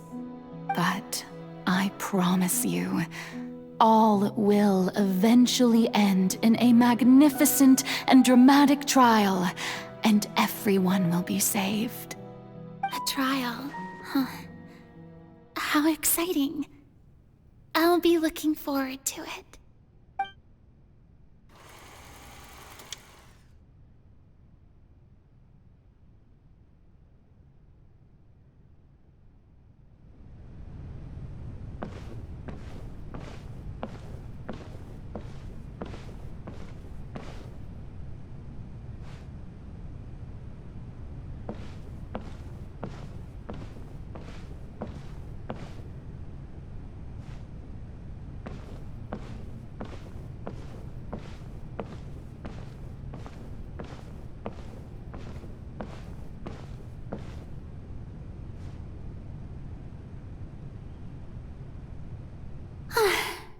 The Maison Cardinalise has announced my accession, but this is my first time facing the people. What should I say to most appear like a god? To be... Ladies and gentlemen, good evening, and welcome to the Opera Epiclese. I'm sure you've all heard about how I have taken on the role of Hydro Archon. Indeed, I am Verena de Fontaine, your new Archon. In truth, I know little about becoming a nation's new god, but it will be my honor to guide you all. As the god Focalor, the god of justice, I shall do all within my power to lead you into an age of fairness and justice. Once again, thank thank you all for coming. If you should have any questions or suggestions, please send them to the Maison Cardinalise. The future of Fontaine will require us to work together, after all. This should do it. I thought I might stammer, but thankfully, I was able to convey my thoughts. That's the new Hydro Archon. Is this some kind of joke by the Maison? I would have thought that a being that surpasses humanity would be a bit more assertive. Hey, did you hear that? She even told us to send her suggestions there at the end. Shouldn't gods be all-powerful? She's being so modest. What's the difference between her and an ordinary person, then? If you ask me, perhaps the succession didn't actually happen. She might just be a Maison-backed puppet. Wait, what's going on? Why is everyone suspecting me of being a fake? Oh, this is bad. If I get exposed here, there'll be no saving the people from the prophecy. Right. Mirmi said that I just need to play the role of a god as humans imagine them to be. Calm down, Farina. Think. What do the people want? How would they imagine a god to speak and act? Assertive, with a strong sense of presence. One who can dispel all doubt. That...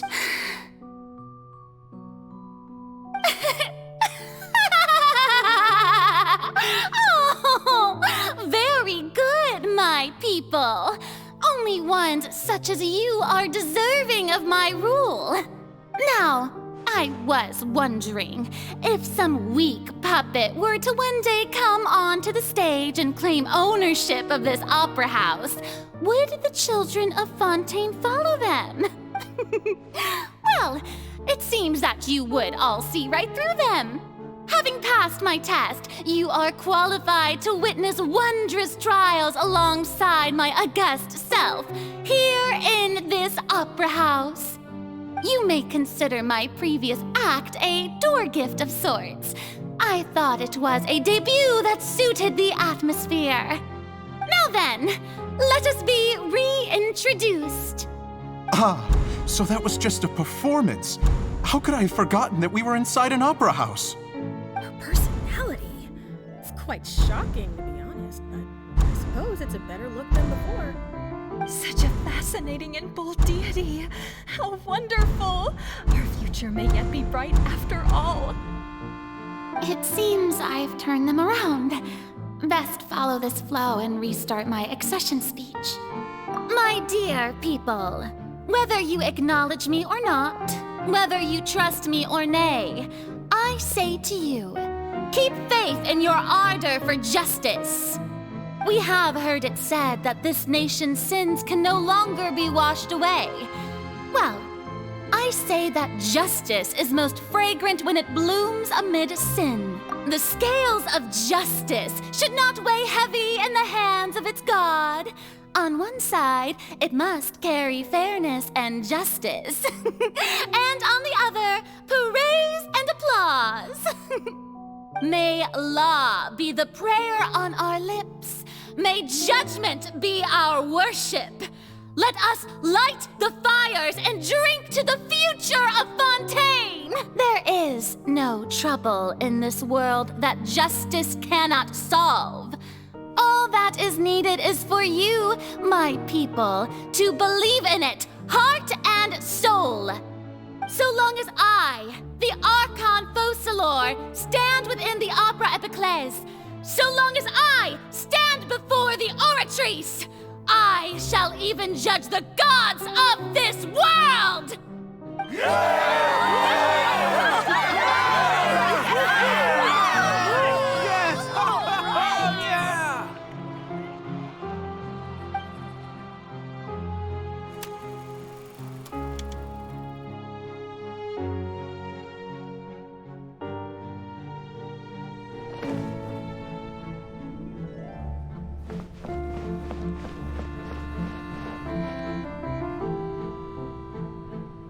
Lady Farina, here are today's case reports, as well as a summary of the follow-up for your perusal. Come now, was I not just at the Opera House in person? Leave these kinds of things to Neuvillette. Besides, none of these trials were the one that I'm looking forward to the most. If I may be so impertinent, what kind of trial are you truly looking forward to? A magnificent, dramatic, and wondrous trial. A trial to end all things. How could you hope to understand? That's true. I fear I lack the ability to grasp your divine thought, Lady Archon.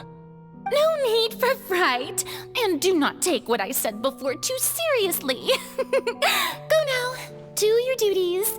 The trial I await. It will come one day.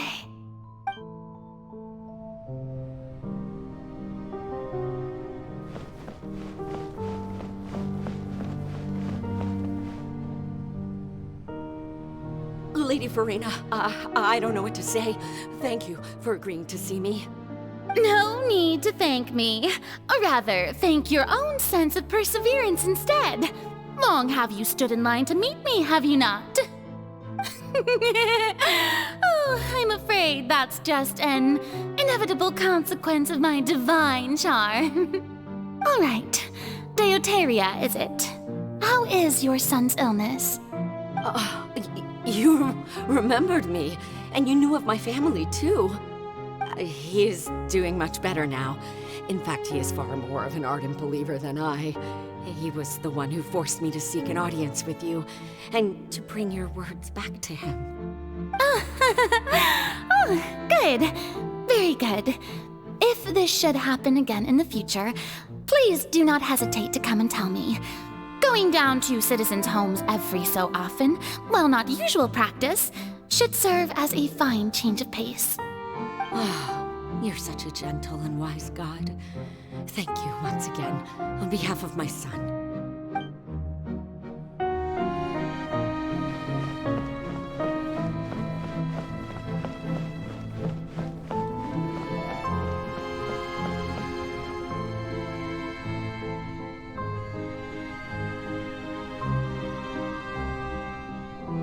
Lady Farina, here are the latest hydrological reports.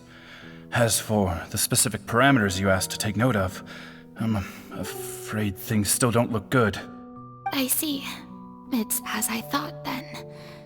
As your god, I did already expect this, but I wanted to see how far your human wisdom would allow you to analyze it.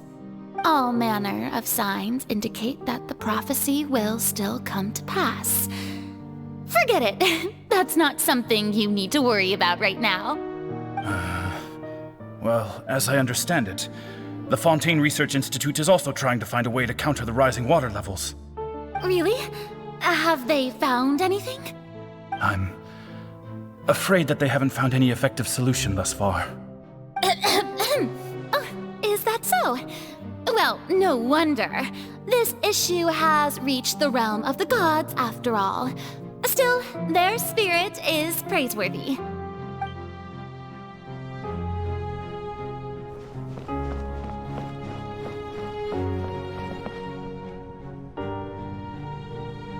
The day is finally over. I haven't had a moment to breathe this whole time. But it's good to see that everything's getting on track. There are no longer any voices of suspicion. Maybe this is fine. I just need to keep going, and everyone will be saved. All right, Farina, don't think too hard about this. You need rest. Tomorrow's a new day.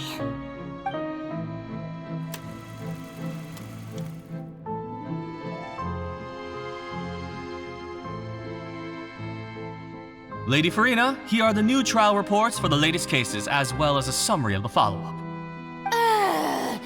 There'll be no need for that. I've seen them already. There's no need to go back over scenes I've witnessed in person before. Lady Farina, I've waited so long for this chance to see you in this manner. Indeed, my dear, loyal citizen. This joyous moment is an honor for us both. Lady Farina, we're detecting significant hydrological anomalies near Poisson. Understood. Keep monitoring. Keep me informed should anything come up at the Institute.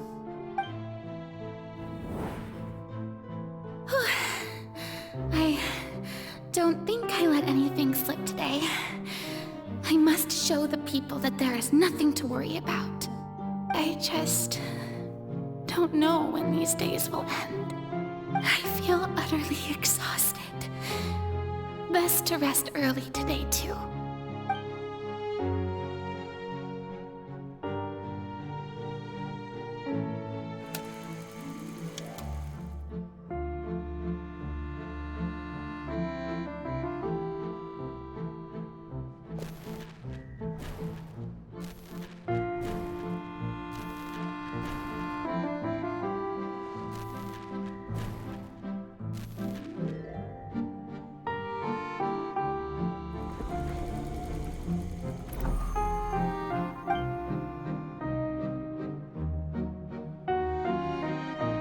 Lady Farina, it's like a dream being able to speak with you up close like this. I've heard that the first member of our family who was honored to receive an audience with you was Madame Deoteria, almost 20 generations ago.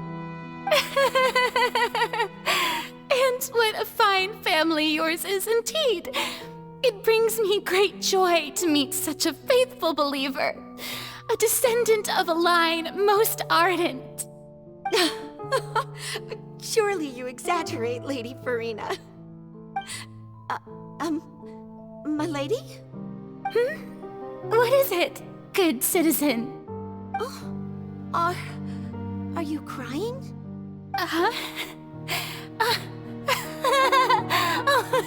Really now? I didn't even notice. This must be the overflow of hydro from my person. Well, can't quite help being the god whose dominion is the waters, can I? No wonder. No wonder. A manifestation of your power, then. Oh, Archon, I am honored to have witnessed it. Honored indeed.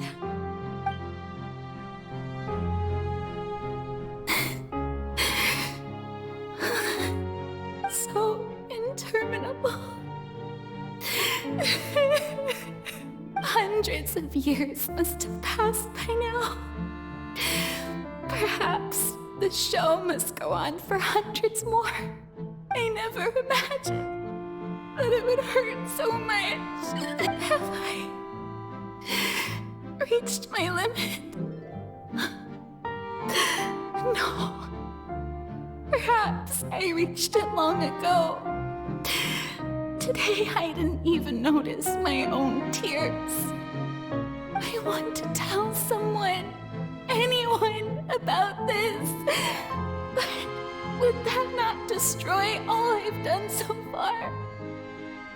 I've conducted so many investigations across the centuries. But there's not even a sliver of hope that we might break the prophecy. All I can do is keep heart. I must maintain this act. It is the only way to save Fontaine. Please, mirror me. You have to succeed.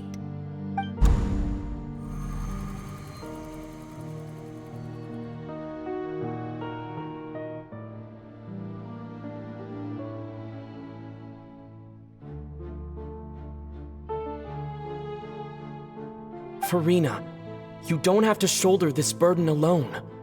Although I don't know what you might be keeping from everyone, your people are more than willing to share your burden with you.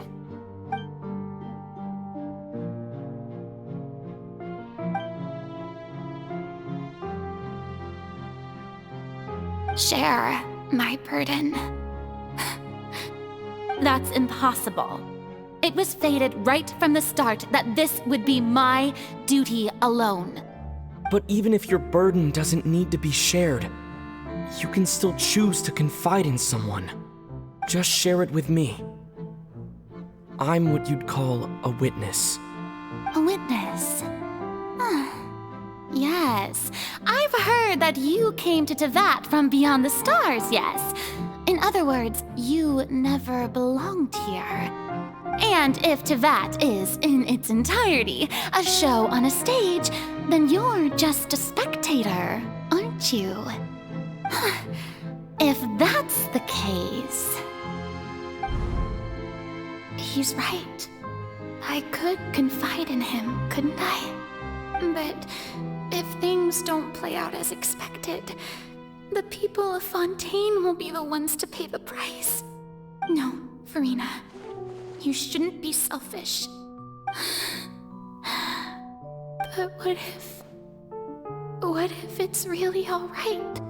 Farina, you've worked so hard for so long. Surely it would be okay to put yourself first for once. Just this once. Is it such an outrageous thing to do anyway? To find someone in whom you can confide your frustrations and sorrows? Surely it could not hurt. If you let this opportunity slip through your fingers, it might never come by again. Think about it long and hard.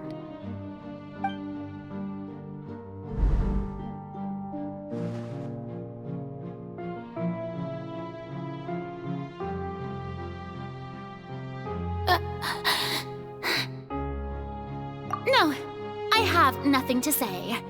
I am Farina, the Archon of Fontaine. Everything will surely get better. All you need to do, dear spectator, is to witness my performance until the curtains fall.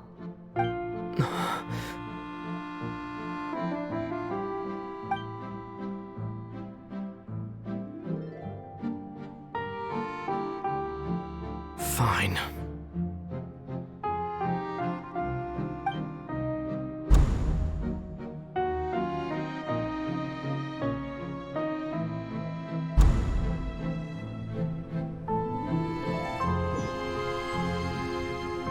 So even Farina doesn't know the truth?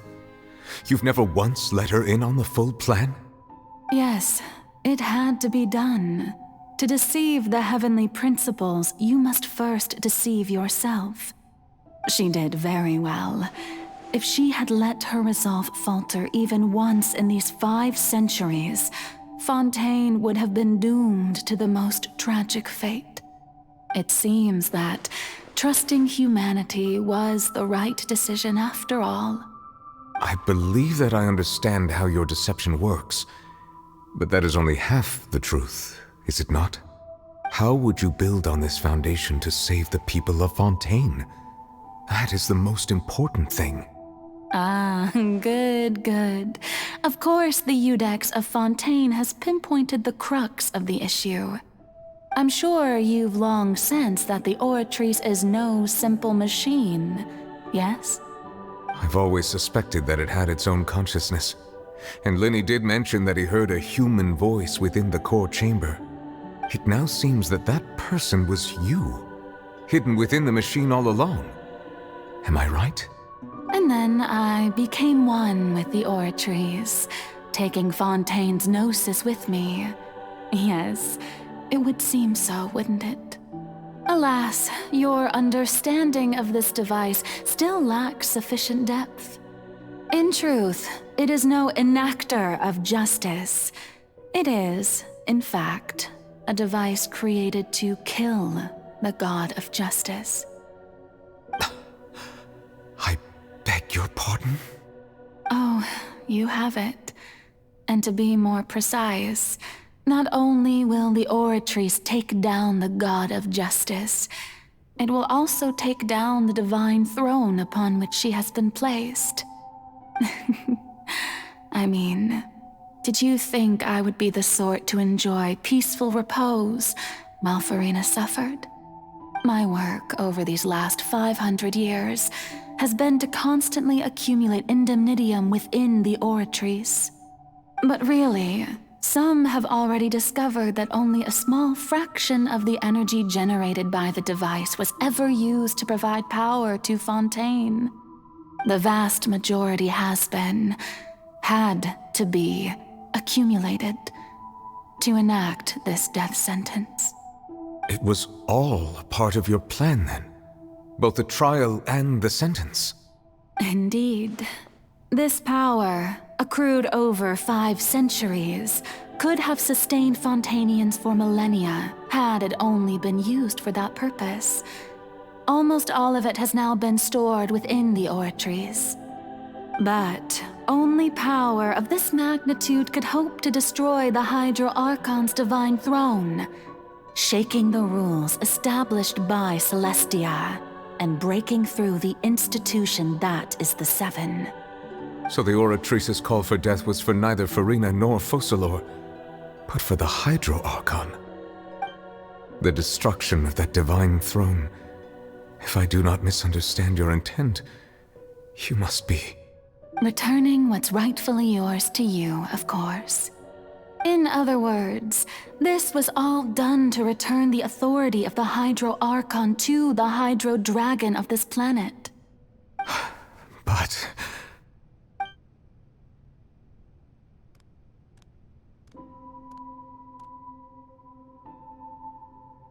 Oh, what?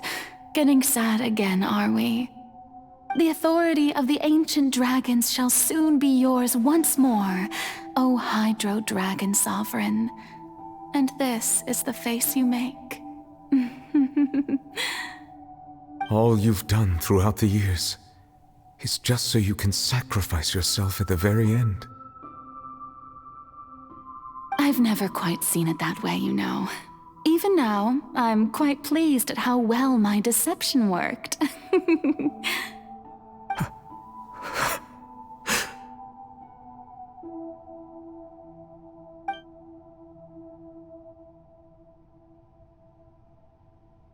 Hydro Dragon, don't cry.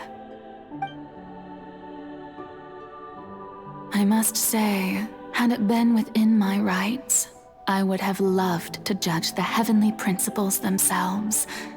Were they not guilty of essentially the same crime? Egeria stole the power of the primordial sea, and the heavenly principles stole the power you ancient dragons possessed. I, for my part, am the god of justice. And is it not just that your original powers should be returned to you? Speaking of justice, I have always believed that justice lies in the process of pursuing human existence itself. So, if the theft of the primordial sea's might was Fontaine's original sin, then, leaving matters of procedural right and wrong aside, the descent of the Fontainians as humans and their right to exist in this world would be Fontaine's original justice. In other words, existence was Egeria's justice, and to me, justice is the continuation of that existence. Defying the prophecy and ensuring that Fontaine's people shall live on, that should be the justice enthroned over all others. At this point, we, whether it be myself or all other Fontainians, have shouldered the burden of this sin for far too long. Iudex Nervillet, the highest judge in our land, when you regain your full power as an elemental sovereign, what verdict shall you pass upon us? So when I was invited to the court of Fontaine to serve as Iudex, I see now that that was your idea too. At last, I now understand the true purpose behind this position. In the beginning, I was uninterested in human existence. But these 5 centuries of living alongside them have gradually brought about mutual understanding between us. And I have even attempted to feel as they feel. You are a devious one, Focalor. Things being as they are, surely you know that I could never declare them to be guilty.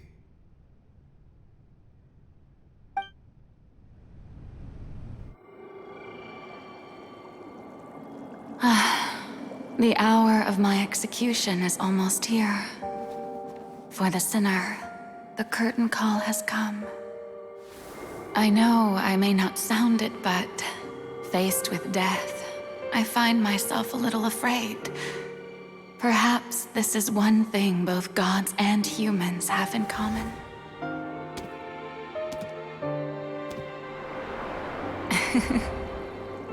Farewell, Nervalette. I hope you've enjoyed the part you played these 500 years.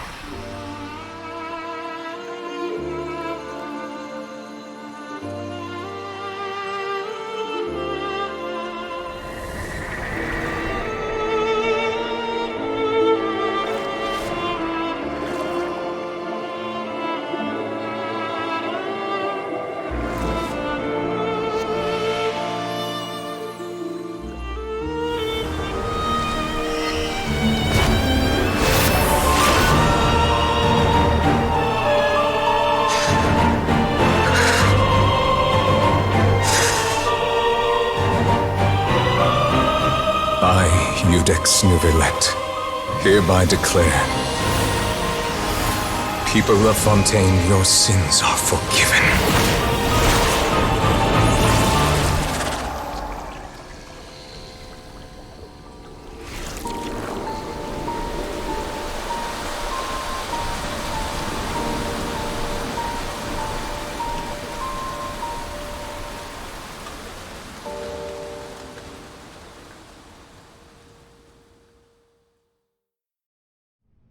Something...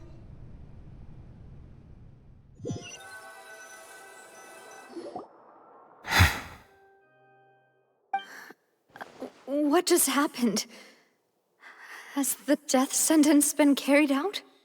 Was that bright light some sort of misdirection? I have a feeling that something huge just happened. But since we're all still alive and haven't been dissolved, I assume whatever happened was good for us. It's time to end this. We must mete out punishment to that beast. But... didn't you say just a moment ago that it can't be defeated? I have gained the strength sufficient to deal with it. Through certain means, I now have the ability to separate the power of the Primordial Sea from that creature. We should seize the opportunity to pursue our quarry. Traveler, now that the oratories can no longer function, I require an executor to help me mete out justice. The root of the calamities befalling Fontaine. The beast that enacts the prophecy. Its name is the all-devouring Narwhal. Come with me, traveler. The hour of execution has come.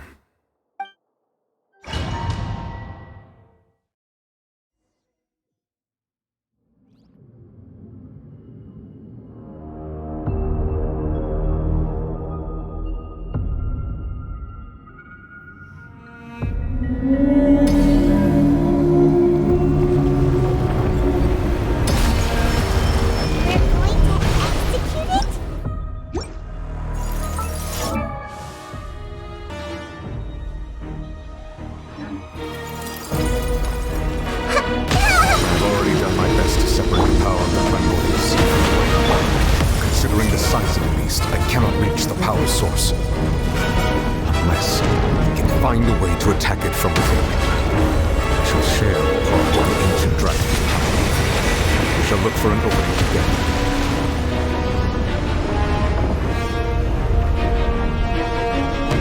I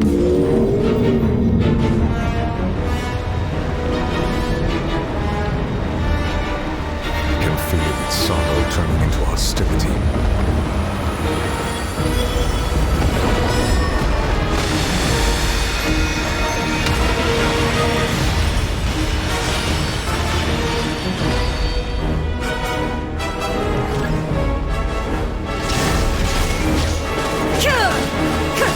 The all-devouring narwhal cannot resist its instinct to devour. Continue to trigger its hostility. If chance will present itself.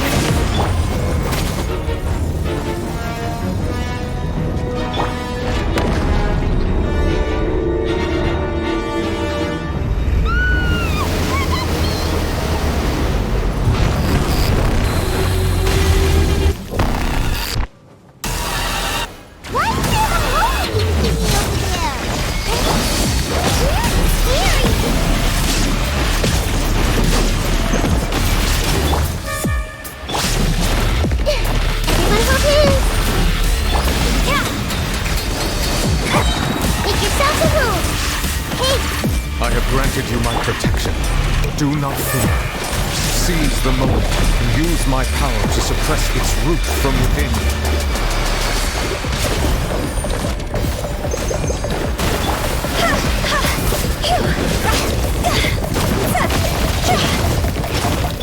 Illusion shattered!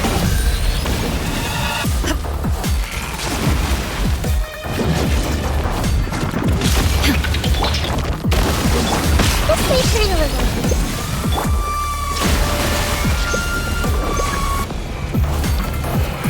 Torn to oblivion!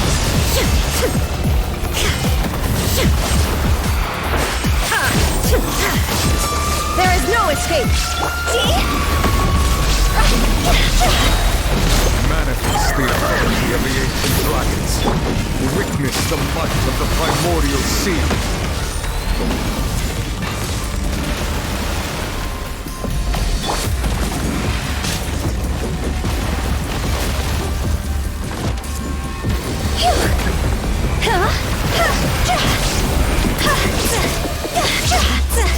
Everyone hold hands!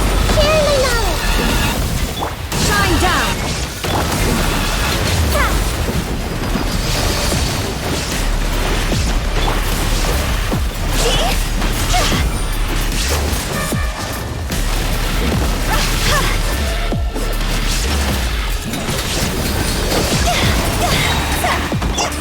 The Temple of Wisdom!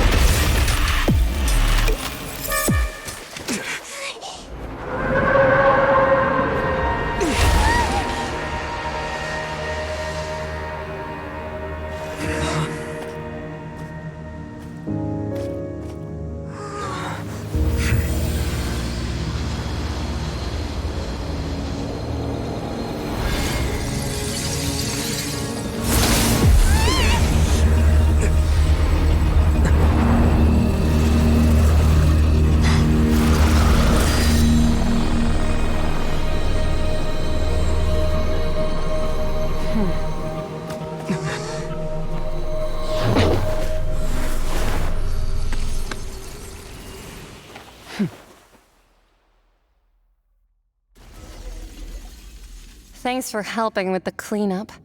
It should have been my job, but... oh well. It was just supposed to be a short private training session for me. I didn't think that my disciple and my master's pet would start brawling in the meantime. Well, actually, I had a feeling that it would happen at some point, but they bumped into one another earlier than I thought. What a blunder.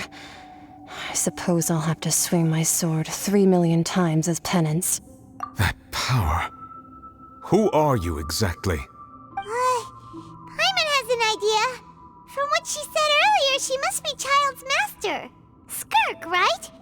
It's just that he gave us the impression that she was the less talkative person. I simply did not have anything to say to the weak. But you, on the other hand, managed to defeat the all-devouring narwhal without using power from beyond this world. So you may speak to me as equals. I have to agree. It's a strange use of a planet's primordial waters just to raise an all-devouring narwhal. That kind of power is wasted on it. It's not cooperative. It eats too much. And I have more important things to do with my time than pet sitting. The only thing that creature has going for it is its looks. All in all, it fails as a pet. Miss Skirk? I think you might have missed the point. The point being? Well, being that this pet almost destroyed an entire nation. So what sort of person is your master? Well, child's master's master. Wait, is that right? Oh, right. So you don't know him. Sorry, I assumed you did. His name is Sertologi. Huh? I am unfamiliar with that name. Huh. So Master isn't sufficiently famous. How should I describe him then? Have you heard of the name The Fowl? The Fowl? Still nothing? Well, how about the Visionary? Vetterfalnir then? Or Gold Rhindaughter? Ooh, that one we've heard! Rhindaughter's part of the Hexen Circle. She's Albedo's mom, right? Oh, so you do know that name. To be honest, I also heard all of those names and titles from my master. I don't actually know them either. But I suppose you understand now, yes? My master is likely a similar sort to Rhindaughter. They are both pursuing some form of perfection. Wait, didn't you also mention a visionary person? Paimon didn't quite catch their name. Actually, never mind that. I believe it expedient to inform you that the all-devouring narwhal used up nearly all its strength fighting you. Such roiling hydro energies will prove difficult for the planet's deep seas to digest. As such, the fontaine back on the surface has most likely been thrown into chaos. In other words, the prophecy that you've been fretting over should now be in full swing. What?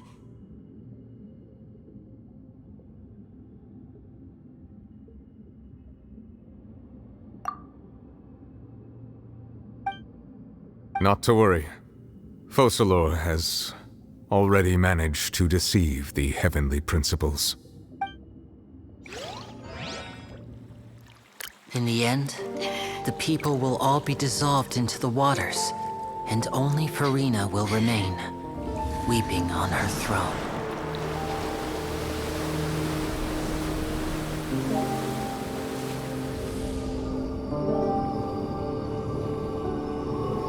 Only then will the sins of the people of Fontaine be washed away.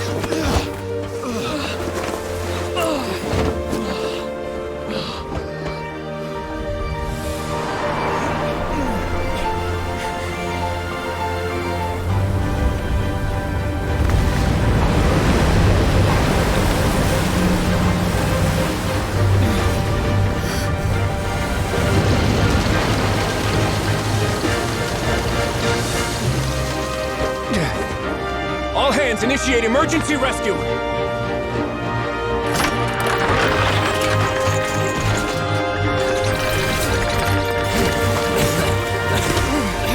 Hurry!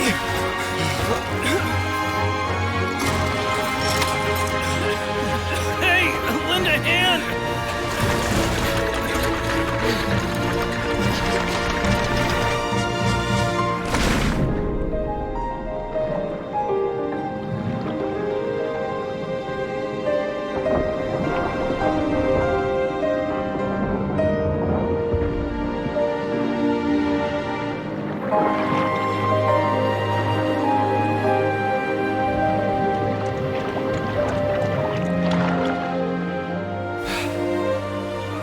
Look! The water's receding!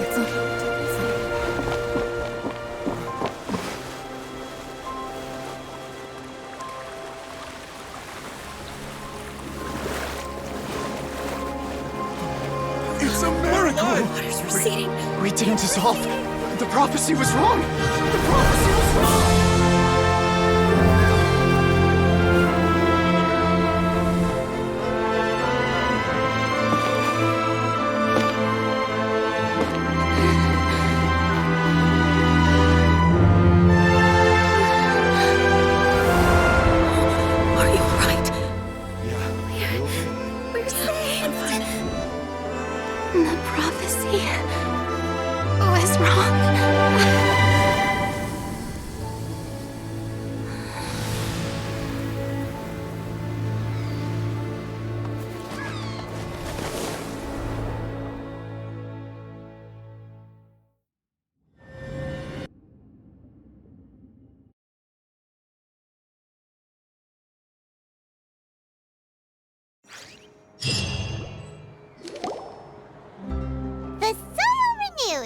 The Spina di Rosula talks post-disaster rebuilding. I recently visited Poisson to meet with Miss Navia, spokesperson of the Spina di Rosula, and we spoke about Poisson's present and future. Old soil can still give birth to new bloom, Miss Navia stated. Hope is like seeing a small cookie when you're starving late at night. You just need a little of it. Skyship Winglet, lunar brain of the Fontaine Research Institute. The various disputes that have arisen on account of Mr. Edwin have suddenly become a shield over the Institute, with Jurier turning out to be a once overlooked hidden gem. People always call the first researcher mad, but few know what to call the second. And should that latter person achieve a miracle, they would find it all the harder to find a word with which to classify him and his team. Wow! Paimon barely recognizes the people in the reports. Are those really Jurier and Navia? They sound like real big shots. What do you think? Pretty enthralling, huh? The Steambird's idea was pretty simple. With the disaster just having passed, we would print a free edition packed to the margins with good news to calm people down. The value for these big scoops lies in their inevitable follow-ups. We'll publish further reports and go into the stories behind those people. Edwin's assistant, Jurier, created a true flying ship, while Navia is leading people in the reconstruction of their home. I'm sure that these stories could draw even your well-traveled eye. Paimon's curious too! Wait a minute. Didn't we watch everything happen from start to finish? What's there to be curious about? And that's exactly why I'd like you to come conduct interviews with me. You're the best incubators of news, if you haven't noticed. And also, with you around, I'm sure I'll get to see that Duke. Are you sure? Hasn't he turned you down several times already? Oh, this time will be different. Come on, let's head to Poisson first, and then make a trip to the fortress. There are some things you'll only know when you get there.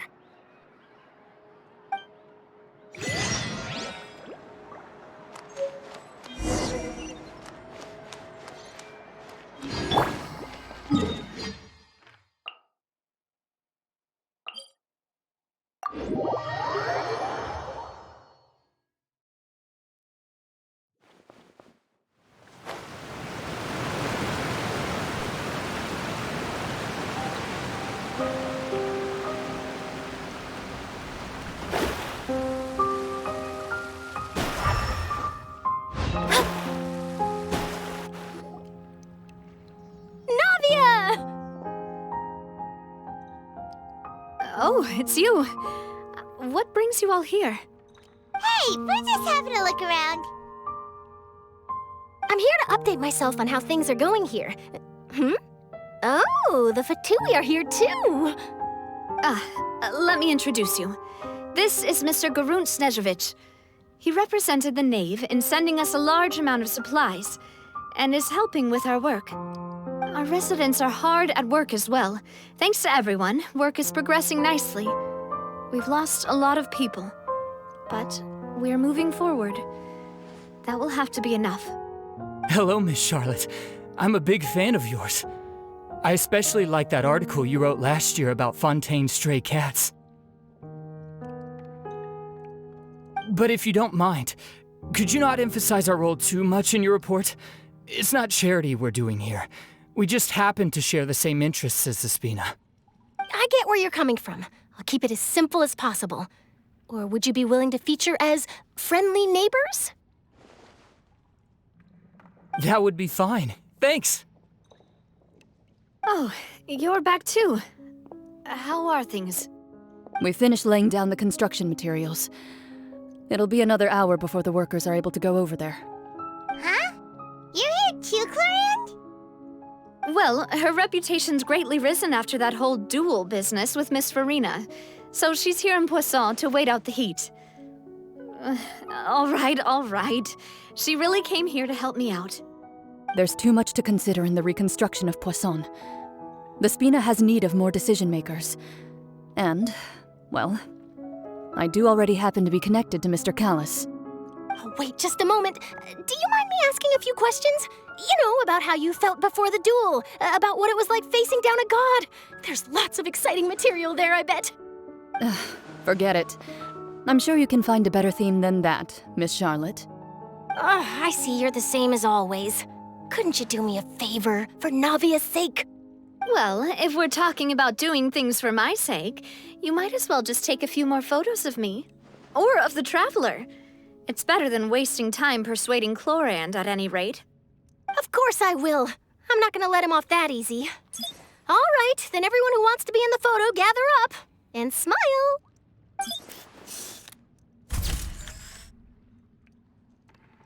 How did it go? Was it a good shot? Did Paimon look cute in it? Not bad. Your addition really helped the composition of the picture. All right, hang on a moment. Let me snap a few more shots.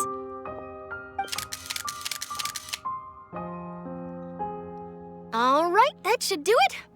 I'll be back here later anyway, so let's call it a day.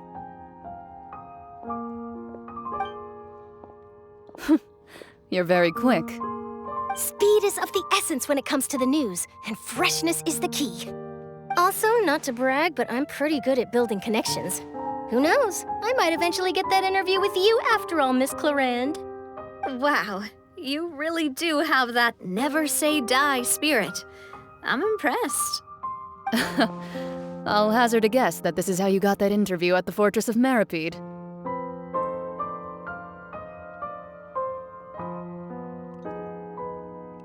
Whoa, you're well informed. Let me make a guess too. I asked Sijuin who told Monsieur Nervillet, and he told you, right? That's a very complete information chain. In truth, all Monsieur Neuvillette asked me was, when did the fortress become so friendly towards the media? I told him that it was best not to speak too soon. There's no guarantee that Ridsley will make a personal appearance. You're right. I've got to treasure every moment I have with them. In which case, I'll be making a move first. Stay safe now. And tell me if you hear anything interesting. I'll treat you to afternoon tea in exchange.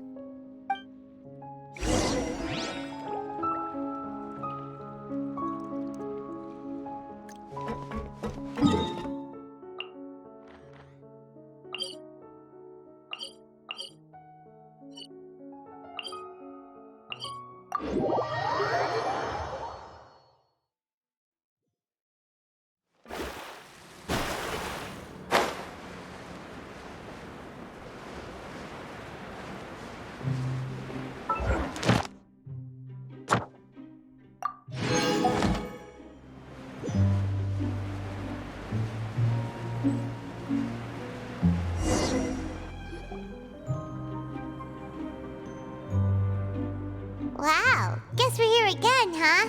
There's a real nostalgic feeling to this place. Looks like you've been missing us. Duke! Did you come all the way to the entrance to greet us? Of course. I'm here to welcome you and our dear Miss Charlotte, whom our good head nurse recommended to me. It's an honor to finally meet the much-rumored Duke. Thank you for consenting to my visit to the fortress, sir. No need to thank me. But that said, I shouldn't be the focus of your interview. I trust you recall our agreement? Of course, of course. All right then, this way.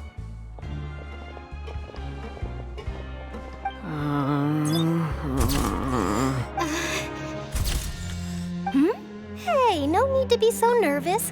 I've already taken all the photos we need. Miss Charlotte, do these pictures really need to be published on the cover of the Steambird? It would seem that Miss Lorvine doesn't want her face to appear beside that of Mr. Jurier, Sir, please don't say things like that. But it looks like dear Mr. Jurier denies it. Might this interview be very important to you then? No, I just... This is my first time being interviewed, and I'm very thankful to the Steambird for... Now, I might not look it, but I actually did meet Mr. Edwin once. And I'll be honest, I enjoyed chatting with you more. You've definitely got more of that genius vibe going on. The boat that brought about a miracle, the ark that saved the people. Why, you recreated a myth back there, like an emissary of legend. Still, if I might ask, where's that flying ship now? Huh! Looks like Charlotte's trying to get herself another exclusive scoop. I have to apologize, but that ship is presently in the bowels of our factory. I'm afraid it won't be easy for you to get a shot of it. Really? Well, then in that case, could I have an interview with you to make up for that loss?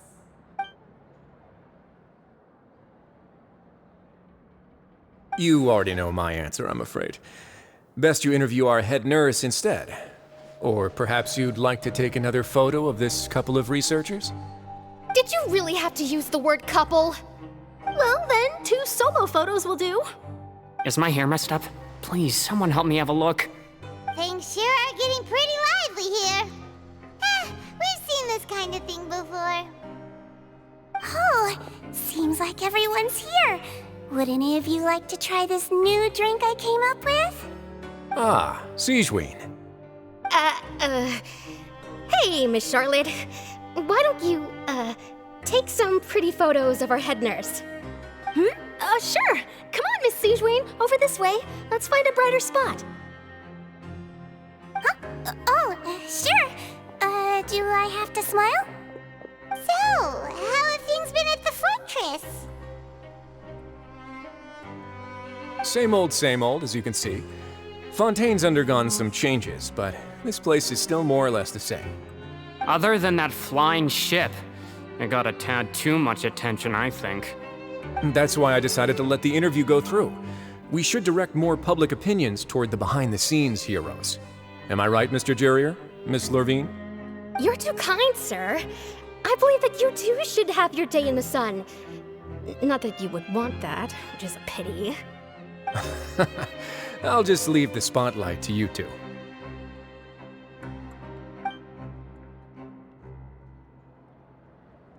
I see. Lots of things happened that day, huh? Anyway, regarding that Harbinger, I'm not sure you remember, but his 3 young followers are still waiting for his return. He sure did win them over, huh? I'll tell them that there's good news and bad news. The good being that their boss seems fine, and the bad being that they must face extended sentences for abetting his escape. Oh, actually, what about you? Are things gonna change for you too? What change can there be? The fortress will keep chugging along, and so will my duties. As to what Miss Farina's departure will mean for the nation, and if our laws and governance will be transformed, we'll leave those to the folks in the overworld. Hey everyone, the photo shoot's done. Good. In that case, let's call it a day here. Thanks for your cooperation. Come on, Traveler, let's go. Till next time, everyone. There'll be a next time? Maybe. Who knows? I might write a story about the underwater factory next time. Until then. All right, last stop, the docks.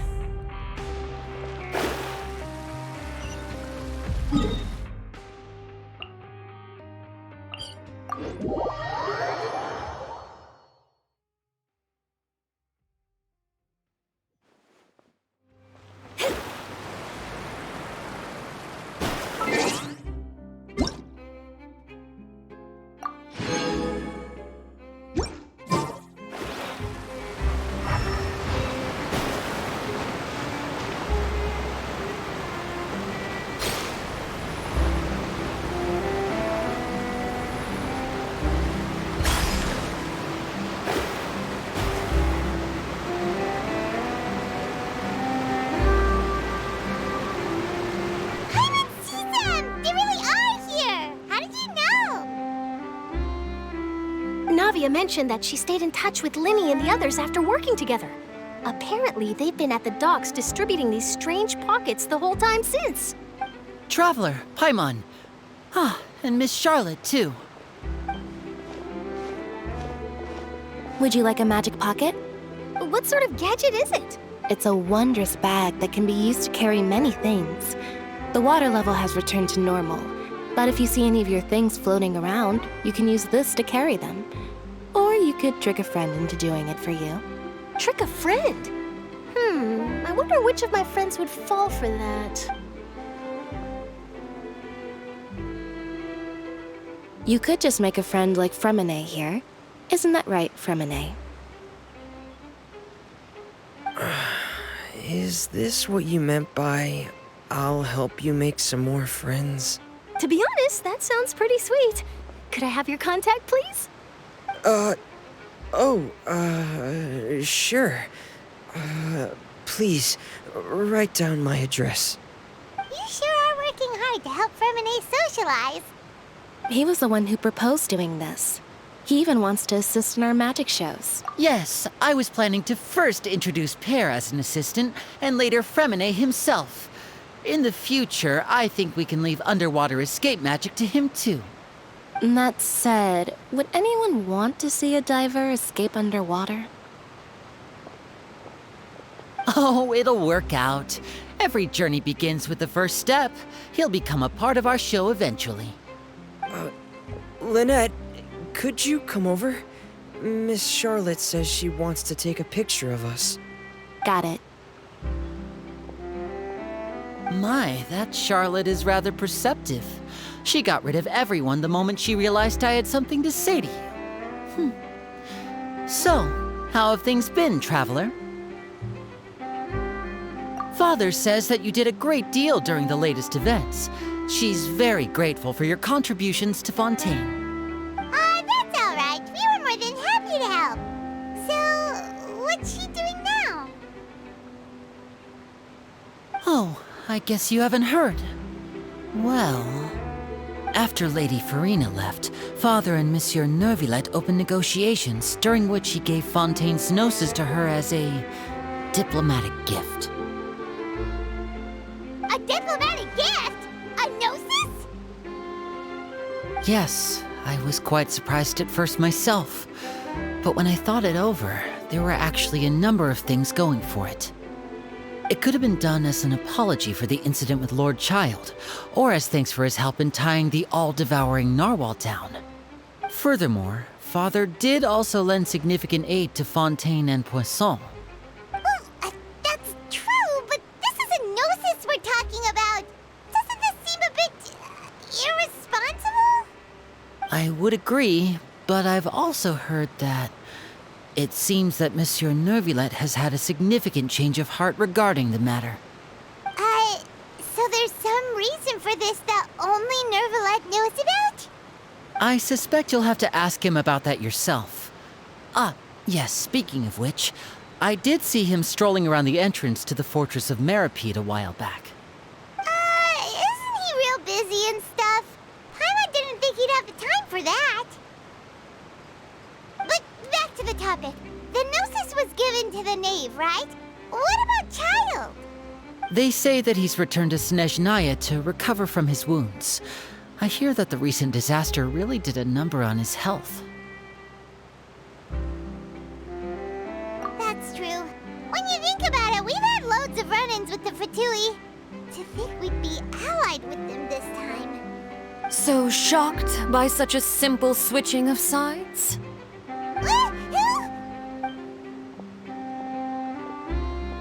Father! Well, what do you know? Come to the docks to see how my children are doing and meet the Traveler by chance. Please do not pay my accomplishments in Fontaine too much mind. I would have done them regardless.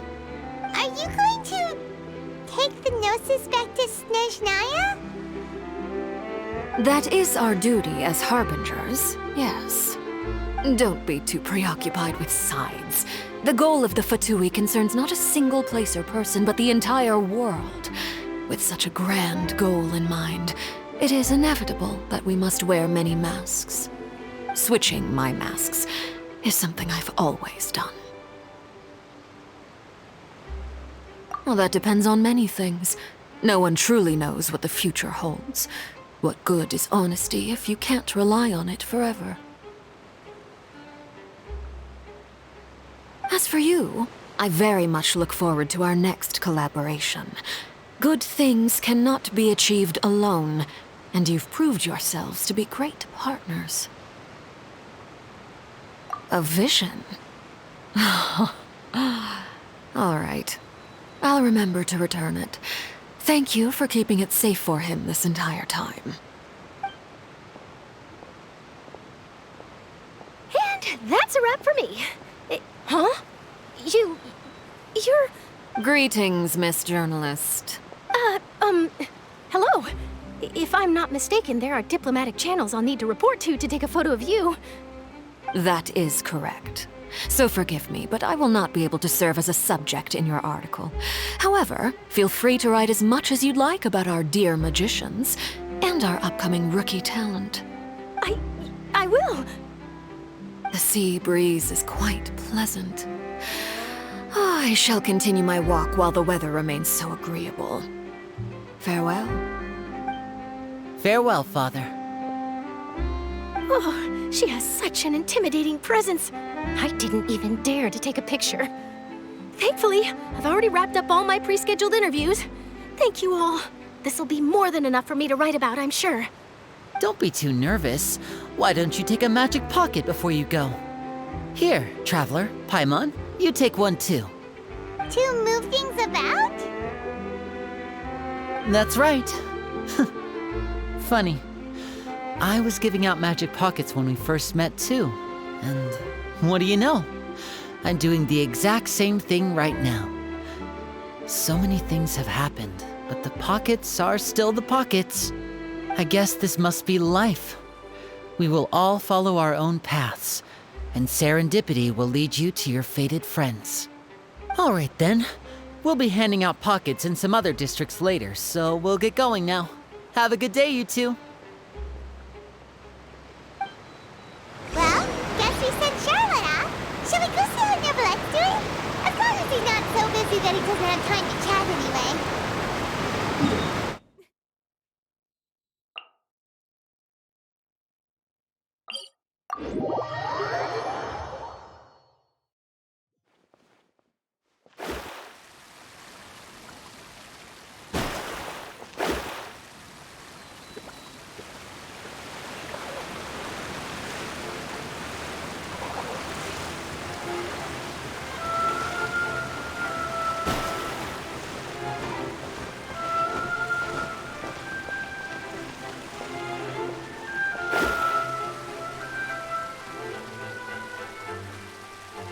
The entrance to the fortress! Ooh, he really is there!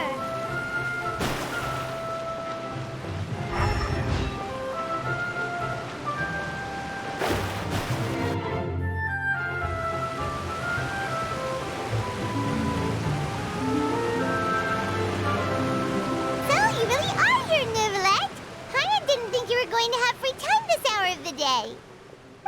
Really? Oh, I suppose you must have met Mr. Linney. He took the time to greet me earlier when he passed this way. In any case, you came at a good time. I was just considering reaching out to you to set up a meeting, so I may explain some things that I haven't had the time to before. Aw, Paimon's glad that you remembered. Thank you for keeping us on your mind, what with you being busy and all. Alright, let's have it then. How was Fontaine actually saved? The whole business is still quite the mystery to us. It is strange how words can often leave a bitter taste in the mouth when it finally comes time to say them out loud.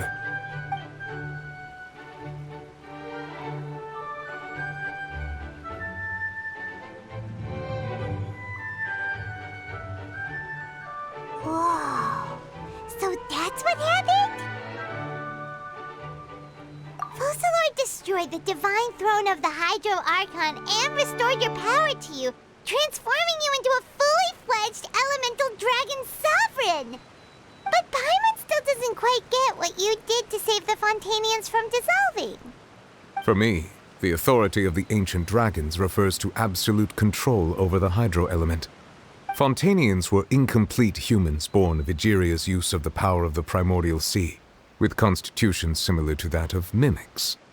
But so long as those primordial energies remain within them, I could use the ancient dragon's authority to grant them true blood, after the fashion in which life was first brought into being on this planet. In other words, when I gave my verdict, Fontainians became true humans, and thus would naturally no longer be dissolved by water from the primordial sea. Focalor must have counted on you to make that decision as well.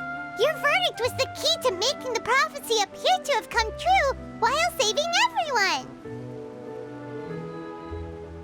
Yeah, and in a manner of speaking, Focalor finally managed to fulfill the original Hydro Archon's wish to turn Oceanids into real people too! It seems from your expressions that you still have more things you wish to ask. Ask away. I will tell you the truth as I know it. I have investigated his case along many avenues, and I have learned that he once fell into an unknown chasm when he was young. There, by chance, he awakened the all-devouring narwhal. But whether it be by sentiment or reason, that should not have been enough to consider him the root cause of the disaster. At most, he would have had tangential liability. As for the judgment passed by the oratrice during the trial, whether it was due to that liability by association or Focalor deliberately using him to buy time for us on the assumption that he would be able to hold the creature off, I cannot say. Guess Focalor had Fontainians in mind the whole time. In the end, it was thanks to her that they finally became real hang on a second. Paimon suddenly got another question. Back when Fontainians hadn't yet become real humans, were the children they had also transformed Oceanids? Life has always flowed like water. Do you recall how Fontainians would often come to the Fountain of Lucine to pray for children? Yeah, Lynette said the fountain is where all the waters in Fontaine converge. In truth, even those couples did not know that such prayers were no mere custom, but instead a form of ritual. Those Oceanids who were blessed within the spring water would later descend as new humans in the coming months. Paimon sorta gets it now. Either way, seems like this ritual won't be of any further use, but it'll probably live on as a local custom. Ask away. I will tell you the truth as I know it. Yeah, about that. Risley said Farina has already left. What's that all about? Ah, Lady Farina. The people are only aware that her death sentence has not been carried out. She abdicated the post of Hydro Archon and left affairs related to that title to me, before leaving the Opera House. I related Focalor's words to her faithfully and completely. After hearing them, she seemed neither saddened nor comforted. She simply said that she was tired and needed to rest. Having said that, she then packed her things and moved out of the Opera House, not unlike how an ordinary person might. But she's still got a place to stay, right? You need not worry. I will make arrangements to ensure that she will not want for food, clothing, board, or travel. In truth, I am somewhat happy for her. The wear and tear on her spirit will, of course, take time to heal. But now that she no longer has to play the role of Focalor the Hydro Archon, she can finally lay down her burdens and lead a normal life. What about you then? What are your plans now that you've regained your full powers as the Hydro Dragon? After Focalor passed on, the Oratrice also ceased to function. This matter will directly affect our trials. After much careful consideration, I've decided to take over its role in our courts. From now on, I shall hear cases and pass verdicts by myself. Looks like you're still considering stuff from the perspective of the Udex, huh? As an elemental dragon, there are indeed many things that I must do. But this power and this duty, in a manner of speaking, you could say that both were granted to me. As such, before I attend to my other responsibilities, I must first and foremost continue to serve Fontaine as its highest judge. The duty of the Hydro Sovereign and the duty of the Udex shall coexist within my person. Additionally, the Hydro Archon's departure has brought about another problem, which is that the Opera House shall no longer produce indemnitium. That's true. That power was derived from the people's faith in the Hydro Archon, wasn't it? Wait, but the various mechs and machines in the city are all still okay. Where are they getting their from? As I am now, I have full command over New Musia, and it can serve as a complete substitute. Another reason why I cannot quite leave Fontaine immediately. Wow. This ancient dragon's authority stuff is really quite useful, huh? Ask away. I will tell you the truth as I know it.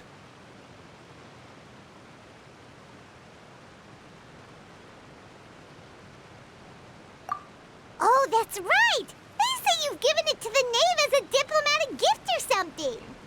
Leaving aside their intentionality, the two Fatui Harbingers have indeed done much for us during this crisis. Their sole remaining goal in Fontaine, at least at this point, would seem to be the Gnosis. The Oratrice has ceased to function. The Hydro Archon's divine throne is now no more, and I do not need the Gnosis's power. As such, it has lost all meaning for Fontaine. If the Fatui have impure designs, then we might as well accede to their request now, and avoid unnecessary conflict. What complicated considerations? Paimon thought you were just giving it to them out of gratitude to the knave and as an apology to Child. Ask away. I will tell you the truth as I know it. You will soon be heading to Natlan, I presume. I'm afraid that I have little talent as a travel guide, so all I can do is tell you what I know about that land. As far as I'm aware, Natlan can be said to be a nation of dragons. A nation of dragons? You mean like you? No, I suspect that I would not find myself welcome there. Unlike ancient dragons such as myself, the dragons of Natlan have undergone long years of development and evolution. Large numbers of them have entered a form of coexistence with humanity. Natlan is also the nation of war. War ravages those lands like an undying flame. There is one other piece of information I got incidentally from my negotiations with the knave that I believe may be useful to you. The harbinger known as the Captain has thrown his hat into the endless ring of war. Captain. Sounds like a real tough customer. Seriously, everywhere you look, there's a Fatui Harbinger doing their thing. I suggest that you fully prepare yourself before going to Natlan. In the meantime, Fontaine's doors will always be open to you. Ask away. I will tell you the truth as I know it. Hang on a sec. Paimon's still got a question about the Gnosis. When we spoke to Linny earlier, he mentioned that your attitude towards giving away the Gnosis had clearly changed. We guessed that there might be some reason for it that only you were aware of. No wonder the House of the Hearth is the Fatui's intelligence division. They are certainly sharp. So regarding this specific issue, I was just getting ready to share something with you. What is it? In truth, I exchanged some further words with that lady named Skirk after sending you two back to the surface. It went something like this.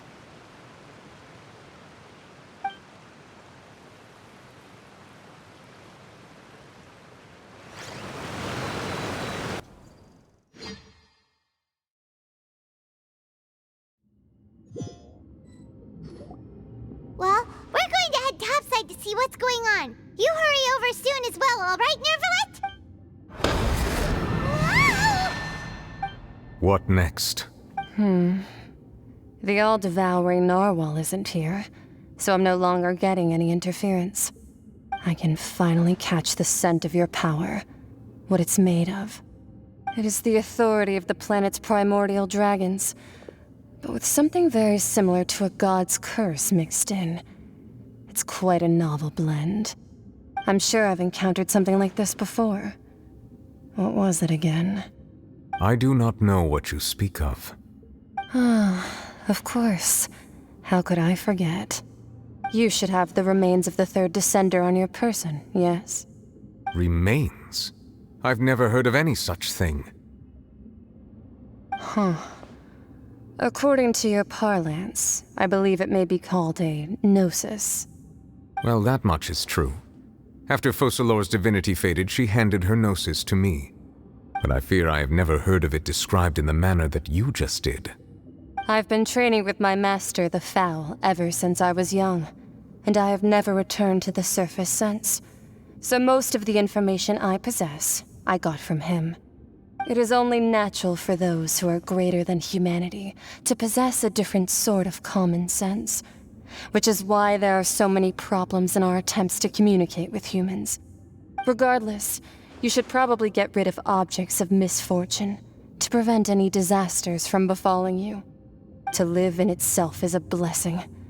But once a person dies, the bonds he once had with this world shall all turn to curses. What do you mean by that? No need to fret. These are just my personal thoughts. And my reason for no longer wishing to return to the surface. This third descender you refer to, who are they? And when did they die? Master never mentioned them to me. Perhaps it just wasn't that important for me to know. If you're interested, though, I could ask him. I'll be sure to pass the answer on to you next time. Next time? You believe we will meet again? I do. Wait. I have a disciple of my own, don't I? He can be the messenger then.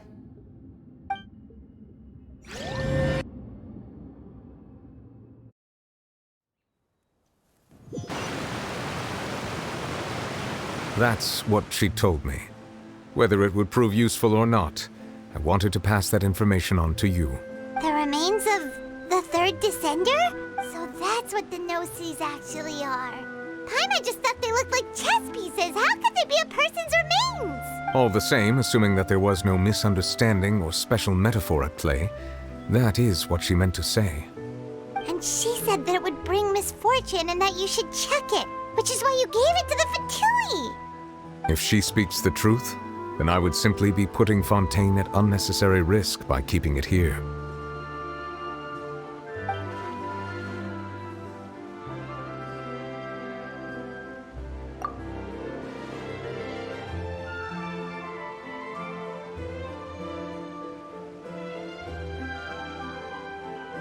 I had guessed that you might already be familiar with this concept, but I did not expect you to be one of them.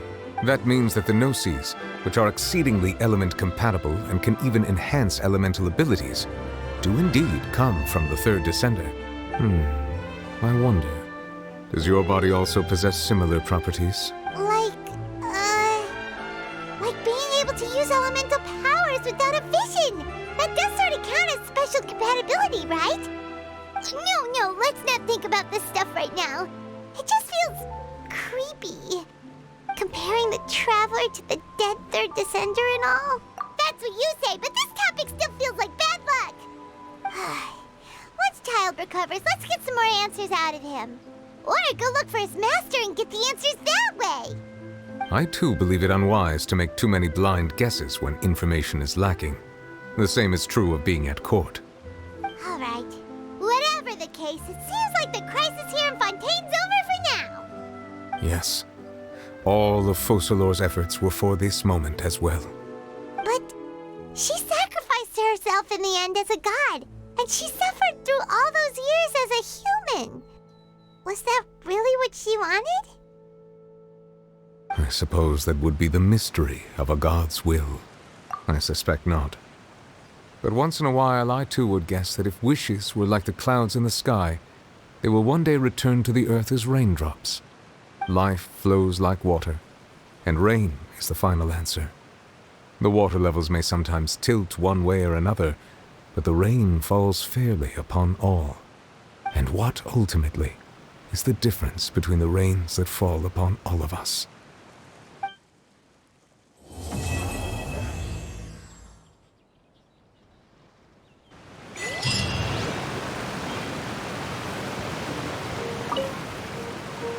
It seems from your expressions that you still have more. Ask away.